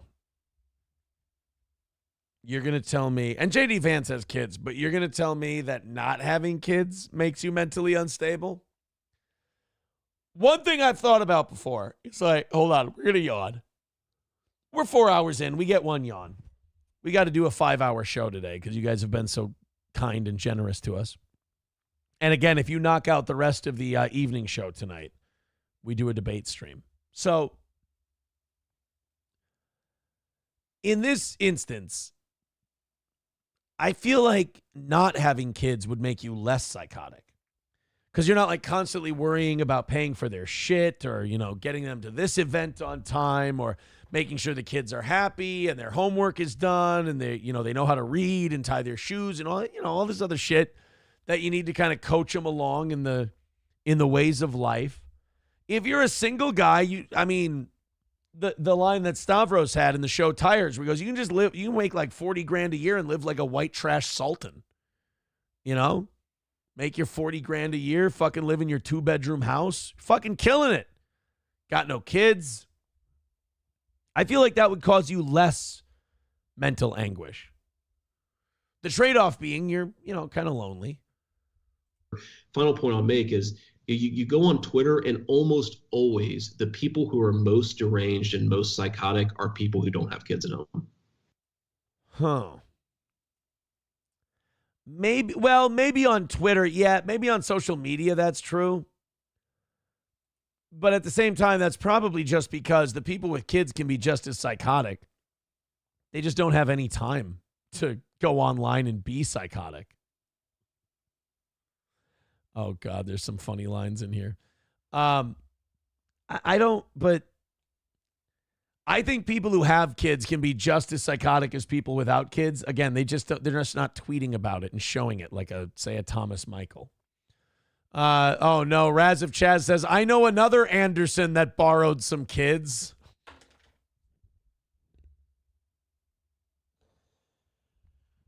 Oh boy. Oh, was that? Look, it was a good one, but fuck was that mean. Well, you know, at some point in your life, you try to convince yourself that you're okay with something, and then the truth comes out later. Far be it mocked Fry with $2 over on YouTube says, I heard we're doing Naked Twister for overtime. No, we are not doing Naked. I've never played Naked Twister. God damn it. Breaking Baldo news over on Twitter. Broke it to everybody today. Well, I guess I broke it. He's just reporting on it.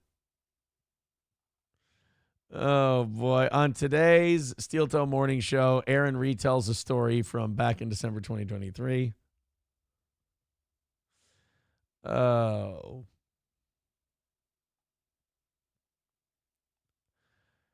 They returned back to the hotel. More cocaine was snorted. The party continued until about 3 or 4 in the morning, where in total he had taken about 3 bumps of cocaine with the gang.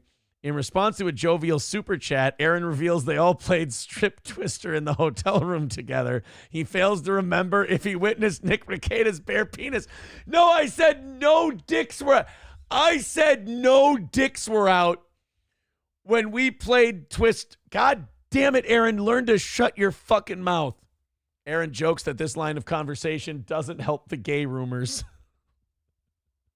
You know, one thing even our most ardent haters have said is they're like, you know, Aaron's self-awareness that he fucking is just a complete fucking buffoon on the air, that is one thing for him. I do acknowledge when I'm performing on this show, like, you and I, we're not hanging out in real life. We don't know each other in real life. So I don't have to be, like, careful, like, oh, my God, you know, I'm going to have to see this person or whatever. We're just fucking talking shit on the internet. So if you guys see me as a fucking buffoon and a weirdo, it doesn't really matter. You know, what matters is how I am in private. But breaking Baldo news, I don't mean to bust your Baldo here, but I said I did not see the bare penis. Nobody's penis was out. 0 penises. Oh, man. I said, he actually DM'd me. That's very nice of him. I said no penises were out. God damn it. Oh, boy. I appreciate that, buddy. Breaking Baldo News is a pretty good account on Twitter, as is Malcolm X. It's Mel Gibson. Malcolm X. Check that one out. It's pretty good. Oh, man. Bappa Shab, wow, this is deep. He says, the duality of man is why we are here. Giving into darkness instead of believing in God and his son. Notice how Masons do not believe in Jesus, and same with the mainstream Catholic authority. Fuck. That was too deep for me. I'm retarded. I don't know why. Why are we going after the Masons? What did the Masons do? I don't understand what the Masons did today. I think I missed something. We are $200 away from doing a debate stream tonight. If you guys would like to see that, links are in the chat. Go ahead and contribute. We appreciate everything you do for this program. All right. Mark Zuckerberg is based. Could it be? Could Mark Zuckerberg go from being one of the biggest pussy-ass lefty tech cunts to getting older and becoming a Republican. You know, I always kind of thought that Zuckerberg would make a good Republican because he is very much a Lex Luthor type. You know, he's Mr. Moneybags. He, you know, gives a shit about himself, kind of robotic, a little autistic. He doesn't really strike me as a bleeding heart liberal. Kind of strikes me as an I got mine type. But there are rumors now, apparently, that Mark Zuckerberg has allegedly been red-pilled and is aligning with libertarian ideology. Ugh. Could people just skip the libertarian thing and go right to being a boring-ass Republican? The libertarian phase is so douchey because it's so like you just go back to being a 9-year-old. And you're like, why can't I do whatever I want? I'm not hurting anybody. And then you can point out the intricacies of living in a society and how, in fact, these things that you see as harmless are, in fact, hurting other people. And it does kind of, you know, affect other people in the culture and in the society. And then libertarians' counter to that is always, nuh-uh. So it's hard to argue with them. I mean, really, it's hard to argue with the libertarian. Look, man, I identified myself as a libertarian for a long time. And essentially what I changed it to was, I think I just want to be left alone. I'm not necessarily a libertarian because libertarians do this thing where they're willing to discuss like anything in theory. And then the minute it gets to in reality, they're like, no, don't, look, stop changing things. I'm like, they set up this debate and then they set up the parameters of society and they go, well, if society was like this and this and this, we could make this, this, and this legal. And it's like, okay, but you understand you're just jacking yourself off and wasting time because that's not how society is. Yeah, but what if it was? It's fucking not. It's infuriating. You know, we could not have any cops or any fire department. We could just hire them privately. All right, what are poor neighborhoods going to do that can't afford a good police department, a good fire department? What are they supposed to do? Well, they just won't have as good fire and police services. Oh, you mean like now? So you mean it'll just be the same thing? The really wealthy people will get their every whim catered to. They'll be safe. They'll be secure. And the people who are really poor will get dog shit services. Okay, so we don't need to change anything then. The libertarian idea of policing is ironically the same as a statist idea of policing. And if you think that the cops now are unaccountable, and they are, wait until you get private mercenary police officers. Oh my God. You kind of grow out of, to me, libertarianism is a lot like liberalism. You grow out of it once you kind of hit the age of reason. Because when you start getting in arguments like, should we make heroin legal? It's, like, that's such a self-evident no that we don't need to debate it. That's the problem that libertarians get you into sometimes, is they'll debate such crazy shit that you start getting into the argument and then you realize, wait a minute. No, wait. This is not a debate. The answer to your question is, of course not. I'm like, oh, you don't want to debate me on this? No, I don't want to debate you on the legality of heroin. No. Well, then you're just afraid to debate, you statist. Fine. Then I guess that's it. Like, it really sometimes can be like arguing with a 9-year-old. And then if you are a libertarian, you get this, like, this idea that, like, this libertarian is not a real one, and this guy is a real libertarian. That guy needs to be kicked out, and that guy, but this guy's a real. Oh, it's fucking insane. Nana's Clam says they will police themselves. Yeah, they do a great job of that. Keith Sartell says, yep, I yelled at you 5 years for the libertarian garbage. Yeah, you're right. You're right.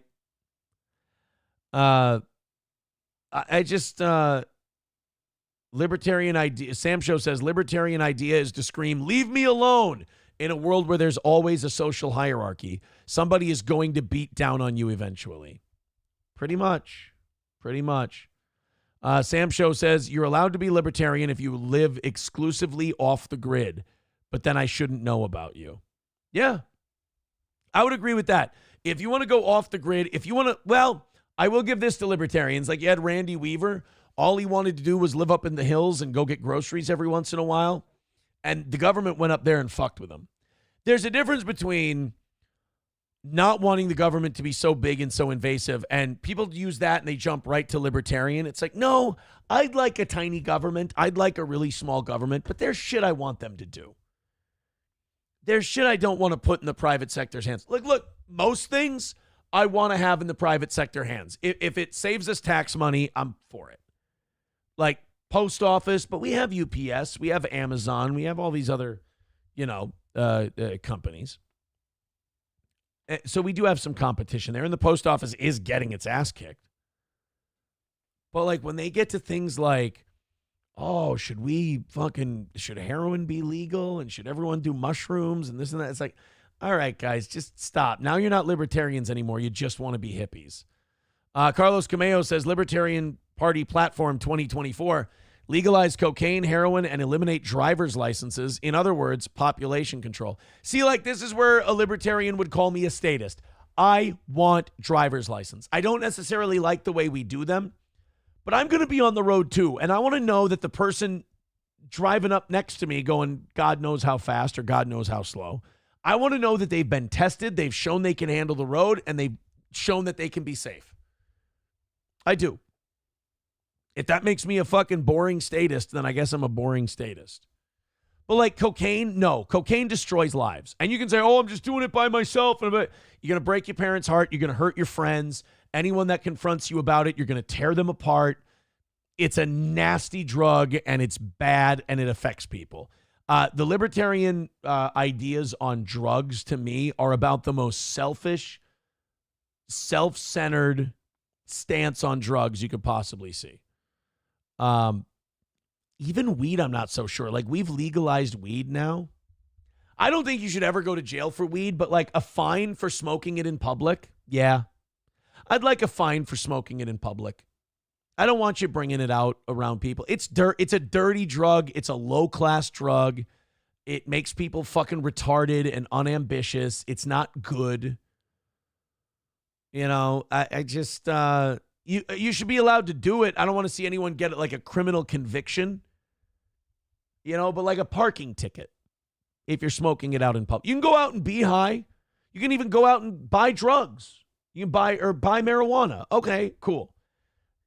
Don't smoke it in public. It just makes everything look low rent. Silverwolf says libertarians really like Rick and Morty. Enough said. Yeah, that's definitely a strike against them. Landers says coleslaw should be government controlled. Fuck you and change my mind. There is, he's right. Coleslaw varies too much. Like coleslaw is one of the very few foods that if you ask me if I like it, I can look at you and go, honestly, I'm not sure today. Because there's coleslaw that's really fucking good. And there's coleslaw that's just dreck and dog shit. Like, you know what? April could make a really good coleslaw. You ever see her? Ask her if she'll make you coleslaw. It's delicious. Tell her Aaron said so. April makes really good coleslaw. You get the coleslaw from like a chicken place, like a Raising Cane's, or like a Catholic fish fry coleslaw. Dry as fuck. Absolute garbage. Coleslaw, at 37 years old, I can officially say I don't know if I like coleslaw or not. I love the idea of coleslaw. I love a good runny slaw. I do. But I don't know if I'm going to, if you put coleslaw in front of me and you go, Aaron, do you like this? I don't know. I'm not sure. This is always a coin flip for me. Sam Show says, point is the vast majority of libertarians don't live up to their own shit and they don't even try. Jesus.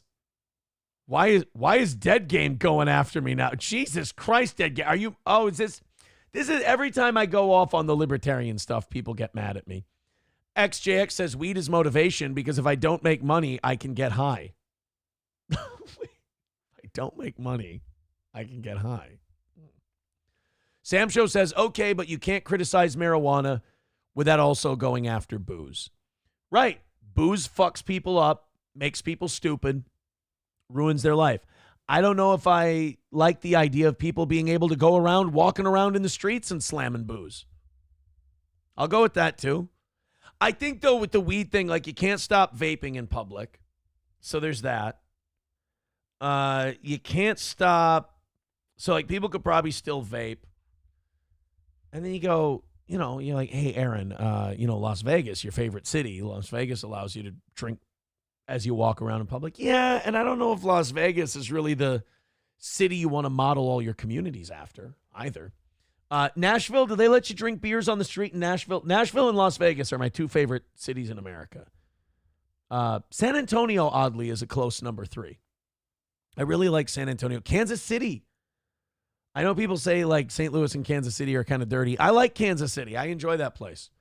That's probably in my top 5. But I don't know. I don't think that those places should be looked at as like the be-all, end-all for everything. Sam Show says, if we treated weed like alcohol, I'd be fine with it. But we can't say it's not acceptable in our society to get fucked up on a drug. Right. That's just it. That's just it. Aaron loved April's runny slaw. Got it. I don't think you're taking that the wrong way. Chevy fan says, this is a boomer take. You have your fun and then shut the door behind you. Oh, because everything I did was wrong. That was bad. That was not good. And I believe, believe they're paying for it too. That's why me and Aaron share an unspoken bond, said Landers. What, over the coleslaw? Somebody says, Nashville, you cannot drink on the sidewalk. Okay. Dive Bar says, well, then fine, because there's open container laws pretty much everywhere, so you shouldn't be able to smoke your stinky, smelly-ass garbage either. Okay, so we agree. No drinking out on the sidewalk, out in public, walking around, unless it's like a bar's patio. It's got to be their property. And no smoking weed outside in public, unless you're, again, on a patio with a private business that is allowing you to do that. Okay, we got it figured out. How about that? All right, now let's see why Mark Zuckerberg's a libertarian now, allegedly. Zuckerberg has previously admitted to being coerced into censoring information that did not align with the Biden administration's narrative. Now he seems to be abandoning the Democrats. In a post on X, Leading Report wrote that Zuckerberg is now reportedly aligned with libertarian ideology and has hired a Republican strategist to repair his relationship with right-wing media and operatives after years of censorship. Huh. Really?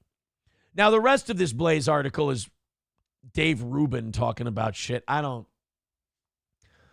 really ever feel compelled to play a Dave Rubin clip, if I'm being completely honest with you. But it is interesting to see a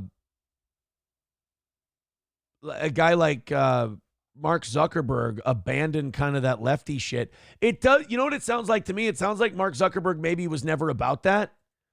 And that what Mark Zuckerberg was doing was just kind of letting his people run the show. And he had people who were clearly very, very left of center, and they were running shit, and they were just making it their mission to censor it how they wanted. And, the company was making money, still is. And he just went, I don't give a fuck. All right, go for it. I think he probably took his eye off the ball. And also, as he gets older and he has this huge business and he hobnobs with other powerful people, I'm sure you probably turn right a little bit. So it does make sense. I'll buy it that Mark Zuckerberg is leaning to the right a little more than he used to. But I'm not going to go like he's a full-blown fucking MAGA guy and super conservative and shit. I'm not buying that one. Let's continue on here. Oh, man, I'm missing a lot. Chips and Diff says, aren't you currently day drinking, Aaron? That was funny when Thomas came in here to try to hate on the show. He was like, he's spiraling. He's drinking during the day. And we literally went, oh, Thomas. Oh, Thomas. Very rarely can you hold up a bottle and own somebody, but that was a lot of fun. Chips and Diff says, we have right-wing media, right? I kind of thought that too. When they said, oh, he's trying to repair his image with right-wing media.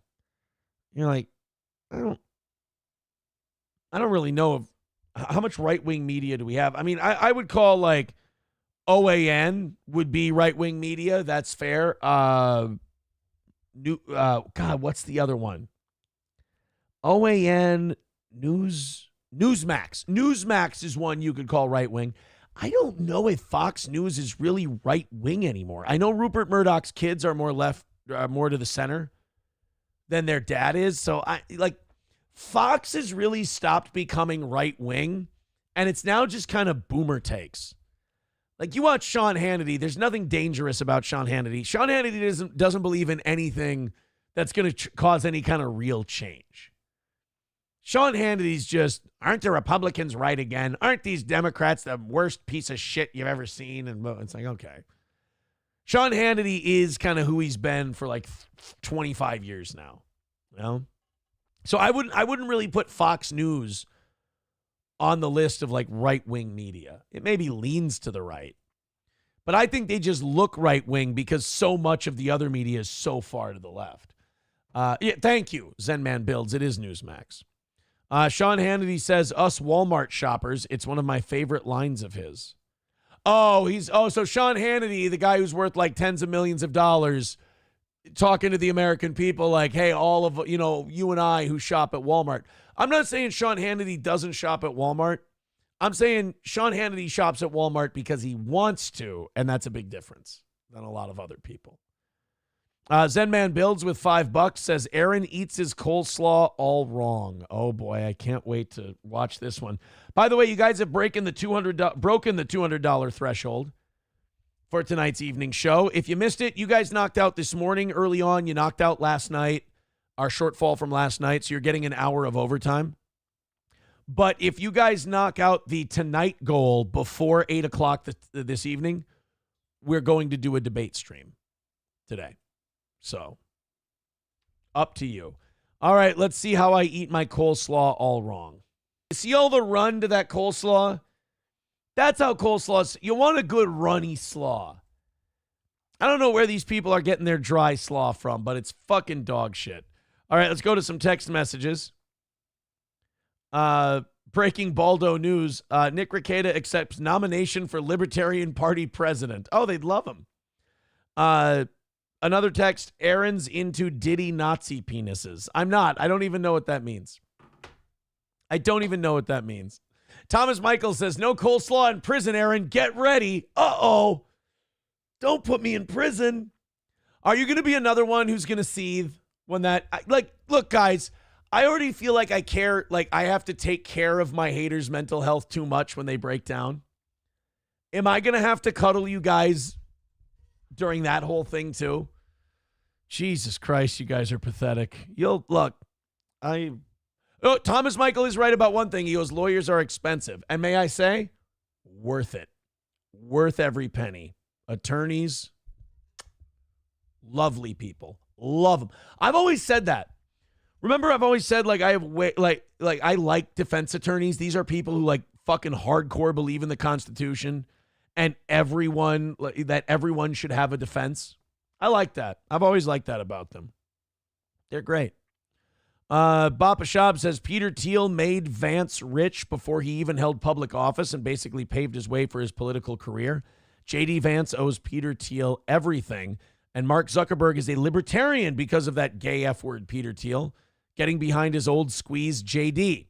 Thiel made startup venture capital companies with Vance and told him where and how to invest.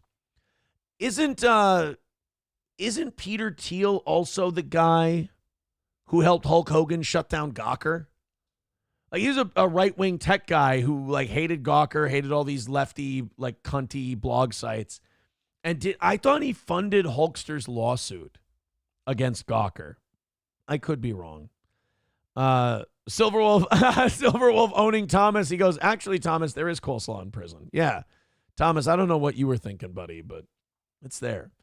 Tridio becoming a member for 11 months. By the way, Thomas, I want to say, I know you might be taking this personally and getting mad. We are having fun with you. So fucking don't, tard out and fucking start breaking things.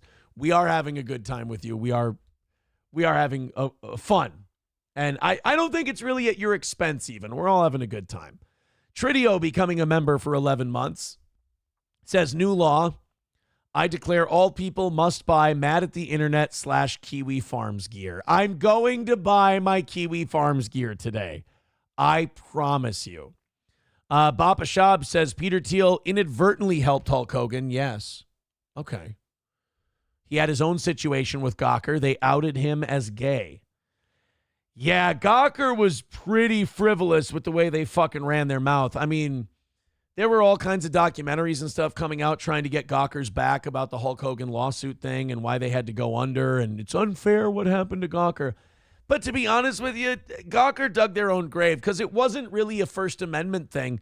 They were sharing, like they put the Hulk Hogan sex tape out publicly. And it was, what do you call it, ill-gotten.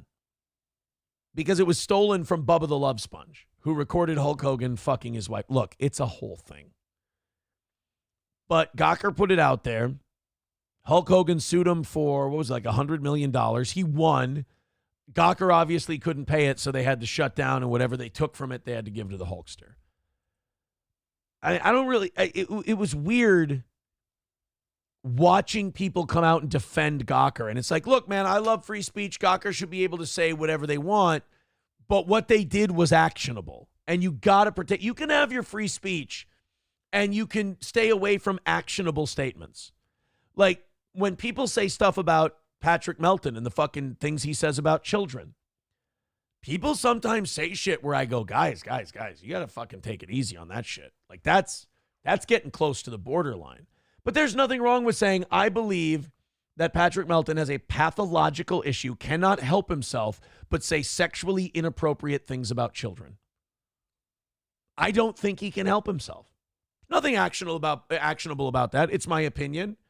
There's plenty of evidence to show that he says a lot of fucking crazy shit sexually about kids. He says they're jokes.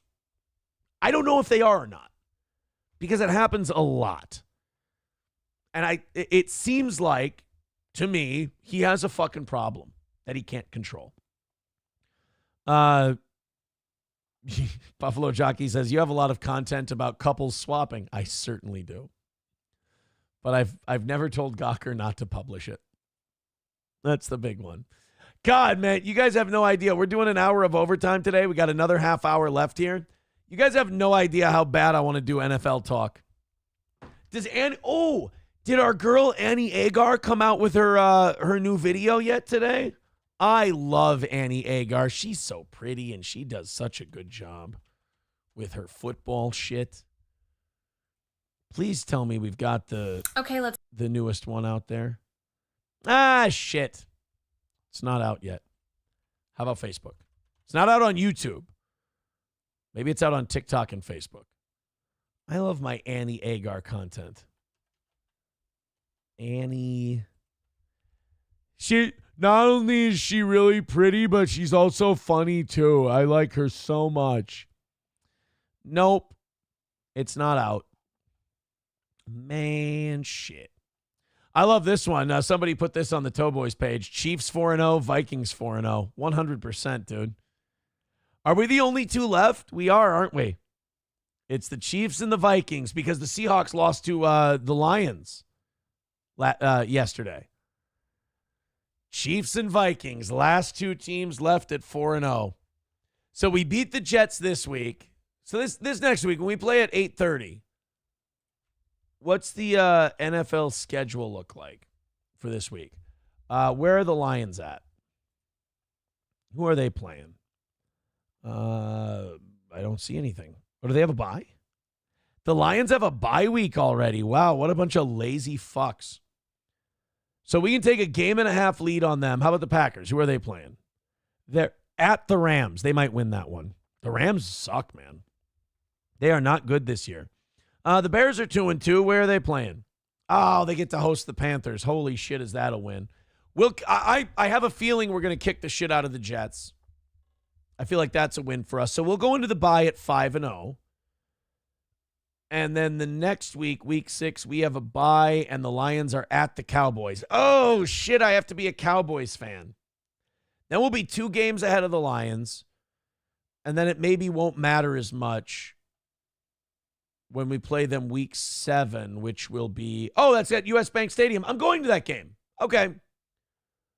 Week 7 against the Lions at US Bank. We win that one. We get a nice 3-game lead, and then we are fucking coasting, boys. Then we got a Thursday game at the Rams. That's a W. I'm just saying, 5-0, 6-0, 7-0. Colts here in Minnesota, 8-0. Then what? At the Jaguars, 9-0. At the Titans, 10-0. They're fucking terrible too.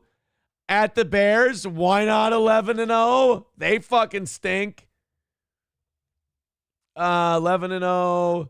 Cardinals here, 12-0. Fuck them in the ass, am I right? Then we've got the Falcons here. Kirk is going to get killed, 13-0. Holy shit, guys, look at this season we're having. And by the way, this has already happened. 13-0. Bears here, 14-0. Holy shit, guys, this is amazing. Vikings at Seahawks. All right, 14-1. 12th man, good team. 14-1. What are you going to do? Although we beat the Packers in Lambeau, and that's not easy. Okay, fine. 14-1. Packers at US Bank Stadium. Got to call that a win. 15-1.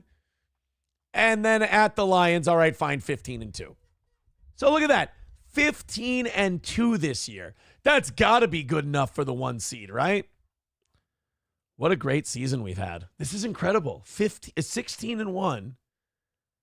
Then you go to the divisional round. You get to beat the shit out of somebody else. You get to be at US Bank Stadium for every single playoff game. Oh, this is amazing. Dustin with $4.99 says, what's up with podcasters and radio guys wanting other guys to bang their way? Well, wait a minute. I banged other people. There's a difference between Bubba and I. Bubba and I are not the same. How dare you? It's a big difference. And I have a sense of humor about it. Actually, you know what? I think Bubba does too now, doesn't he?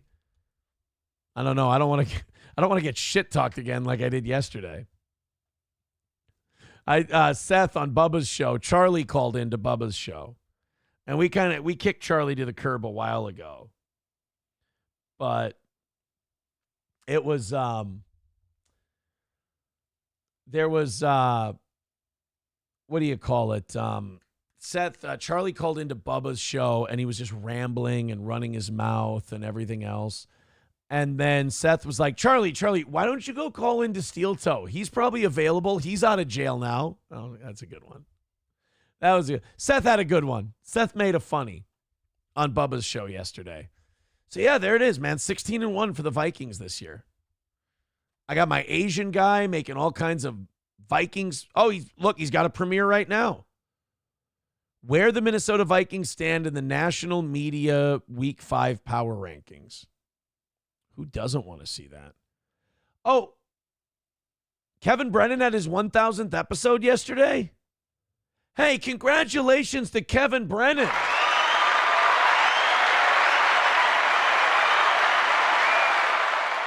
Congratulations to Kev on his 1,000th episode. I'll fucking kill you, you fucking faggot. It's never not funny. Never not funny. I'll fucking kill you, you fucking faggot. Always good. What are the power rankings this week? If we're not number 2 in the power rankings, I'm fucking pissed. How many teams do we have to bend over and ream before we get to be right on par with the Chiefs? Week 5 power rankings. I'm going to be fucking mad. ESPN, NBC, NFL.com. Okay, we'll go with those. Pro Football Talk Week 5 power rankings. Mike Florio's a fucking Vikings fan, so he'd better show us some goddamn respect. Chiefs number 1. The team that seems to always find a way into the postseason is always finding a way in the regular season. Number 2, the Detroit Lions. Suck my fucking dick. The Jared Goff trade will pay dividends for the Lions long after Matthew Stafford has retired. Allegedly, that Jared Goff thing has to turn into a pumpkin. Although I guess that's what people say about Sam Darnold, isn't it? Number 3, the Minnesota Vikings. All right, a little bit of respect. Between the players and the coaching on both sides of the ball, they've got the most balanced team in the league. Fucking right, doggy. Number 4, the Bucs shaking off an ugly loss with a convincing win is one of the hallmarks of a great team. Yeah, how about Baker Mayfield? Somebody said this the other day that like Baker Mayfield and Sam Darnold having this resurgence actually makes the 2018 quarterback draft class one of the best. Like, it makes people forget about Josh Rosen. Buccaneers at number 4. The Bills at number 5. How could a team lack urgency when facing a Ravens team that urgently needed a home win? Yeah, the Bills allowed the Ravens back into the season. Ravens, I think, got back to 2-2 after starting 0-2. Okay, so Pro Football Talk has us at number 3. Mildly disrespectful, but okay. All right, let's check ESPN. ESPN can go fuck themselves because they're always Viking haters. Let's see what we've got here. Number 1, the Kansas City Chiefs. Fair enough. Defending Super Bowl champions 2 times. They haven't lost yet. Shoot till you miss. Number 2, the Minnesota Vikings. Oh, there it is. Sorry about that. Their biggest issue on defense, age and snap counts. Oh, we're playing too much defense? And our players are too old. Well, Shaq Griffin, Harrison Smith, Stephon Gilmore. That's really the age, though, isn't it? The rest of it's young. Josh Metellus, Cam Bynum, Andrew Van Ginkel, Blake Cashman, Jonathan Grenard, Ivan Pace, Dallas Turner, Harrison Phillips, Jerry Tillery. All of those guys are really young yet. We got fucking 3 old guys in our secondary. We'll be fine. We'll rotate them out. Brian Flores' defense has been one of the NFL's best stories this season. There are no glaring issues, but after the group allowed 22 points in the fourth quarter to the Packers, it's worth thinking about age and snap counts. Yeah. The only good thing about, okay, they gave up those 22 points, and yes, that's really bad. But, if I may, boy, were they coming up with big turnovers when they needed them. They know how to go get the ball. Of the 10 defensive players who have started all 4 games, 3 are 30 or older. Again, Shaq, Gilmore, and Harrison Smith. Oh, wait, no, Shaq's not one of them. Shaq's 29. Well, then he's fine. Shut up. Harrison Phillips? Who else is over? Now I got to look it up. Who else is over 30? Byron Murphy, age 26. Blake Cashman, age 28. Harrison Phillips, age 28. Who the fuck is over 30? Harrison Smith, Stephon Gilmore, Andrew Van Ginkel, age 29. Grenard's not over 30. He's 27. Who the fuck? We don't have DJ Wanham anymore. Tillery, age 27. Jerry Tillery. Who the fuck is over 30? Who? I think they're wrong. Anyway, ESPN has us at number 2. So far this season, the Vikings defense has played the league's 3rd most defensive snaps. Safety Harrison Smith, 35. And by the way, Harrison Smith, 35, and still fucking crushing it. Every year for the last 3 years, Vikings fans have been like, this could be the last year of Harrison Smith. Enjoy him. First ballot Hall of Famer, Ring of Honor guy. Hey, what are you going to do? The way he's playing right now, I'd bring him back next year. Cornerback Stephon Gilmore, who's 34. Could move him to safety after Harrison Smith leaves. He could buy him a couple more years. And number 3 corner, Shaq Griffin, constitute one of the NFL's oldest secondaries. Well, you know who else had an old secondary? Some of those Ravens defenses. They had Rod Woodson back there. He was no spring chicken. Buffalo Bills number 3, Lions number 4, Bucks number 5. Okay, so ESPN's given us our respect. They got us at number 2. How about the NFL.com power rankings? Come on. Holy shit, guys. Take a look at this one. Number 1 with a bullet, the Minnesota Vikings. Number 1 in the power rankings. I'm going to tell you right now, I don't agree with this. Kansas City Chiefs are the 2-time defending Super Bowl champions. I think as long as they win, they should be number 1. But I'm not going to look a gift horse in the mouth. You know what else is fun to look at? NFL passing leaders right now. So NFL passing leaders, if you go by yards, it's not as fun. Geno Smith is number one. Sam Darnold is 3, 4, 5, 6, 7, 8. He's ninth. So he's still in the top 10 in yards. But if you look at touchdown passes, Sam Darnold, number one in the NFL in touchdown passes, only 3 interceptions, a quarterback rating of 118.9. The closest guy to him in touchdown passes, Baker Mayfield with 8. Goddamn. Highest passer rating in the league? Well, technically, Amon-Ra St. Brown. That doesn't count. Malik Willis has 320. He played 2 weeks. I don't know if that. Okay, fine. Aiden O'Connell, no, he has 82 passes. Sam Darnold is the only guy. He started all 4 games for the Vikings. He's got a passer rating of 118.9. Got to give it to him. Highest passer rating amongst full-time quarterbacks. Looking good. Then you go to rushing.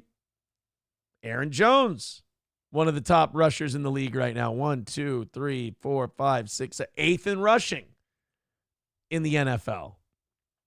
Gotta love it, man. We're leading a lot of shit. I think Justin Jefferson is right up there in receiving yards. Fucking Malik Neighbors. Justin Jefferson is, 5th in the league in receiving yards. Receiving touchdowns, your boy's tied for first with Marvin Harrison Jr. And Jalen Naylor is tied for second with 3 touchdown catches. So Vikings are looking pretty fucking good right now. They're looking pretty solid. Andrew Sun says, fascinating. That goal got knocked out early, so we get this quality broadcasting. Hey, see the way, Andrew Sun. I don't know what to tell you. We're doing an hour of overtime for a very generous audience. If that upsets you, son, you are welcome to pull up a chair and seethe with Thomas, because we love you. Nana's Clam says, this happens to OT when goals are hit ahead of time. Oh, let's check this out. Fuck you, dude. I've been going for 5 hours. I wanted to talk about my Vikings for 12. It's been 12 minutes now. I wanted to talk about my Vikings for 12 minutes on a show where I've gone for 5 hours. You know what I want to say to you right now? I'm sorry. I apologize to you deeply. Deeply. Let's open up these 8 o'clock stories. I'm sure you want to. I know you guys want to talk about the DirecTV Dish Network merger, so you're right. I should get off of all this football shit. And we should get to merger talk because Lord knows I don't want to upset anybody. Carlos Cameo with $1 says, we forgive you if you take the Monday after a Vikings Super Bowl win off for being too hungover. Oh, if you think I'm going to be here Monday morning if the Vikings win the Super Bowl, I might not be here all fucking week. I might make a personal loan to Steel Toe Media from my own pocket to take the entire fucking week off. At that point, I'll cover all the goals and I'll go, guys, I'm fucking off. I'll see you later. The Vikings, when you understand, like, you might be gay and not a man and you don't pay attention to football. That's fine. Don't make it my problem. Or you may be from a city where you've won a Super Bowl before. We've not only never won, we've been to 4 of them and lost, and we've been to probably 4 or 5 more NFC Championship games and lost. The Super Bowl is all some of us live for in this northern hell. And there are so many people in Minnesota where if it weren't for our children, if the Vikings won the Super Bowl and we stuck our head under a truck tire and it popped it like a watermelon at a Gallagher show, we'd die happy. We just want to see them win a fucking Super Bowl. Honestly, at this point, like, I was 4 when the Twins won their last World Series. I don't remember it. A Super Bowl would be the coolest thing. I honestly believe I would be, even though I like baseball more than basketball, I think I'd be more excited for a Timberwolves World Championship than I would a World Series victory. Because, again, the Timberwolves have never even been to the NBA Finals, let alone won one. The Twins have won 3 World Series, or they've been to 3, one of the two. We've either won 87 and 91, or we won like 65, 87, and 91, or we went to 1965 and we lost. One of the two. Either way, the Twins have already won them, so that's not as cool. But the Vikings winning a Super Bowl, shit, so many of us could die. Dustin with $4.99 says the Vikes are peaking early like your hairline did. See, why can't you guys be a hater like Dustin's a hater? He's funny. I like him. Rams beat the 49ers too. That's your best win. Ooh, you know what? I would argue that the Texans win is our best win. What was it, 34-7? That's our hallmark win for the year. Don't be delusional. Vikes will come back down to earth. What did you say, Dustin? What the fuck did you say to me? Did you just say, don't be delusional? Motherfucker, you're not from Minnesota, are you? You're not from Minnesota. Don't be delusional, Aaron. I'm a Vikings fan. Being delusional is my God-given right. That's all we have here is delusion. If Vikings fans don't have delusion, we have snow and depression. That's it. Well, and the Timberwolves. Although they just traded away Karl Anthony Towns. Who knows what the fuck is going on? So I'm telling you right now, if you're going to sit here and say, don't be delusional, Vikings fans, prepare for a tantrum. If we don't have our delusion, what did I say, Dustin? I said 16-1. I'm standing by 16-1. Andrew Sun, see, he's being a fun hater now. He's playing around. He says, next time Johnny is on, make sure you tell him how easily you knocked out the goal and speculate about whether his absence was a factor in that. Ooh, that's a good idea. It might make us hit the goal really early tomorrow. I like that. Andrew Sun, I'm actually going to take back what I said about you. You're not a seething hater. That was actually remarkably helpful. So thank you, and I apologize. Landers says, in fairness, Aaron did vote for Walls. Hey, wait a fucking second. Wait a tick. No, sir. Approachable says, this show is just like the Vikings. Did great the first half. Now it's a shit ton of fumbles and dropped balls. Bone Cold says, Vikings win the Super Bowl. Then the Wild win the Stanley Cup. Yeah, see, I don't give a shit about hockey. I get it, though. And the Wolves win the NBA title. All right. All right. Fuck your T-Wolves, Minnesota Wild, baby. All right. Fauci's Pangolin says, without injuries, 14-3. With more injuries, 12-5. I'll take that. We could lose both games to the Lions, and we could lose to the Seahawks. So 14-3, I can't hate that. 12-5, you'd have to drop a Bears game and probably the Rams game in order to go 12-5. That's actually what the New York Times has us listed as. The New York Times has us listed as they project us at 12-5 now. Dustin with $1.99 says, I'll bet you one show goal, you lose 7 games. That we go 10-7? Okay, so if I win, you cover the goal one morning. If I lose, I give you $350. Okay. That's, you know what? Let's do that. So if the Vikings lose less than 7 games, I win. If the Vikings lose 7 games or more, you win. Deal. And if I win, you cover the goal. If you win, I give you a goal's worth of money. Perfect.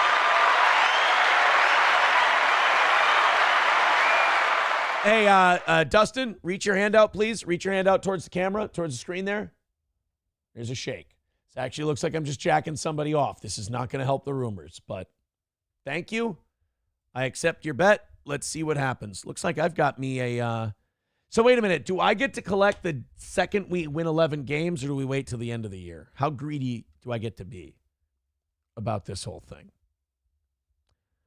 We'll worry about it some other day. Breaking Baldo news. What a fucking guy.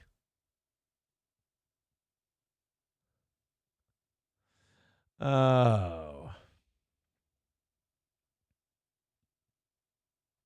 Wait a minute. What did I say that was really gay? Hold on. This was going to affect you. I selfishly just thought about myself, and I'm sorry. Now, that is a gay look. That's a gay look. You're right. That was a gay look. Oh, what do we got? 8 minutes left? All right. Let's get in there. 185 away from tonight. Again, if we knock out tonight's goal before the debate, we will do a debate stream today. Andrew's son says, if you prove to a statistical certainty that Johnny's appearance have suppressed your earnings, will he need to pay you back? No. Johnny will not have to pay me back if we can prove that, that he's causing us to make less money. Jesus, you guys are fucking ruthless. Let's do this one real quick before we got to get out of here. Thank you guys very much for your generosity today. Abby Evan, that's right. You got to give it to this guy. He did try and make it to his court date. Unfortunately, he did it maybe the worst way possible. He was R-wording a deer and rode it all the way to the courthouse. This is Cody Adams. Shortly after Oklahoma Highway Patrol troopers arrested him near the Pawnee County Courthouse. OHP says earlier Adams was at a gas station in Stillwater asking people for a ride to his court date in Pawnee. When he couldn't find a ride, OHP says Adams decided to hop in this unoccupied LifeNet Emergency Services vehicle. Right, because I'm sure LifeNet Emergency Services doesn't GPS track their vehicles, you fucking dickhead. You know, some people make bad decisions and they have bad luck. Not bad luck. They make bad decisions. I'm not a bad luck case. I made shitty decisions and I had to rebuild from zero and all that shit. But like, some people are just bad luck schlep rocks and they're just they were born a mess. This guy, born a mess, has a court case for stealing a vehicle and he's just walking around. Can you give me a ride to the courthouse? This dirty fucking goofy looking bastard is walking around asking strangers if they can get him a ride to the courthouse. And when they can't give him a ride to the courthouse, he steals a fucking car again. Some guys were just born to be locked up. Cool. And drive himself to court. That was left on, running, and unattended. They say Adams took the truck on that 30-minute drive to Pawnee and then ditched it. First responders had... Wait, like Pawnee? Like the Pawnee? Like Parks and Rec Pawnee? Fuck, I didn't even know it actually existed. An idea of where that vehicle might be headed to. A trooper caught him as he was walking into the courthouse. Adams saying he was just borrowing the truck. And you know what? I'll say this. It probably made sense to him. I'll give him that. It probably made sense to him. He doesn't look like the brightest bulb. But, you know, don't you let him go. Like, let him go into his court hearing at least. Let him go into that and then arrest him afterwards. Trooper did. I believe he made sure that he made his court date. Hey, I've been in one of those. They bring you in through a garage and then you go in and you get booked and that's how you go to jail. I know that now. Whee! Now, he still did make his court case again. OHP says after court, he was transported back to the Payne County Jail and booked on new charges. Reporting live. Oh, okay. So they did. Okay, cool. They did let him go to his court date then. Good. God, I'm really fucking getting tired of these. Dude, I'm going to lose my fucking mind. I got a text yesterday from another one of those political text service things. And it literally went, Aaron, this is the 4th time we've texted you in 11 hours. Like, I'm the problem. I'm like, yeah, I fucking know. Like, when are you going to get the hint? Ew, Oklahoma group helps catch 73-year-old who agreed to meet up with teenage boy. We'll do that one for tonight. Well, guys, that's right. He's also 73 years old, and he thought... Oh, fuck.